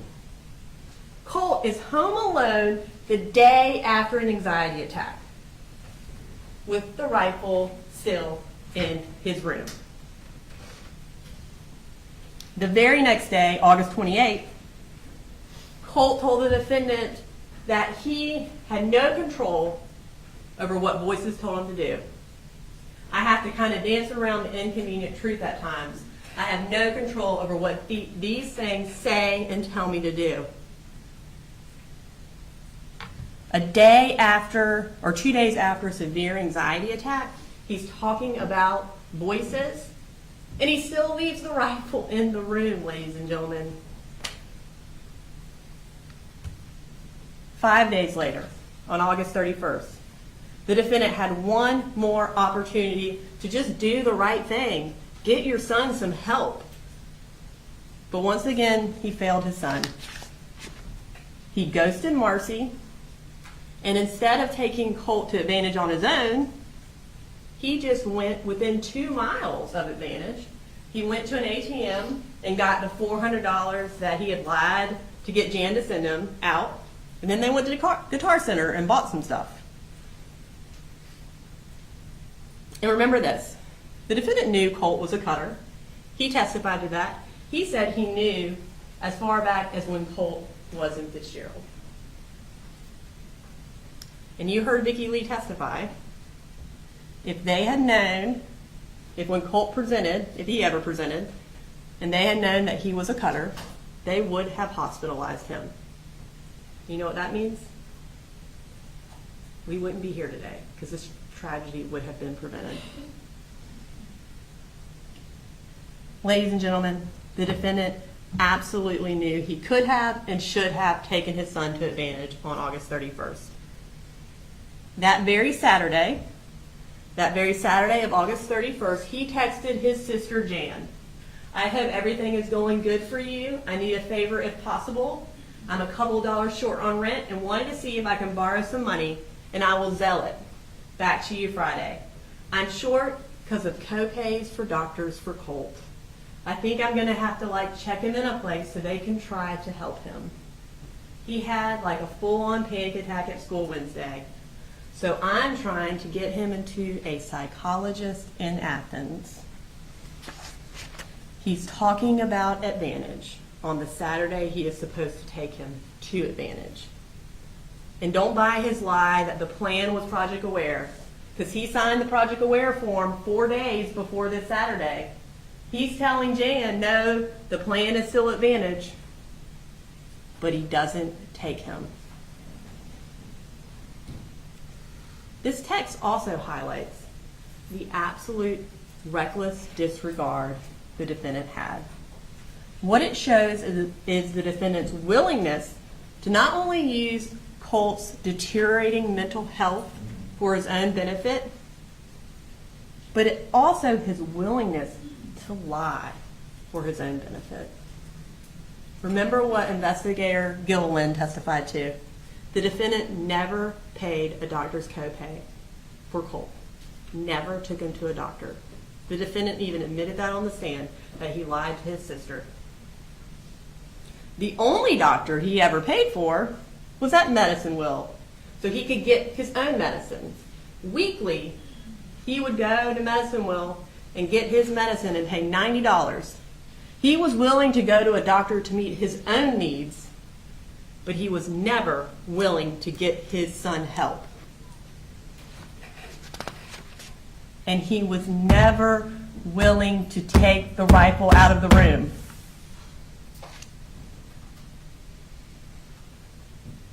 The next warning the defendant received was Colt becoming more and more violent in the months leading up to September 4th. Colt has documented behavioral issues going all the way back to first grade, where he would kick and hit students at least 2 to 3 times a day. And even if you believe the defendant that he had no idea about that, there's no way that behavior wasn't also going on at home. In 6th grade, another sign of violence is that Colt actually searches how to kill my dad and abuse. He also broke windows and cut a couch in Fitzgerald. And when he moves back to Barrow County with the defendant in October of 2023, he becomes physically aggressive with the defendant. Jenny, in her testimony, detailed fistfights between the two of them and described how Colt would cause holes in the walls of the house. The defendant, even in his interview with Special Agent Ward, acknowledged that things were getting worse, and his text messages show that. Sometime in June of 2024, Colt threw a screwdriver at the defendant. And it wasn't this story that he's made up where Colt got frustrated and just threw the screwdriver across the room. Listen to the text. The defendant texts Colt, okay, question I have is this. Did you tell Mamu that you had the screwdriver in your hand for self-defense? Please tell me the truth, because we both know I wasn't even looking at you when you threw it at me. Again, he's lying to make the situation look better. And one of the biggest warnings the defendant received that Colt was a threat to hurt others, was a threat to use his rifle, was when he got into a physical altercation with Marcy with the rifle. Now, despite the defendant's new version of his story that he told y'all on Friday, this is what he told Investigator Smith.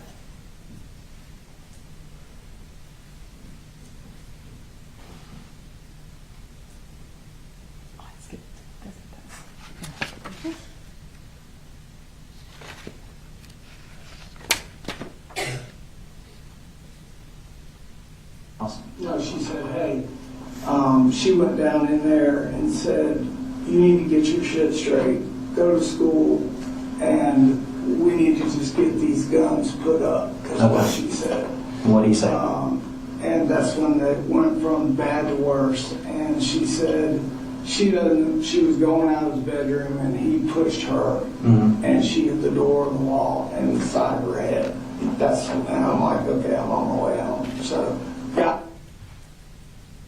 Remember, this is just one day after Colt told the defendant that the blood would be on his hands. That was August 14th. We're at August 15th, and he gets in a fight with Marcy with the gun. And you know the defendant believed Marcy, that Colt was out of control, and that Colt was responsible for this, because he immediately started, as he termed it, researching where to take Colt. He searched for where do I take my son for anxiety on August 15th, after the altercation, and troubled teen options and child psychologists on August 16th. That's also when he reached out to Don Crook. Colt was so angry about the thought of someone taking his gun away that he pushed his mother. There's no legitimate reason why Colt needs the gun in his room. The defendant acts like this is their escape, this is their bond, this is how they get together and hang out. But the reality is they went hunting one time in 2022. And they went to a gun range twice in 2024, with the last time being in March. Colt doesn't need that gun in his room. They're not bonding over it. The defendant testified that the rifle never came into play with Colt's arguments. Not until it did with Marcy. He essentially said, but if it had been involved, sure, I would have definitely taken the gun away. Listen to what he is saying. He would have taken the rifle away once Colt used it. Guns kill people. Once Colt uses the gun, it's too late. The defendant does not get absolved of guilt because he would have taken the gun away if Colt had shot someone with it. He doesn't get absolved of guilt because he's hopeful that Colt won't use it. He is guilty of these charges because leaving the rifle in the room caused the death of 4 people. Now the final warning we have is the red flags. And again, we don't have to prove that the defendant had sufficient warning that Colt Gray would specifically become a school shooter. That is not what the law is, just that he would hurt someone.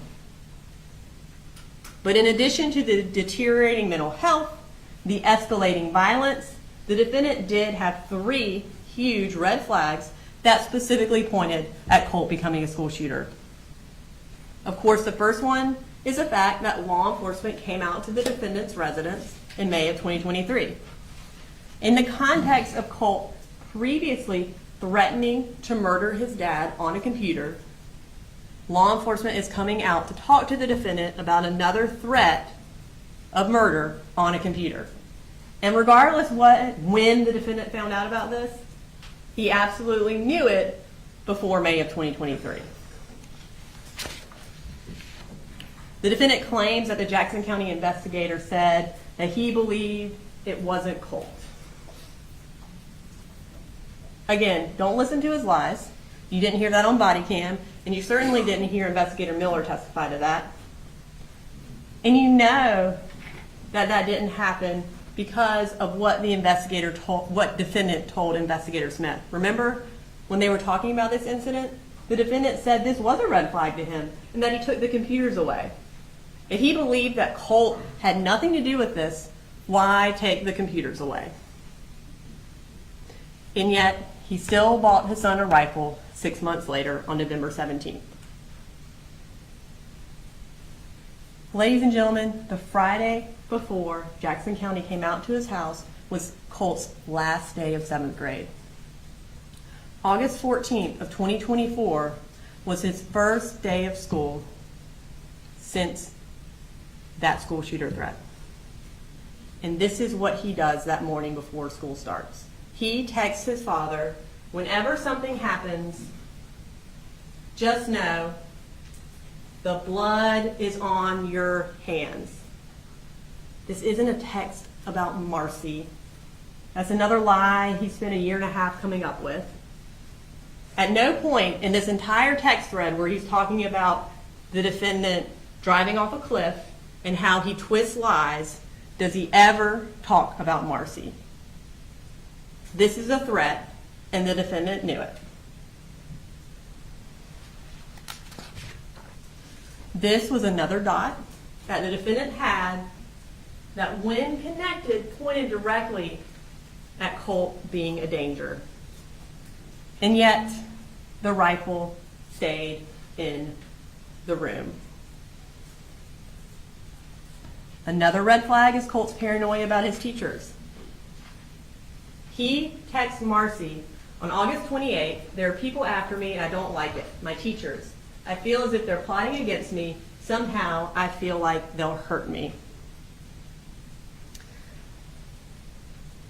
And we know that the defendant knows about the teachers because as soon as Colt texted Marcy this, she texted the defendant and said, "He just told me about his teachers." The defendant also told Investigator Smith about the teachers and said specifically that Colt thought math teachers were out to get him. And remember Miss Greer's class? She was Colt's math teacher. That was the class that he couldn't get into when he came out of the bathroom. Not only does Colt now have the means to commit a school shooting, but he has a target that he has identified to his dad, math teacher. And then the last huge red flag is obviously the school shooter shrine. Colt wanted his dad to see this shrine. It is on the most prominent wall in that room. It is on the wall right across from the bedroom door. This door is 12.2 feet from that wall.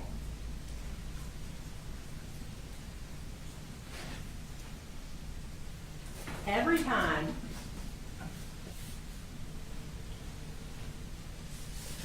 the defendant walked into that room, this is what he saw. Every time the defendant walked out of the bathroom, this is what he saw. And on September 4th, when he walked into the room to see if the rifle was there, this is what he saw. Were you in the back? This is what he saw. You can read the headlines. You can see that these are all the same person.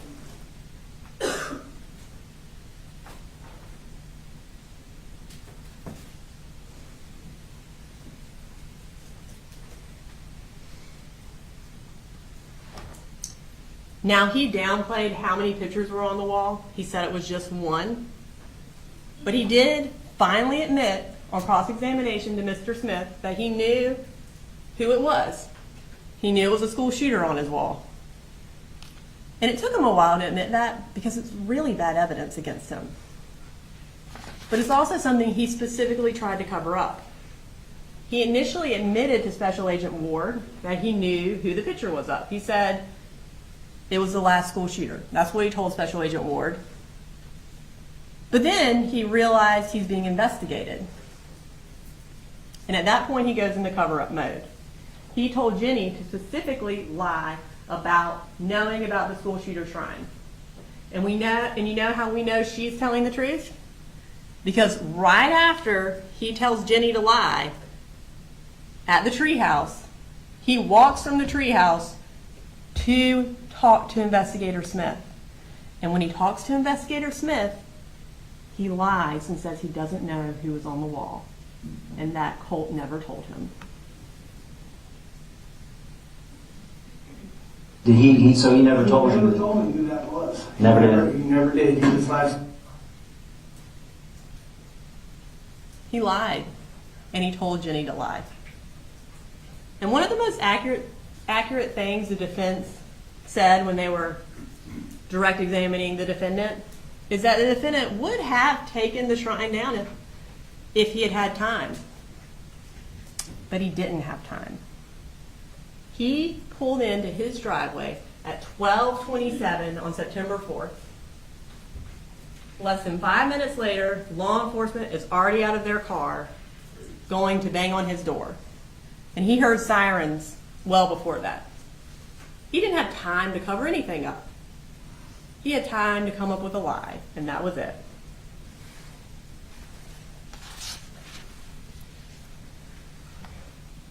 Don't believe the defendant's downplayed version that there was just one picture on the wall. Colt had pictures of Nicholas Cruz on his wall dating back as far as April 15th of 2024. And the particular version of the shrine that was there on September 4th had been there for months, according to Jenny, 3 to 4 months. And the photos that Colt took of his shrine corroborate that it had been there for a while. When you flip the mirror images, you can see that the photo that was taken on August 9th, August 28th, and September 2nd looks exactly like how the shrine was on September 4th. It had been like that for months. It wasn't just one picture, it was 12 pictures and 4 articles. Teenagers have athletes on their wall. They have movie stars. They have musicians. They don't have mass murderers of children tacked all over their wall.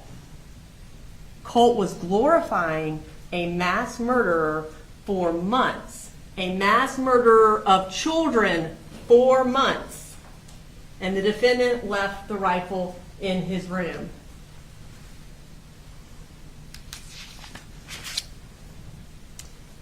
The defendant claims he didn't see this coming. Any reasonable or even unreasonable person would walk into that room, see that, and know exactly what Colt was capable of, and would take the gun out of his room.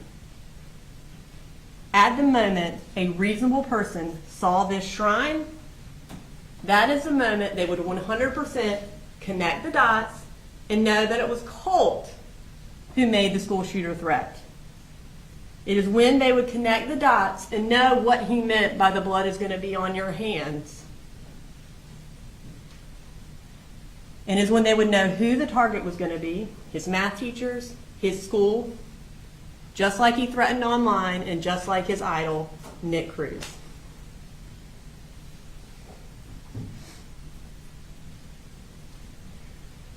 The next thing the state has to prove is that the defendant gave Colt access to ammunition and rifles. And, the defense talks about, well, it's not illegal to keep your guns and your rifles unlocked. Sure, there's no specific law in Georgia that says every single person has to put their gun in a gun safe. But there is a law that says you can't not secure your guns if it is a gross deviation from the standard a reasonable person would do. And that's what the defendant did. He gave his son access to a firearm, and that was a gross deviation from what a reasonable person would do. And for the ammunition, we know the defendant was the one who purchased the actual ammunition that was used in the shooting. He purchased it on June 7th. He purchased Lake City Winchester Full Metal Jacket, and that was the ammunition that Colt used and that Colt had left on September 4th. Colt also took pictures of the ammunition he was allowed to have in his room. And when law enforcement got to the defendant's house, more ammunition was just in an unsecured box in the laundry room where Colt often slept. The ammunition was not secured. It wasn't separated from the weapons. It was just out and all over the house. And just like Colt can't buy a firearm, he can't buy ammunition. He's under the age of 18 and he can't get it without the defendant's help. Without the defendant getting him ammunition, this would not have happened. On August 11th, Colt sent the defendant this text message. Could you stop by Academy and pick up a 150 round pack of 5.56? If they don't have it, or if they don't have that, or 5.56, 223 will do. And then he follows up on August 16th, hey, if we can get 150 rounds, that's fine, but could we get at least 50? These texts show more than just that the defendant buys Colt ammunition. It shows another red flag.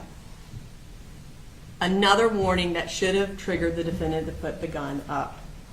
Why is Colt asking for 150 rounds of ammunition? The defendant claimed on the stand it was to go to a gun range over the holiday weekend. Well, they didn't go to a gun range over the holiday weekend, and there are no text messages showing that they were planning that or that was ever something that they were going to do. But also remember when they went to the gun range on March 29th, the defendant did buy ammunition on March 28th, right before. He went to Academy Sports and bought Hornady Custom 223 rounds. He bought 20 rounds to go to the gun range, not 150 rounds. And he did it without Colt asking him for it. Colt only started asking him for specific rounds of ammunition when he was building his plan to commit a mass shooting. Colt did not need 150 rounds to go to a shooting range. Any reasonable person would have connected the dots and realized Colt wanted ammunition for an entirely different and evil reason. We've also proven he had access to the rifle. First, the rifle definitely wasn't in the defendant's closet like he claimed on the stand. This was another lie to make himself look better. Initially, he actually admitted to Special Agent Maddox and Ward exactly where Colt's gun was supposed to be on September 4th. I said, help, it's not him. I said, all the guns are accounted for. They're in my closet.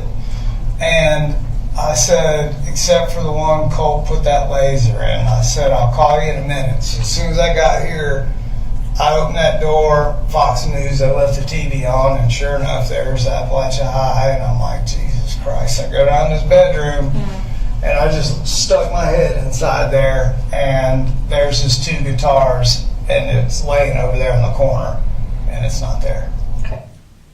The rifle was supposed to be in the corner of his bedroom, and it wasn't. Not in the closet, like he said on Friday. But that makes him more guilty of a crime. So he claimed on direct examination on Friday that he kept the rifle in the closet.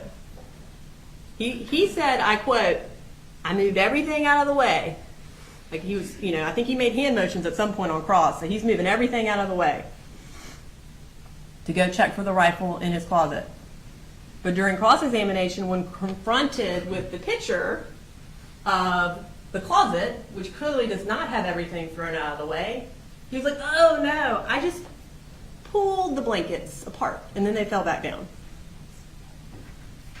Ladies and gentlemen, the thing is, just keeping the rifle in the closet isn't much better. Colt still had access to it. It wasn't secured. But he doesn't have a gun safe, so it's the only lie he's got. So he tries to make himself look better by saying it was in the closet. Don't let the defendant pull you into his fantasy world. You know Colt kept the rifle in his room based on all the photos Colt took of the rifle in his room, based on the defendant's own admissions on September 4th, and based on text messages that Colt actually sent the defendant. On August 15th, when they're talking about this altercation with Marcy, Colt says, tried to grab my gun. He didn't say your gun, Dad. He said, my gun. And then he says, I don't know, she backed me into my room and started talking about, are you going to get your gun? Even though I wasn't. And then she grabbed it. My room. Marcy grabbed the gun when she was in Colt's room. He's telling his dad, the defendant, my gun is in my room. The defendant knows where it is. That's where it stays. That's where it's always stayed.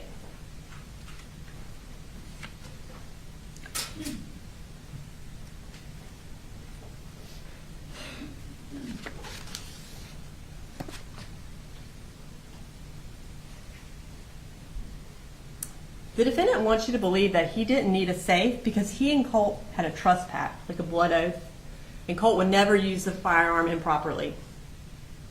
But he didn't believe that. If he had believed that, he wouldn't be looking for gun safes.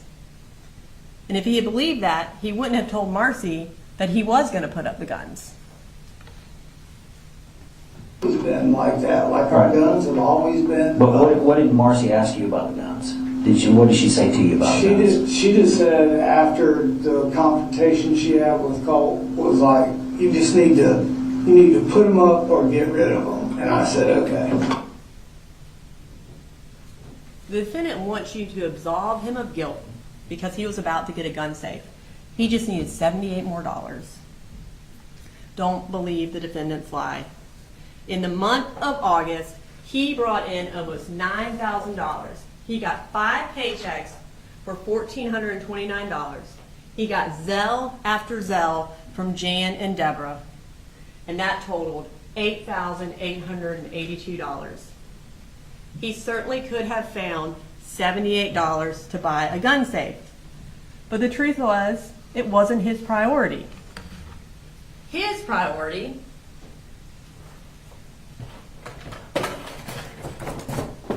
was getting accessories for Colt's gun. It was getting the sight, the iron sights, the rails.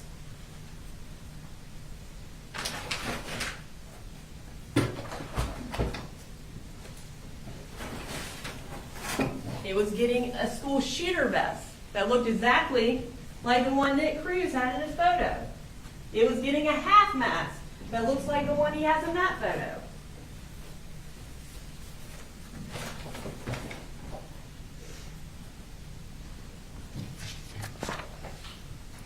And the truth is, if securing the gun had ever been a priority for the defendant, he could have just used a gun lock that came with the guns he bought. You saw Sarah Van Holm put this in the rifle. It took 10 seconds. 10 seconds would have prevented all of this. But he didn't bother. Finally, for the second-degree murder and involuntary manslaughter charges, the state must prove that the defendant was the proximate cause of the deaths of Mason, Christian, Coach Aspinwall, and Miss Earmy, that their deaths were reasonably foreseeable. And again, the defense is misstating the law. We don't have to prove that the defendant could foresee exactly the way Colt was going to murder people, that he was going to get on a bus with a long gun. We just have to prove that the deaths were reasonably foreseeable. And the board over there, that's enough. You see that, you know what he's going to do. But there's more.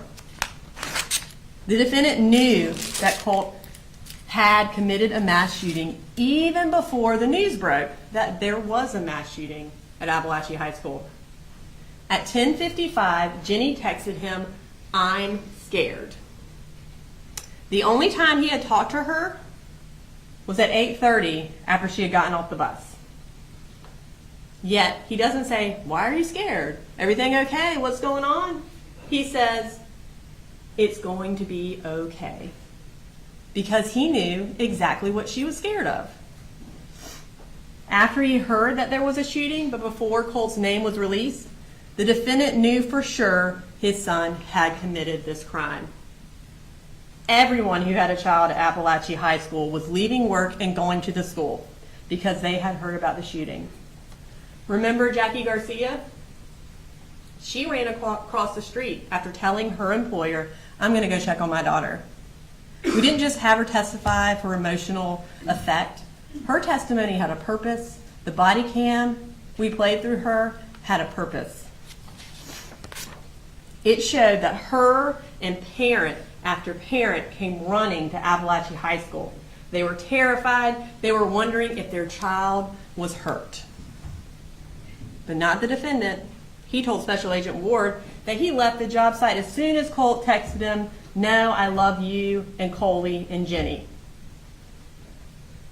But that text was at 10:03. He didn't leave the job site until 11:18, an hour and 15 minutes later. He knew what Colt was about to do, and he just continued to work. He didn't call George Clackham until 11:07 to tell him he was leaving. He lied to George and said his son broke his arm. And do you remember his explanation on the stand? He needed to tell George something that was serious to get his attention. Are you serious? Are you joking me? Jenny texted the defendant at 11:01. 3 people are dead at the high school. You can see under red, the defendant read that at 11:01. So at 11:07, when he's calling George Clackham, he knows 3 people are dead at the high school. Something serious would be, "Hey George, there's a shooting at my son's high school. I've got to go." He lied to George for one reason. He knew his son was the shooter. He did not need to hide the fact that his child was at a school where a shooting had occurred. He needed to hide the fact that his son was a school shooter. So he lied. Instead of going to pick up Jenny, who was begging for him to come get her, who was scared, he goes to QT and gets a drink, and then he goes home to confirm what he already knew, that his child had murdered people. And even more chilling, even more evidence that he knew what Colt had done, is that as soon as Jenny told him that 3 people are dead, at 11:01, she told him that. And you know what he never did again? Until police got there and he knew Colt was alive? He never texted or called Colt again. After 11:01, his last text to him was at 10:50. Hey, can you give me a quick call? You saw the texts and calls he was doing after he said, I'm sorry. It was constant. But never again after 11:01. Do you know why? He thought his son was dead or in custody. He knew he couldn't answer the phone.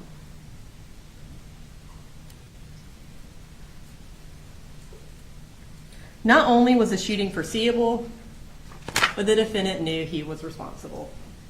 You heard how Marcy researched Ethan Crumbly, a case where the parents of the school shooter were charged for not securing a gun. And you heard how Marcy clearly communicated that to the defendant based on their constant phone calls.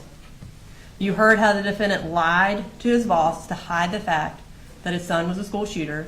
And you heard how he made Jenny lie for him. The defendant not only knew what his son had done, but he knew what he had done too. Of the 2,000 students at Apalachee High School, only one set of parents suspected that their child was a school shooter. And only one parent had custody of that child and had given him the rifle and ammunition that he used. And that one parent was the defendant, Colin Gray. That is foreseeability, that is murder in the second degree, and that is involuntary manslaughter. Ladies and gentlemen, the defendant wants you to believe that this wasn't his fault, that he was trying his hardest, that being a single dad is hard. The defendant wants you to believe that he needed just one more day, and he would have taken that rifle away and everything would have been different. I knew I needed just one more day. I think this would have just changed everything because I could feel it. I could see. You could feel what? Just his whole attitude change. How? The defendant had 292 days between the day he bought his son a rifle on November 17th of 2023 and the day this unspeakable crime happened. 292 days to take any number of heartbreakingly small steps to prevent this mass shooting. He could have not lied to Miss Pierre Charles the day she did a home visit and asked her to get him some help for his child. He could have not bought his son, who had been accused of threatening to shoot up a school, an AR-style rifle on November 17th of 2023. He could have put his son in 8th grade any day that school year so he had resources available to him. He could have called 911 the day his son had an anxiety attack and begged him for help. He could have locked the rifle in his truck the day Colt asked the defendant for 150 rounds. He could have sold the rifle back to Mike's gun room the day Colt told the defendant that the blood would be on his hands when something happened. He could have bought a safe and secured the rifle the day Colt used it in a fight with Marcy. He could have put one of those gun locks he had on Colt's rifle the day he saw the mass murder of children tacked on his wall. He could have answered the phone the day Don Crook called. He could have picked Colt up and taken him to any counselor the day that he had an anxiety attack at school. He could have taken Colt to Advantage Behavioral Crisis Stabilization Unit the day of August 31st. The defendant did not take any of these heartbreakingly small steps. And because he didn't, because the defendant consciously disregarded the very apparent and obvious risk that his son was going to harm people, Mason, Christian, Coach Aspinwall, and Ms. Earmy do not get another day. They do not get one more day. Because the defendant, their families will never get one more day with them. Because of the defendant, every student and teacher in Ms. Ryan's class will not have one more day where they are not the victims of a mass shooting. One more day where they don't have to fear something like this happening again. Ladies and gentlemen, do not give the defendant one more day to peddle his made-up excuses for why he did nothing to stop this tragedy. Do not give the defendant one more minute of listening to his lies about how he did everything he could. Do not give him one more second of not being held responsible for what happened on September 4th. Ladies and gentlemen, we have done our job. It's time for you to do your job and find him guilty of all charges.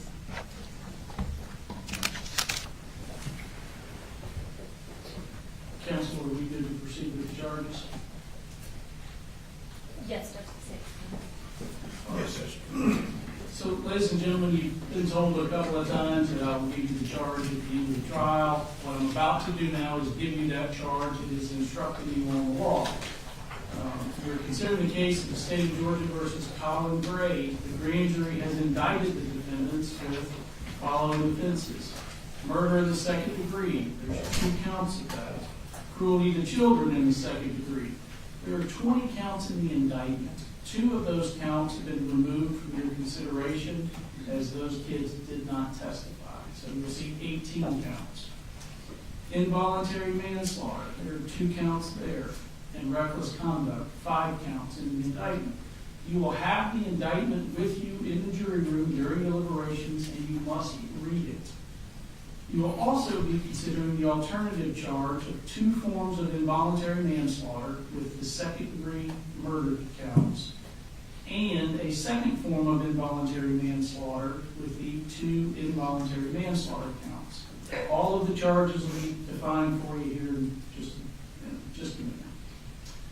The defendant has entered a plea of not guilty to this indictment. The indictment and the plea form the issue that you are to decide. Neither the indictment nor the plea of not guilty should be considered as evidence. The defendant is presumed to be innocent until proven guilty. The defendant enters upon the trial of the case with a presumption of innocence in his favor. This presumption remains with the defendant until it is overcome by the state with evidence that is sufficient to convince you beyond a reasonable doubt that the defendant is guilty of the offense or offenses charged. No person shall be convicted of any crime unless and until each element of the crime is proven beyond a reasonable doubt. The burden of proof rests upon the state to prove every material allegation of the indictment and every essential element of the crime charged beyond a reasonable doubt. There is no burden of proof upon the defendant whatsoever, and the burden never shifts to the defendant to introduce evidence or to prove his innocence. However, the state is not required to prove the guilt of the accused beyond all doubt or to a mathematical certainty. A reasonable doubt means just what it says. A reasonable doubt is a doubt of a fair-minded, impartial juror honestly seeking the truth. A reasonable doubt is a doubt based upon common sense and reason. It does not mean a vague or arbitrary doubt. It is a doubt for which a reason can be given, arising from a consideration of the evidence, a lack of evidence, or a conflict in the evidence. After giving consideration to all of the facts and circumstances of this case, if your minds are wavering, unsettled, or unsatisfied, then that is a doubt of the law, and you must acquit the defendant. But if that doubt does not exist in your minds as to the guilt of the accused, then you would be authorized to convict the defendant. If the state fails to prove the defendant's guilt beyond a reasonable doubt, it would be your duty to acquit the defendant. circumstances that merely place upon the defendant a grave suspicion of the crime charged, or that merely raise a speculation or conjecture of the defendant's guilt, are not sufficient to authorize a conviction of the defendant. Members of the jury, it's my duty and responsibility to determine the law that applies to this case and to instruct you on that law. You are bound by these instructions. It is your duty to determine the facts of the case from all of the evidence presented. Then you must apply the law that I'm giving to you in this charge to the facts as you find them to be. Your oath requires that you will decide this case based on the evidence. Evidence is the means by which any fact that is put in issue is established or disproved. Evidence includes all of the testimony of the witnesses and any exhibits admitted during the trial. Evidence does not include the indictment, the plea of not guilty, opening or closing remarks of the attorneys, or the questions asked by the attorneys. Evidence may be either direct or circumstantial, or both. In considering the evidence, you may use reasoning and common sense to make deductions and reach conclusions. You should not be concerned about whether the evidence is direct or circumstantial. Direct evidence is the testimony of a person who asserts that he or she has actual knowledge of a fact, such as by personally observing or otherwise witnessing that fact. Circumstantial evidence is proof of a set of facts and circumstances that tend to prove or disprove another fact by inference. There is no legal difference in the weight you may give to either direct or circumstantial evidence. You would be authorized to convict the defendant only if the evidence, whether direct, circumstantial, or both, excludes all of the theories of innocence and proves the guilt of the accused beyond a reasonable doubt. You, the jury, must determine the credibility of the witnesses. In deciding this, you must consider all of the facts and circumstances of this case, including the witnesses' manner of testifying, their means and opportunity of knowing the facts about which they testify, the nature of the facts about which they testify, the probability or improbability of their testimony, their interest or lack of interest in the outcome of the case, and their personal credibility as you observe it. Testimony has been given in this case by certain witnesses who are termed experts. Expert witnesses are those who, because of their training and experience, possess knowledge in a particular field that is not common knowledge or known to the average citizen. The law permits expert witnesses to give their opinions based upon that training and experience. You are not required to accept the testimony of any witnesses, expert or otherwise. Testimony of an expert, like that of all witnesses, is to be given only such weight and credit as you think it is properly entitled to receive. In determining the credibility of a witness, you may consider, where applicable, evidence offered to attack or challenge the witness's credibility. This may include evidence of bias toward a party, shown by specific instances of conduct of the witness in question, and may relate to the witness's bias towards a party. The credibility of a witness may be attacked by disproving the facts to which the witness testified. Your assessment of a trial witness's credibility may be affected by comparing or contrasting that testimony to statements or testimony of that same witness before the trial started.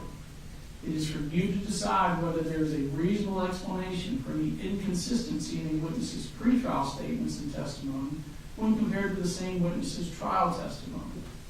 As with all issues of witness credibility, you, the jury, must apply your common sense and reason to decide what testimony you believe or do not believe. The testimony of a single witness, if believed, is sufficient to establish a fact. Generally, there is no legal requirement of corroboration of a witness, provided you find the evidence to be sufficient.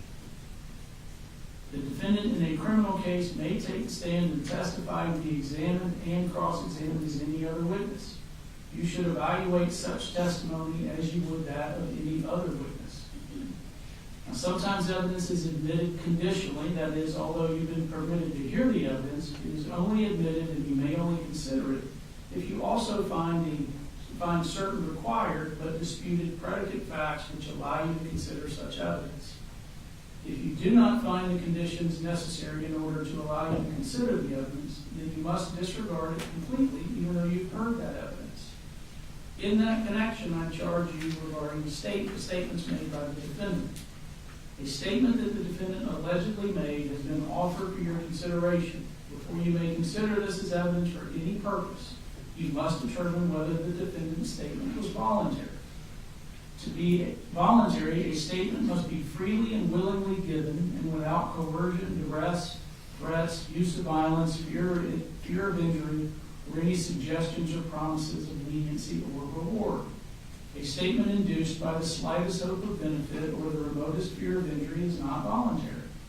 To be voluntary, a statement must be the product of a free will and not under compulsion or any necessity imposed by others. The burden of proof is upon the state to establish that the statement was voluntary, that is freely and willingly made. If you do not find that the statement was voluntary, you may not consider it for any purpose. If you find, as mentioned above, that the defendant's statement was voluntary, then you may consider it as evidence. If so, then you must apply the general rules for testing the believability of witnesses and decide what weight, if any, you will give to all or any part of such evidence. When a count in the indictment charges the defendant committed a crime in more than one way, you may convict him if the evidence shows that the crime was committed in any of the ways charged. Now, the law provides that criminal action shall be tried in the county in which the crime was committed. Venue, that is, that the crime was committed in Barrow County, is a jurisdictional fact that must be proven by the state beyond a reasonable doubt as to each crime charged in the indictment, just as any element of the offense. Venue must be proved by direct or circumstantial evidence or both. I'm going to define the various charges for you here. For murder in the second degree, the state must prove that the defendant caused the death of another, irrespective of malice, by committing cruelty to children in the second degree. For cruelty to children in the second degree, the state must prove that the defendant caused cruel and excessive physical or mental pain to a child under the age of 18 through criminal negligence by consciously disregarding the substantial and unjustifiable risk that his act would harm and endanger the bodily safety of another. Criminal negligence is an act which shows a willful, wanton, or reckless disregard for the safety of others who might reasonably be expected to be injured by the act. Involuntary manslaughter. As I mentioned, there are two forms of this. This first is unlawful act, involuntary manslaughter by an unlawful act. For involuntary manslaughter, the state must prove that the defendant caused the death of another without intending to by committing the offense of reckless conduct, which is defined as follows. For reckless conduct, the state must prove that the defendant endangered the bodily safety of another by consciously disregarding the substantial and unjustifiable risk that the defendant's act would endanger the safety of another person. A conscious disregard must rise to the level of a gross deviation from the standard of care a reasonable person would exercise in a particular situation. Now, this is the second form of involuntary manslaughter, that is a lawful act in an unlawful manner. For involuntary manslaughter, the state must prove that the defendant caused the death of another person without intending to by committing a lawful act in an unlawful manner that was likely to cause death or serious bodily injury. To prove involuntary manslaughter by committing a lawful act in an unlawful manner, the state must prove that the defendant acted with criminal negligence, which I have previously defined for you. Now, for each charge that you're considering, to find the defendant guilty, the state must prove that his criminal conduct was the proximate cause of the injury or death. Proving that a defendant caused the injury or death of another human being requires proof of proximate cause. This showing has two components: cause in fact and legal cause. A defendant's conduct is a cause in fact of an injury or death if the defendant's conduct played a substantial part in bringing about or actually causing the injury or death, typically shown through evidence that the injury or death would not have happened but for the defendant's conduct. And a defendant's conduct is a legal cause of an injury or death if the injury or death was reasonably foreseeable. that is, a probable or natural consequence of the criminal conduct according to ordinary and usual experience, not merely a possible result. There may be an intervening act between the defendant's criminal conduct and the injury or death. However, if the defendant could have anticipated or reasonably foresee the intervening act, you may conclude that the injury or death was reasonably foreseeable and caused by the defendant.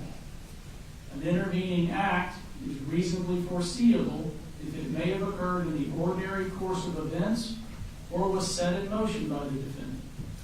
An intervening act may be reasonably foreseeable even if that act was not intended by the defendant, so long as the intervening act was a reasonable foreseeable consequence of the defendant's criminal conduct. You may conclude that the injury or death was a reasonably foreseeable result of his conduct. Now, recordings of interviews have been admitted into evidence. Only portions of the interviews have been played to ensure that the videos comply with the rules of evidence, and we also skip past periods of inactivity on the videos. Only introducing portions of the videos was not a mistake or an oversight by the parties, but was intentional so that the video could be admitted as evidence. You are not to hold or consider the unplayed portions of the videos for or against either party. Now, a verdict form has been prepared for you. You will have the verdict form with you. The verdict form lists all of the counts that you would consider from the indictment and then the additional charges that have been added as alternative charges. Note on the verdict form that there is no count 9 or count 21.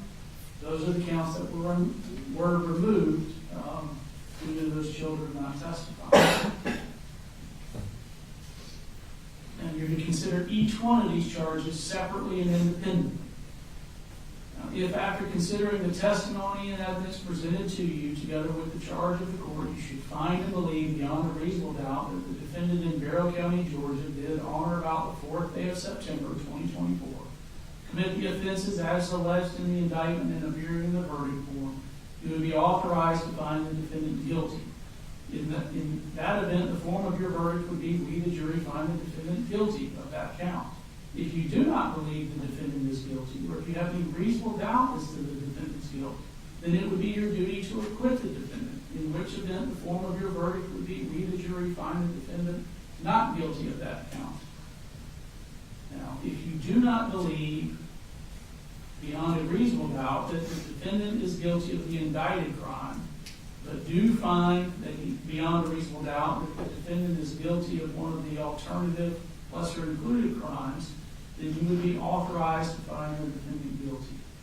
In which event the form of your verdict would be, we, the jury, find the defendant guilty of blank. Now, I'm going to go through these here so that you see them. So, count 1 is murder in the second degree on the verdict form. It says, we, the jury, find the defendant blank. Below that is an or as to the lesser included offense of involuntary manslaughter by unlawful act. We, the jury, find the defendant blank. Again, it's guilty or not guilty. Or as to the lesser included offense of involuntary manslaughter by lawful act. We, the jury, find the defendant guilty or not guilty. Whichever charge you think is appropriate, that's the charge that you would enter your verdict as I instructed you on the lesser included. So count 1 has those 2 lesser included. Count 2 is cruelty to children in the second degree. We, the jury, find the defendant blank. All of a sudden I'm missing count 2, page 2.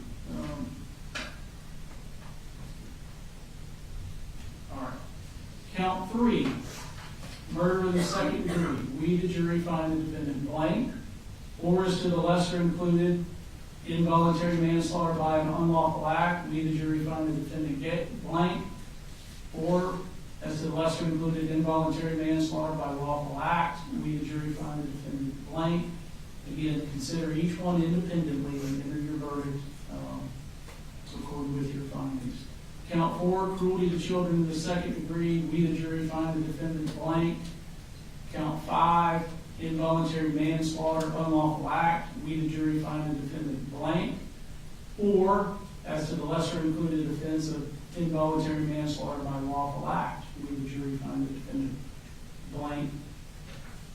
Count 6, reckless conduct, we the jury find the defendant blank. I'm not going to go through all these, but count 7 also has lessers. Involuntary manslaughter by unlawful act, we the jury find the defendant blank. Or, as to the lesser included offense, involuntary manslaughter by lawful act, we the jury find the defendant blank. Each of the other counts is listed on the indictment, we the jury find the defendant blank. And again, enter not guilty or guilty in accordance with your verdict.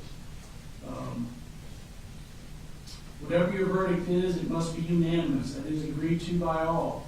The verdict must be in writing and signed by one of your members as foreperson, dated, and returned to be published in open court.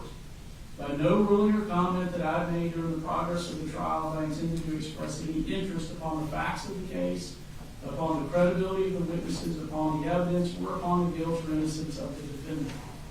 Your verdict should be a true verdict based upon your opinion of the evidence according to the laws given to you in this charge. You are not to show favor or sympathy to one party or the other. It is your duty to consider the facts objectively without favor, affection, or sympathy to either party. In deciding this case, you should not be influenced by sympathy or prejudice. You are only concerned with whether the defendant is guilty or not guilty. You are not to concern yourselves with punishment. One of your first duties in the jury room would be to choose one of your members to be the foreperson. The foreperson will manage your deliberations and will sign the verdict to which all 12 of you freely and voluntarily agree. You should start your deliberations with an open mind. Talk with each other and consider each other's views. Each of you must decide this case for yourself, but you should do so only after discussing and considering the case with your fellow jurors. Don't hesitate to change an opinion if you're convinced that it's wrong. However, you should never give up an honest opinion to be congenial or to reach a verdict solely because of the opinions of other jurors. During your deliberations, you must not communicate with anyone other than your fellow jurors about the case. You're also, of course, not permitted to do any research about the case, including looking up anything about any of the legal concepts or anything that you heard during the course of the trial. These rules apply not only to in-person communication, but also using your cell phones to access the internet. If you have any questions, your foreperson needs to put that question in writing, give it to the bailiff, and the bailiff will give it to me. I've got alternates, but aside from that, are there any issues with the charge? No, Your Honor. Nothing to state, Your Honor.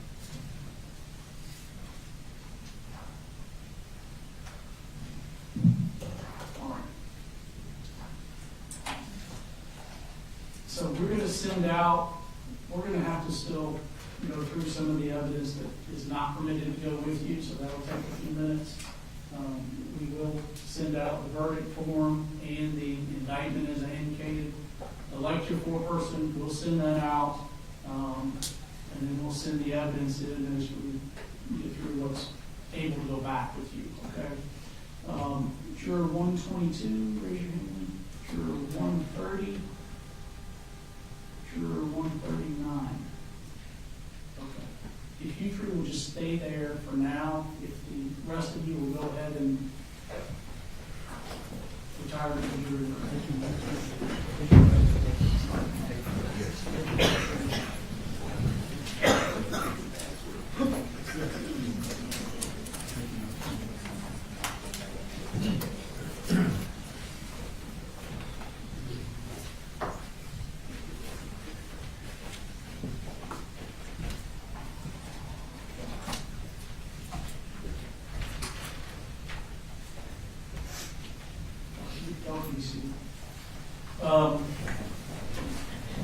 So you don't, of course, realize there are 15 of you, and you always hear about 12-person verdicts and juries. You guys are the alternates, and it's only based on summons number. So as the jury was selected, they go down the list by summons number. I very well may still need you, okay? And to be honest, I'm kind of shocked that we got through a trial of this length without having to use an alternate. Normally a case lasts about a week, and probably in 25% of those cases, in just week-long cases, we've had to put an alternate on. And it can be somebody got sick, it can be somebody did something that they're not supposed to do. There's a number of reasons that a juror could be removed. If we didn't have alternates and something happened to a juror, then we'd have to try the case again. You can't move forward with less than 12. So presently, you're going to go to the other jury room, the three of you, if you need snacks or drinks or whatever, they'll leave those for you. Don't discuss the case, and really, and I apologize, I know you sit here for 2 weeks or however long it's been. You may still wind up on the jury, but until that time, I have to keep you in the other jury room. Just don't discuss things, and then I'll just follow up with you as I get more information about whether or not we're going to need you to be seated on the jury. Do you have questions? Okay. If y'all will, put them in jury room 4, and then see what drinks or snacks or anything. You can take your notes with you.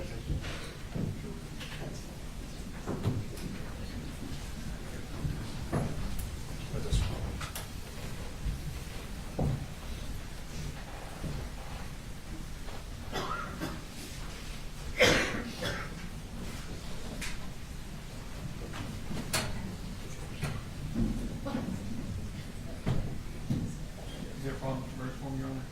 Should we need to- No, there was not a problem with the verdict form. It was more of me just struggling to. That's fine, I just want to make sure we didn't. Yeah, no, no problem with the verdict form. All right, so no objections to the charge. No, Your Honor. No, Your Honor.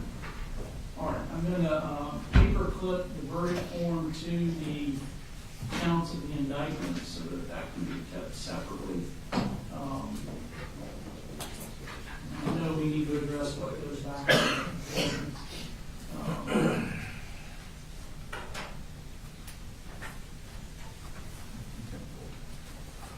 I need to step off. I think I have a case or two on point about what goes back and what doesn't, at least for a couple of the issues. So I'll grab that. If I need to restroom break, go ahead and take it. So we'll resume in just a minute.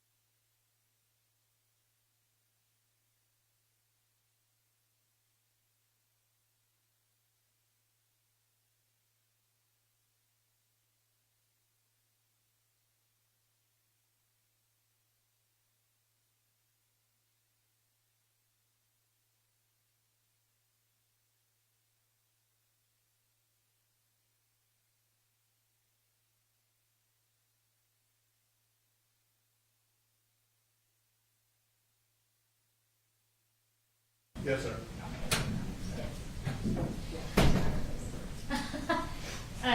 So regarding the PowerPoint, I think a lot, basically they went through and flagged any pages that they would object to going back. I'd say well over half, probably 75% of the flagged pages were where we had red boxes around relevant dates, times, names, things like that. Once we saw that, our office went back and took all those red boxes out. So we now have a version that does not have that. So I think that resolves a large percentage of it. Mr. Berry's pointed out one slide where we had an FBI press release that was in reference to a text message that was sent by Marcy to the defendant, but we're fine taking out that press release because the slide was just the text of the press release. Okay. So we will take that out. There was one additional highlighted one that we have missed that we'll take out. And then I think the only other two issues in flipping through it is there's one picture that's duplicated a couple times that I can address why we did that and why we think it's appropriate to stay. And then we have the calendar that we use for reference throughout with different things on it that I think is appropriate evidence as it was prepared by the witness and isn't continuing evidence that would go back to the jury. I've got all the numbers, so once they pull those out, if I can go through them, probably got maybe 15, 18, so shouldn't take us.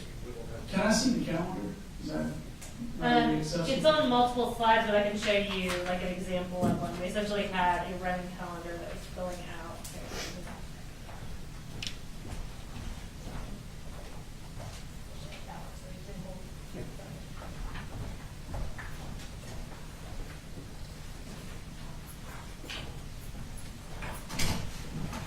Judge, our contention would be that that calendar isn't Investigator Gilliland's testimony reduced to a visual aid.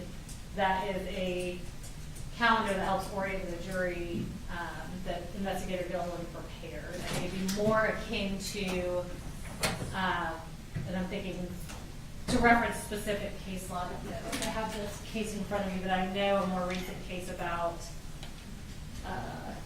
continuing witness is there's one about an anatomical drawing that goes back to the jury. It has writing on it. The writing was fine. The drawing was fine. I think a calendar like this that was prepared as reference would go back with the jury. I think it's more akin to that than, say, an affidavit or a transcript of a deposition or something like that, or a witness statement that would obviously be a continuing witness issue. Judge, we feel like it's like a witness statement, number one, and it should be demonstrative. There are probably half of these that have marked or calendars with writings on them. So testimony is already come concerning what's on the calendar. Number 71. 71, do they need a minute? And yes, and they're discussing it. Okay. And they'll let us know. All right. And Judge, the case I'm citing, I believe it was Davis versus State, which is 371 Georgia Appeals 469. It's a 2024 case. I'm sorry, give me that slide again. Yeah, it's 371 Georgia Appeals 469. It's a 2024 case. It says, typically the types of documents that have been held subject to the continuing witness rule include affidavits, depositions, written confessions, statements, dying declarations. Importantly, it's inapplicable where the document issue is original documentary evidence or when the document is non-testimonial in nature because it's not a reduction or substitute for the person's oral statements or So testimony. this would not be original documentary evidence. A text message is. Sure. But this also would not be a substitute for Investigator Gilliland's testimony as it's referencing a specific date to a specific incident, not memorializing what she testified to as like. How many calendars are there? Probably A 15, few. maybe 20. There's one for each date we talked about in August and September. 4-person training. All right, what I'm gonna do is bring the foreperson in and let's see. And you would just put them right there at the beginning of the jury box. From right here. No, Right. in the box, yeah, out of view. Yeah. Y'all can be still. So you're our four person. Yes, I am. It's 4:30.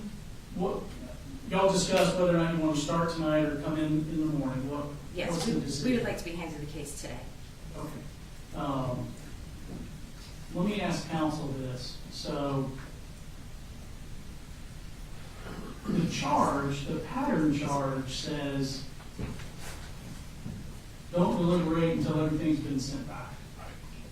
I don't really know the basis for that. I've never found where that comes from. Statute, case law, I don't know where it comes from. Do y'all want me to give them that instruction, or are you okay with here's the verdict form, here's the indictment? If y'all want to start deliberating, go ahead while we sit through this. Are we only arguing right now about the PowerPoint? I think there's more things to argue about. There are more. I would say yes to the PowerPoint, no to the other evidence. Does that make sense? Yes, go ahead without the PowerPoint until we can get it settled. Okay. Because that's it's a summary of other evidence. So the evidence that's in the PowerPoint is in here too. But I'd like to see what this other stuff is before they start deliberating. All right. But I don't think there's much to But I don't think that's much to dispute at all. Okay. We're gonna let you, we gotta get some things together. We're still fighting a little bit about what can and can't go in the jury room with you. Okay. But go ahead, hold off deliberating, and as soon as we send some stuff in, then y'all can start deliberating. Okay, thank you.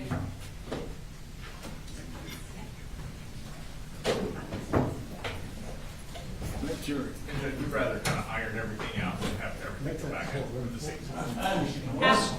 Yeah. After brief discussion, we are going to concede the calendars so that the jury can get the case quicker. So we've started working on that in our office. Okay. Which I believe just leaves, Let me give you this back. One of the. a duplicate photo. There's a photo of Colt Gray. The court can see, and you may recall this procedure in her closing. Colt Gray pointing the laser at the camera. He texted that photo to the defendant.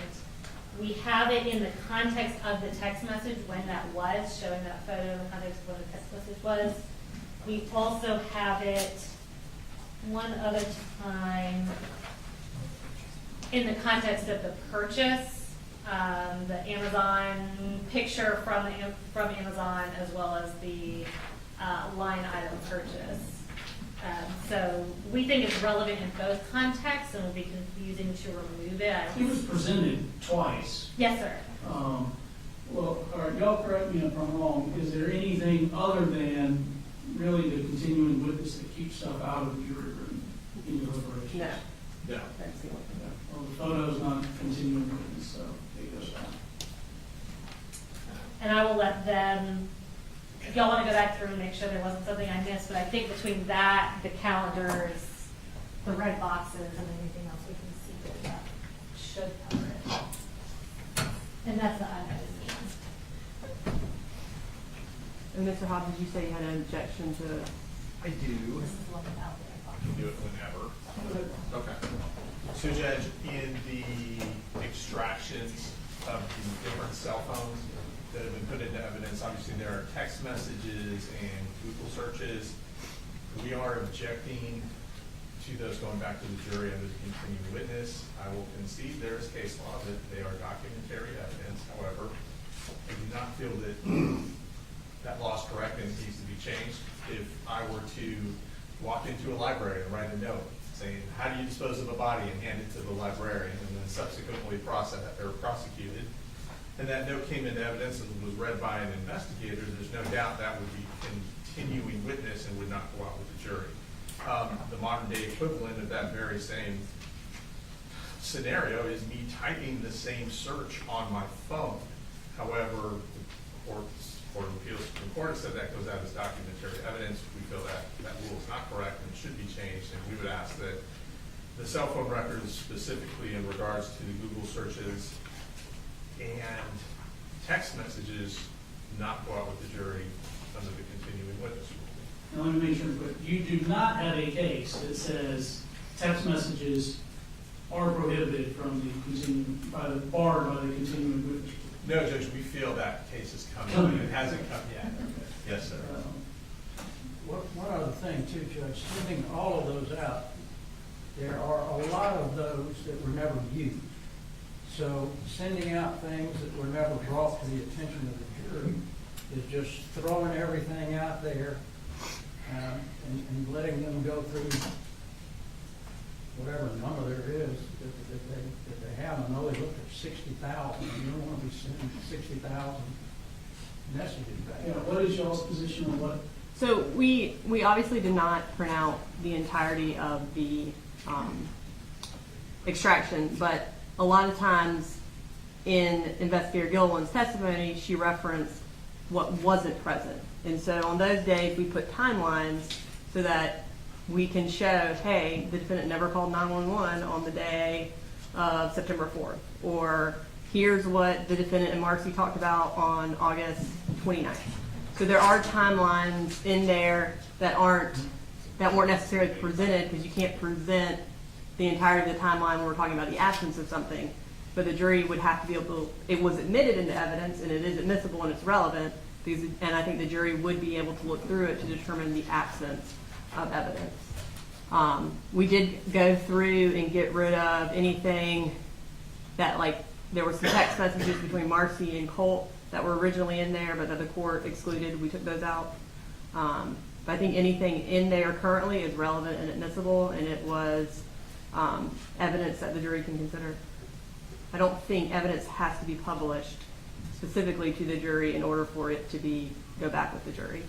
I looked for case law and there's nothing that says that. Here's my concern, and again, I don't know, I only saw what the jury saw. My concern is, and this is why I was kind of phrasing it, the foundation's been laid, it's been authenticated, for, let's say, 60,000, the phone dump, 60,000 pages. You've authenticated the phone dump. But that does not mean that all the parts of the phone dump are still admissible, even though a foundation's been laid. For instance, if there were web searches about pornography, well, that's part of the phone dump, the foundation's been laid, but it's not admissible for it's irrelevant. So that's my concern, that we've got, I don't know how many pages of documents that the foundation was laid for, but if a particular message or search or something wasn't presented, then it may not be admissible for a variety of reasons. And I understand the court's position. Our condition is that we only extracted and put in the notebooks what was relevant and admissible, and that what Investigator Gilliland testified to. But some of what her testimony was the absence of information. And so on those days, those timelines are present. We don't believe there's anything that would be inadmissible in them. The timeline, so a timeline extraction on a phone essentially is something that happens, is the part of the extraction that isn't just text messages. The text messages come in the bubbles, and then the website searches, you have the pictures. A timeline just shows what you're doing with your phone at each second of the day. It's all in one document. So it's like the defendant calls Colt at 10:20. Are these the timelines that she testified about, or are there other timelines that she didn't testify about? No, when she testified, and when Investigator McCorkle testified about these coming in, the only days that we put in was information she testified about. So for example, August 29th was a day where a lot happened. And a lot of the information was either the absence of information or what Marcy and the defendant were doing. So that timeline is in there because that day, what happened that day is relevant. But we don't have August 28th, for example, we don't have like August 28th and August 27th and August 26th and August 25th. We don't have those timelines in there because not everything that happened that day was relevant. But if she testified about the absence of information, then that whole day of what the defendant did is in there because it's relevant what he did that day. So like September 4th, what he did that entire day is relevant.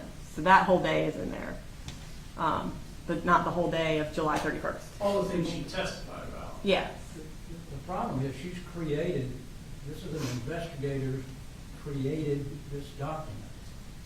And so I don't understand how it could not be continuing testimony if the investigator created that and then they're putting her creation into evidence saying this is what I created. Well, tell me if you, I mean, it's somewhat like you have voluminous records and someone creates a summary of the voluminous records, that summary is admissible.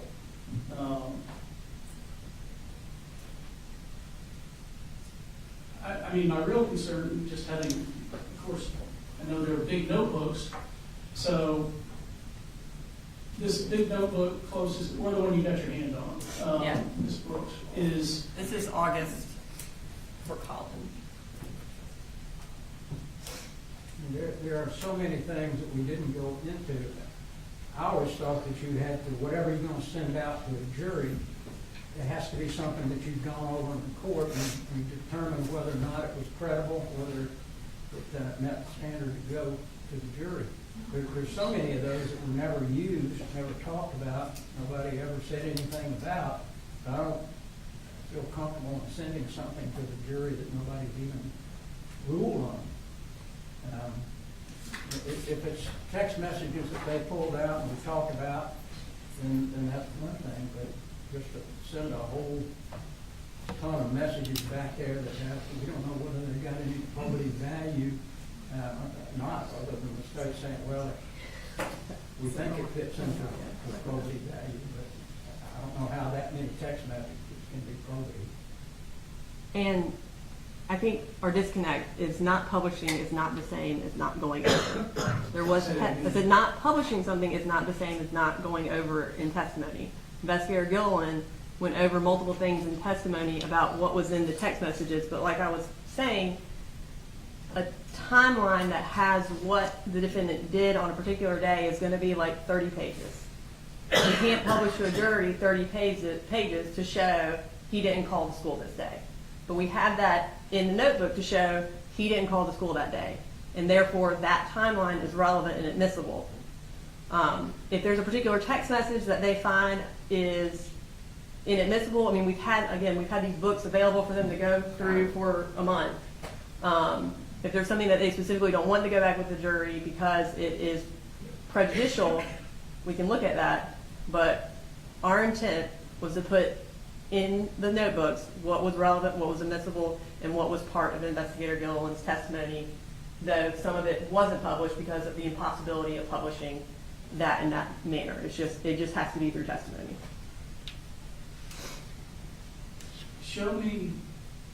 hand me one of the big notebooks, please.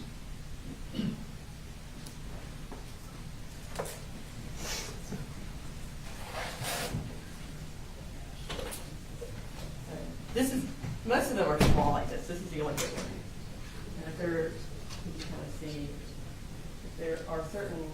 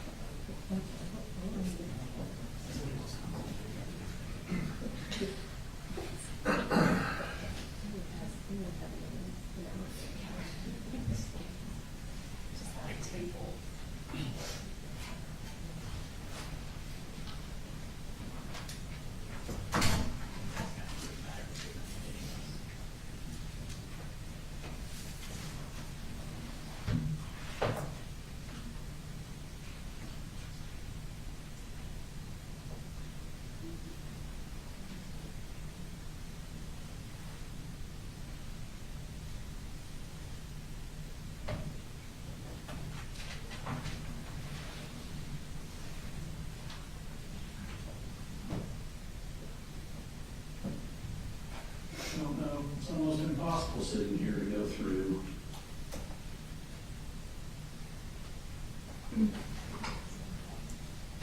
In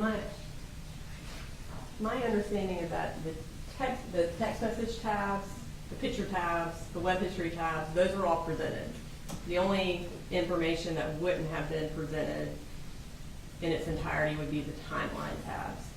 I think if the court wants us to, we can take out some of those tabs that, I mean, like I said, I think September 4th is relevant because that whole day is relevant, and I think August 29th and August 26th. Because those are the days that actually Gilliland testified to the absence of information. But if you want us to take out some of the other timelines, that's the majority of what, those are the only items that wouldn't have been presented in their entirety. I mean, I just, so that you understand my concern, you know, there are a lot of text messages in here that we did not, that I didn't see. So there could be a text message in here that says, you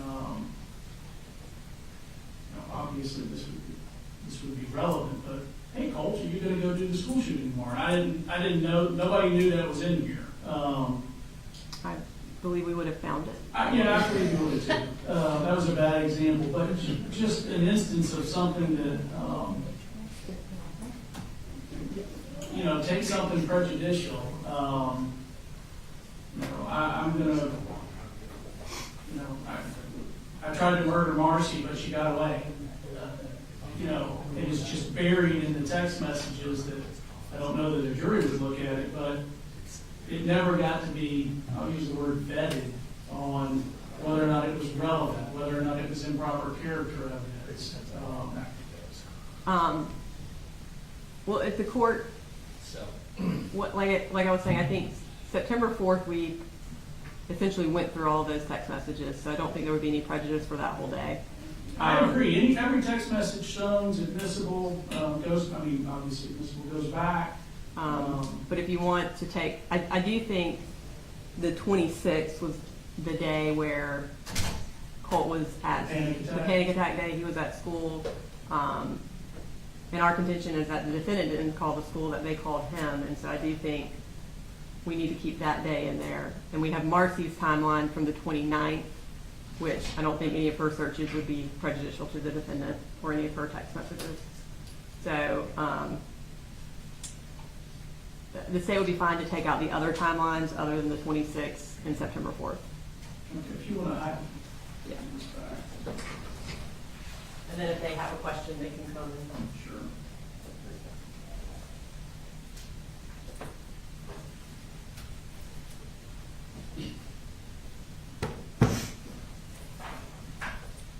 Can we get me some paperwork?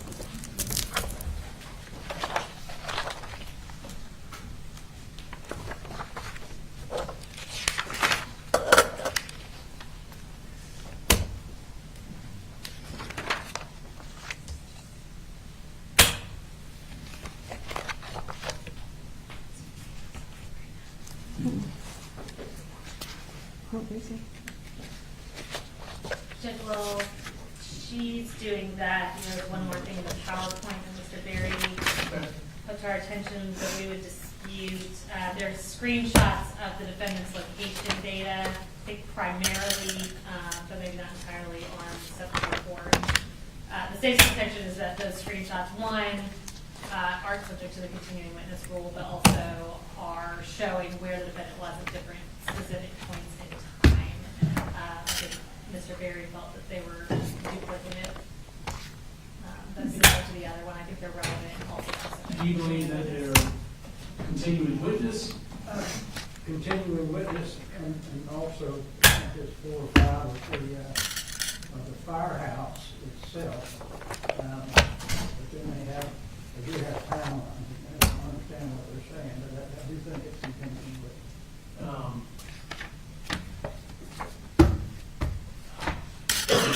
So it's a screenshot, or it's a printout of his location at a particular time? Correct, like a Google map locating, but it's the location data from the phone. Yeah, I don't think location data from a phone is subject to continuing witness. There's more to it than that. I didn't look at it or discuss it, but just location data extracted from a phone is Yeah. not continuing testimony. This one? Yeah, for now.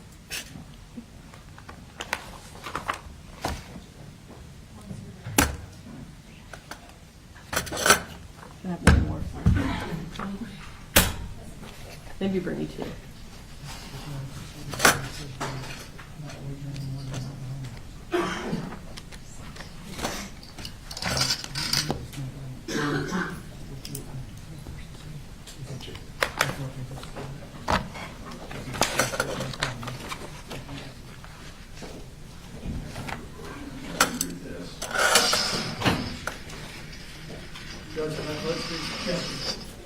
As long as you're not bringing me a problem. The jury foreperson came to the door and said they thought they were going to be able to start right away. They're not going to wait any longer. They want to come back tomorrow and start deliberations tomorrow. And you bring her out and they'll tell you that. You know, so they shifted gears. They want to come back tomorrow morning. Do you want me to bring just foreperson in? Do you want me to bring them all in? We don't mind if you just send a message back. Don't discuss the case, but we'll take it home. We're also about to give them all the things, so. Okay. Yeah, if they know it'll just be a couple more minutes, does that change their mind? I don't want to, we say a couple of minutes and then it turns into 15.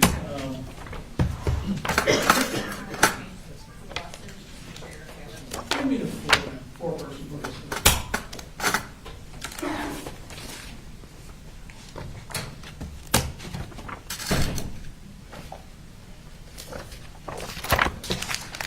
I think we resolved all of ours.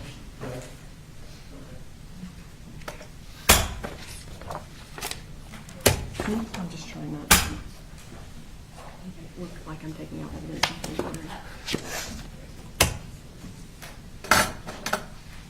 Of course, just for the record, we still object to any of the text messages going out. Based on what we hope the courts will do sometime down the road. There's one attorney that I'm familiar with often argues with the law should do. Ma'am, our apologies, It's okay. but you don't want to go home, come back in the morning. Yeah, we were under the impression you guys were ready and we were gonna take it then, but if you still hashing stuff out, we'd rather come back fresh in the morning. Okay. Tell them 8:30, Brooks, tell them 8:30, again, nobody should be discussing the case or looking up anything, that continues. And then you don't deliberate until all 12 of you are in the jury room. Understood. Okay. Thank you. And then Brooks, if you'll bring me the 3 alternates. Yes, sir. Yes, will we have the evidence in there tomorrow when they get here? Or wait till they get here and then bring it in? All right, did both sides see the written charge? Yes, sir. Yes, sir.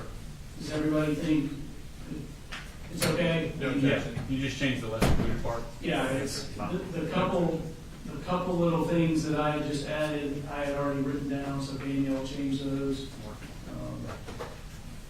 All right, so we're gonna send the charges out then? Yes, sir. All right.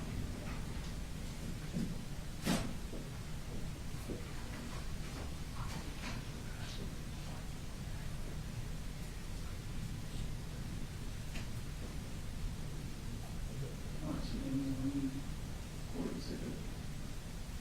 Packet, you email them, and then this one, final one, you just.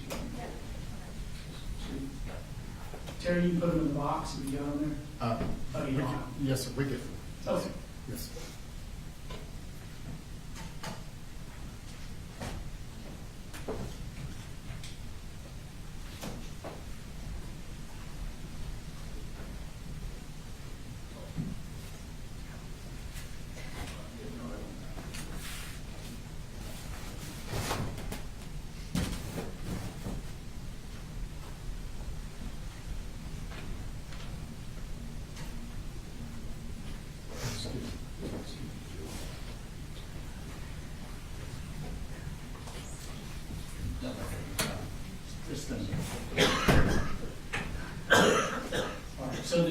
decided that they're gonna come back in the morning to deliberate, so you will be on the bus and come over with them, okay? Did y'all get in your lunch orders for tomorrow? Yes. Okay. So, when you get here in the morning, they'll just put you in deliberation 4, snacks, drinks, whatever you want. Continue to understand, though, you're under the same rules. Don't look up anything about the case, don't get on social media, don't talk to anybody about it. We could still lose jurors for any number of reasons, okay? Anybody have questions? You'll have a good evening, see you in the morning, normal time, Yes, sir. meeting 8:30. Yes, sir.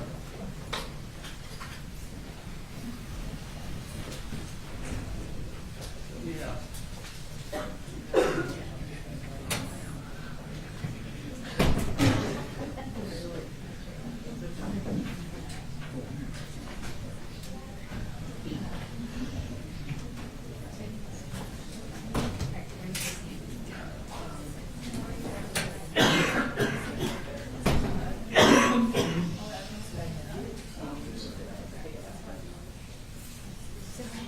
She was, okay, so, fighting about anything else going out. The text messages are going, photographs are going, the state's removed things that were red boxes or whatever on the, did we never decided that this was the PowerPoint, is that right? Yeah. Right, so we got to decide that one. Well, we've got PowerPoint. We've already gone through that, so I think. I think you've ruled on, either we've consented or you've ruled on everything in the PowerPoint. Okay. We did want to put on the record for the Amazon records, we did redact, there was something that was ordered related to masturbation, and we took that off. We redacted that. We're going to ask about that. But, so this should be either relevant or non-prejudicial items that were purchased. All right, so you've seen that, y'all are fine with that, is that right? I'll double check it, just to be sure.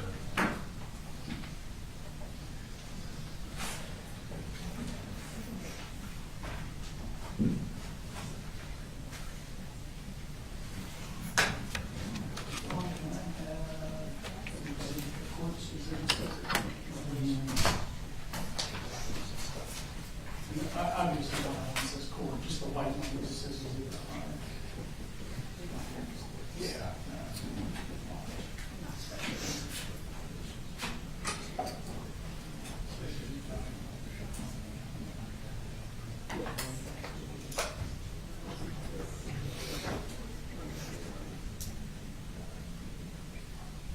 And, Your Honor, for the unredacted version of the PowerPoint, and I'll just do for the court's record, I put a U next to it, so it's not anyone U for unredacted, so that it's part of the record, but doesn't go back to the jury. Thank you.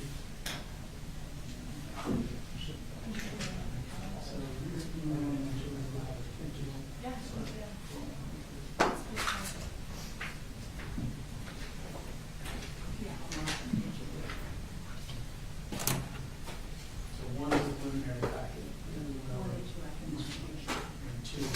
two is this final charge, which is,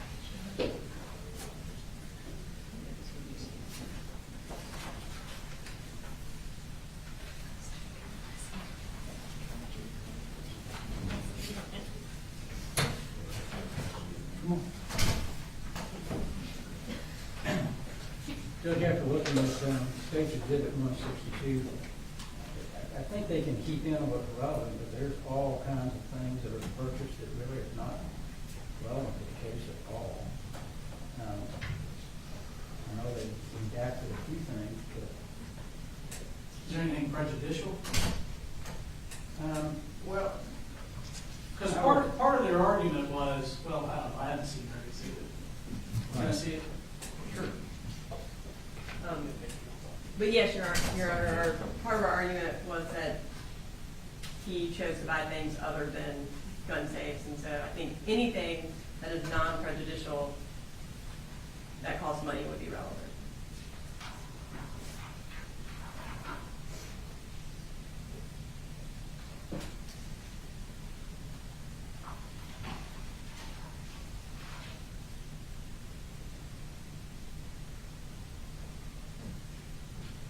So I see two that were redacted, or it says redacted in the item. Actually, Some of them came to us redacted. okay. And we redacted, I think, one additional one. The other one's just, it was like that when we received it.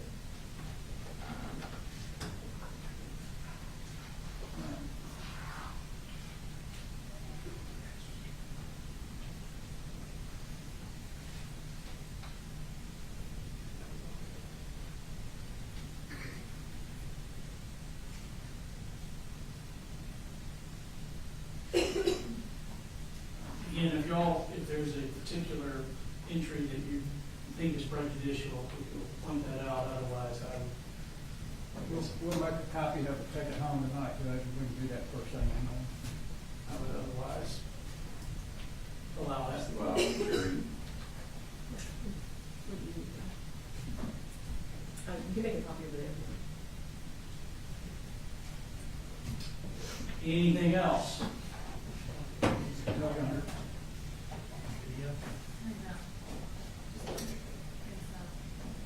All right. Let's meet at 8:45, just make sure.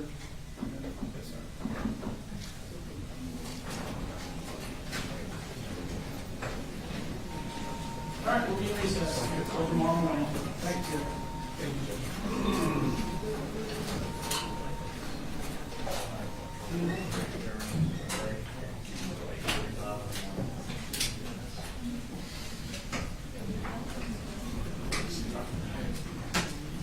You know, we won't know tomorrow. Okay. Judge Green's taking that up for us. Good job.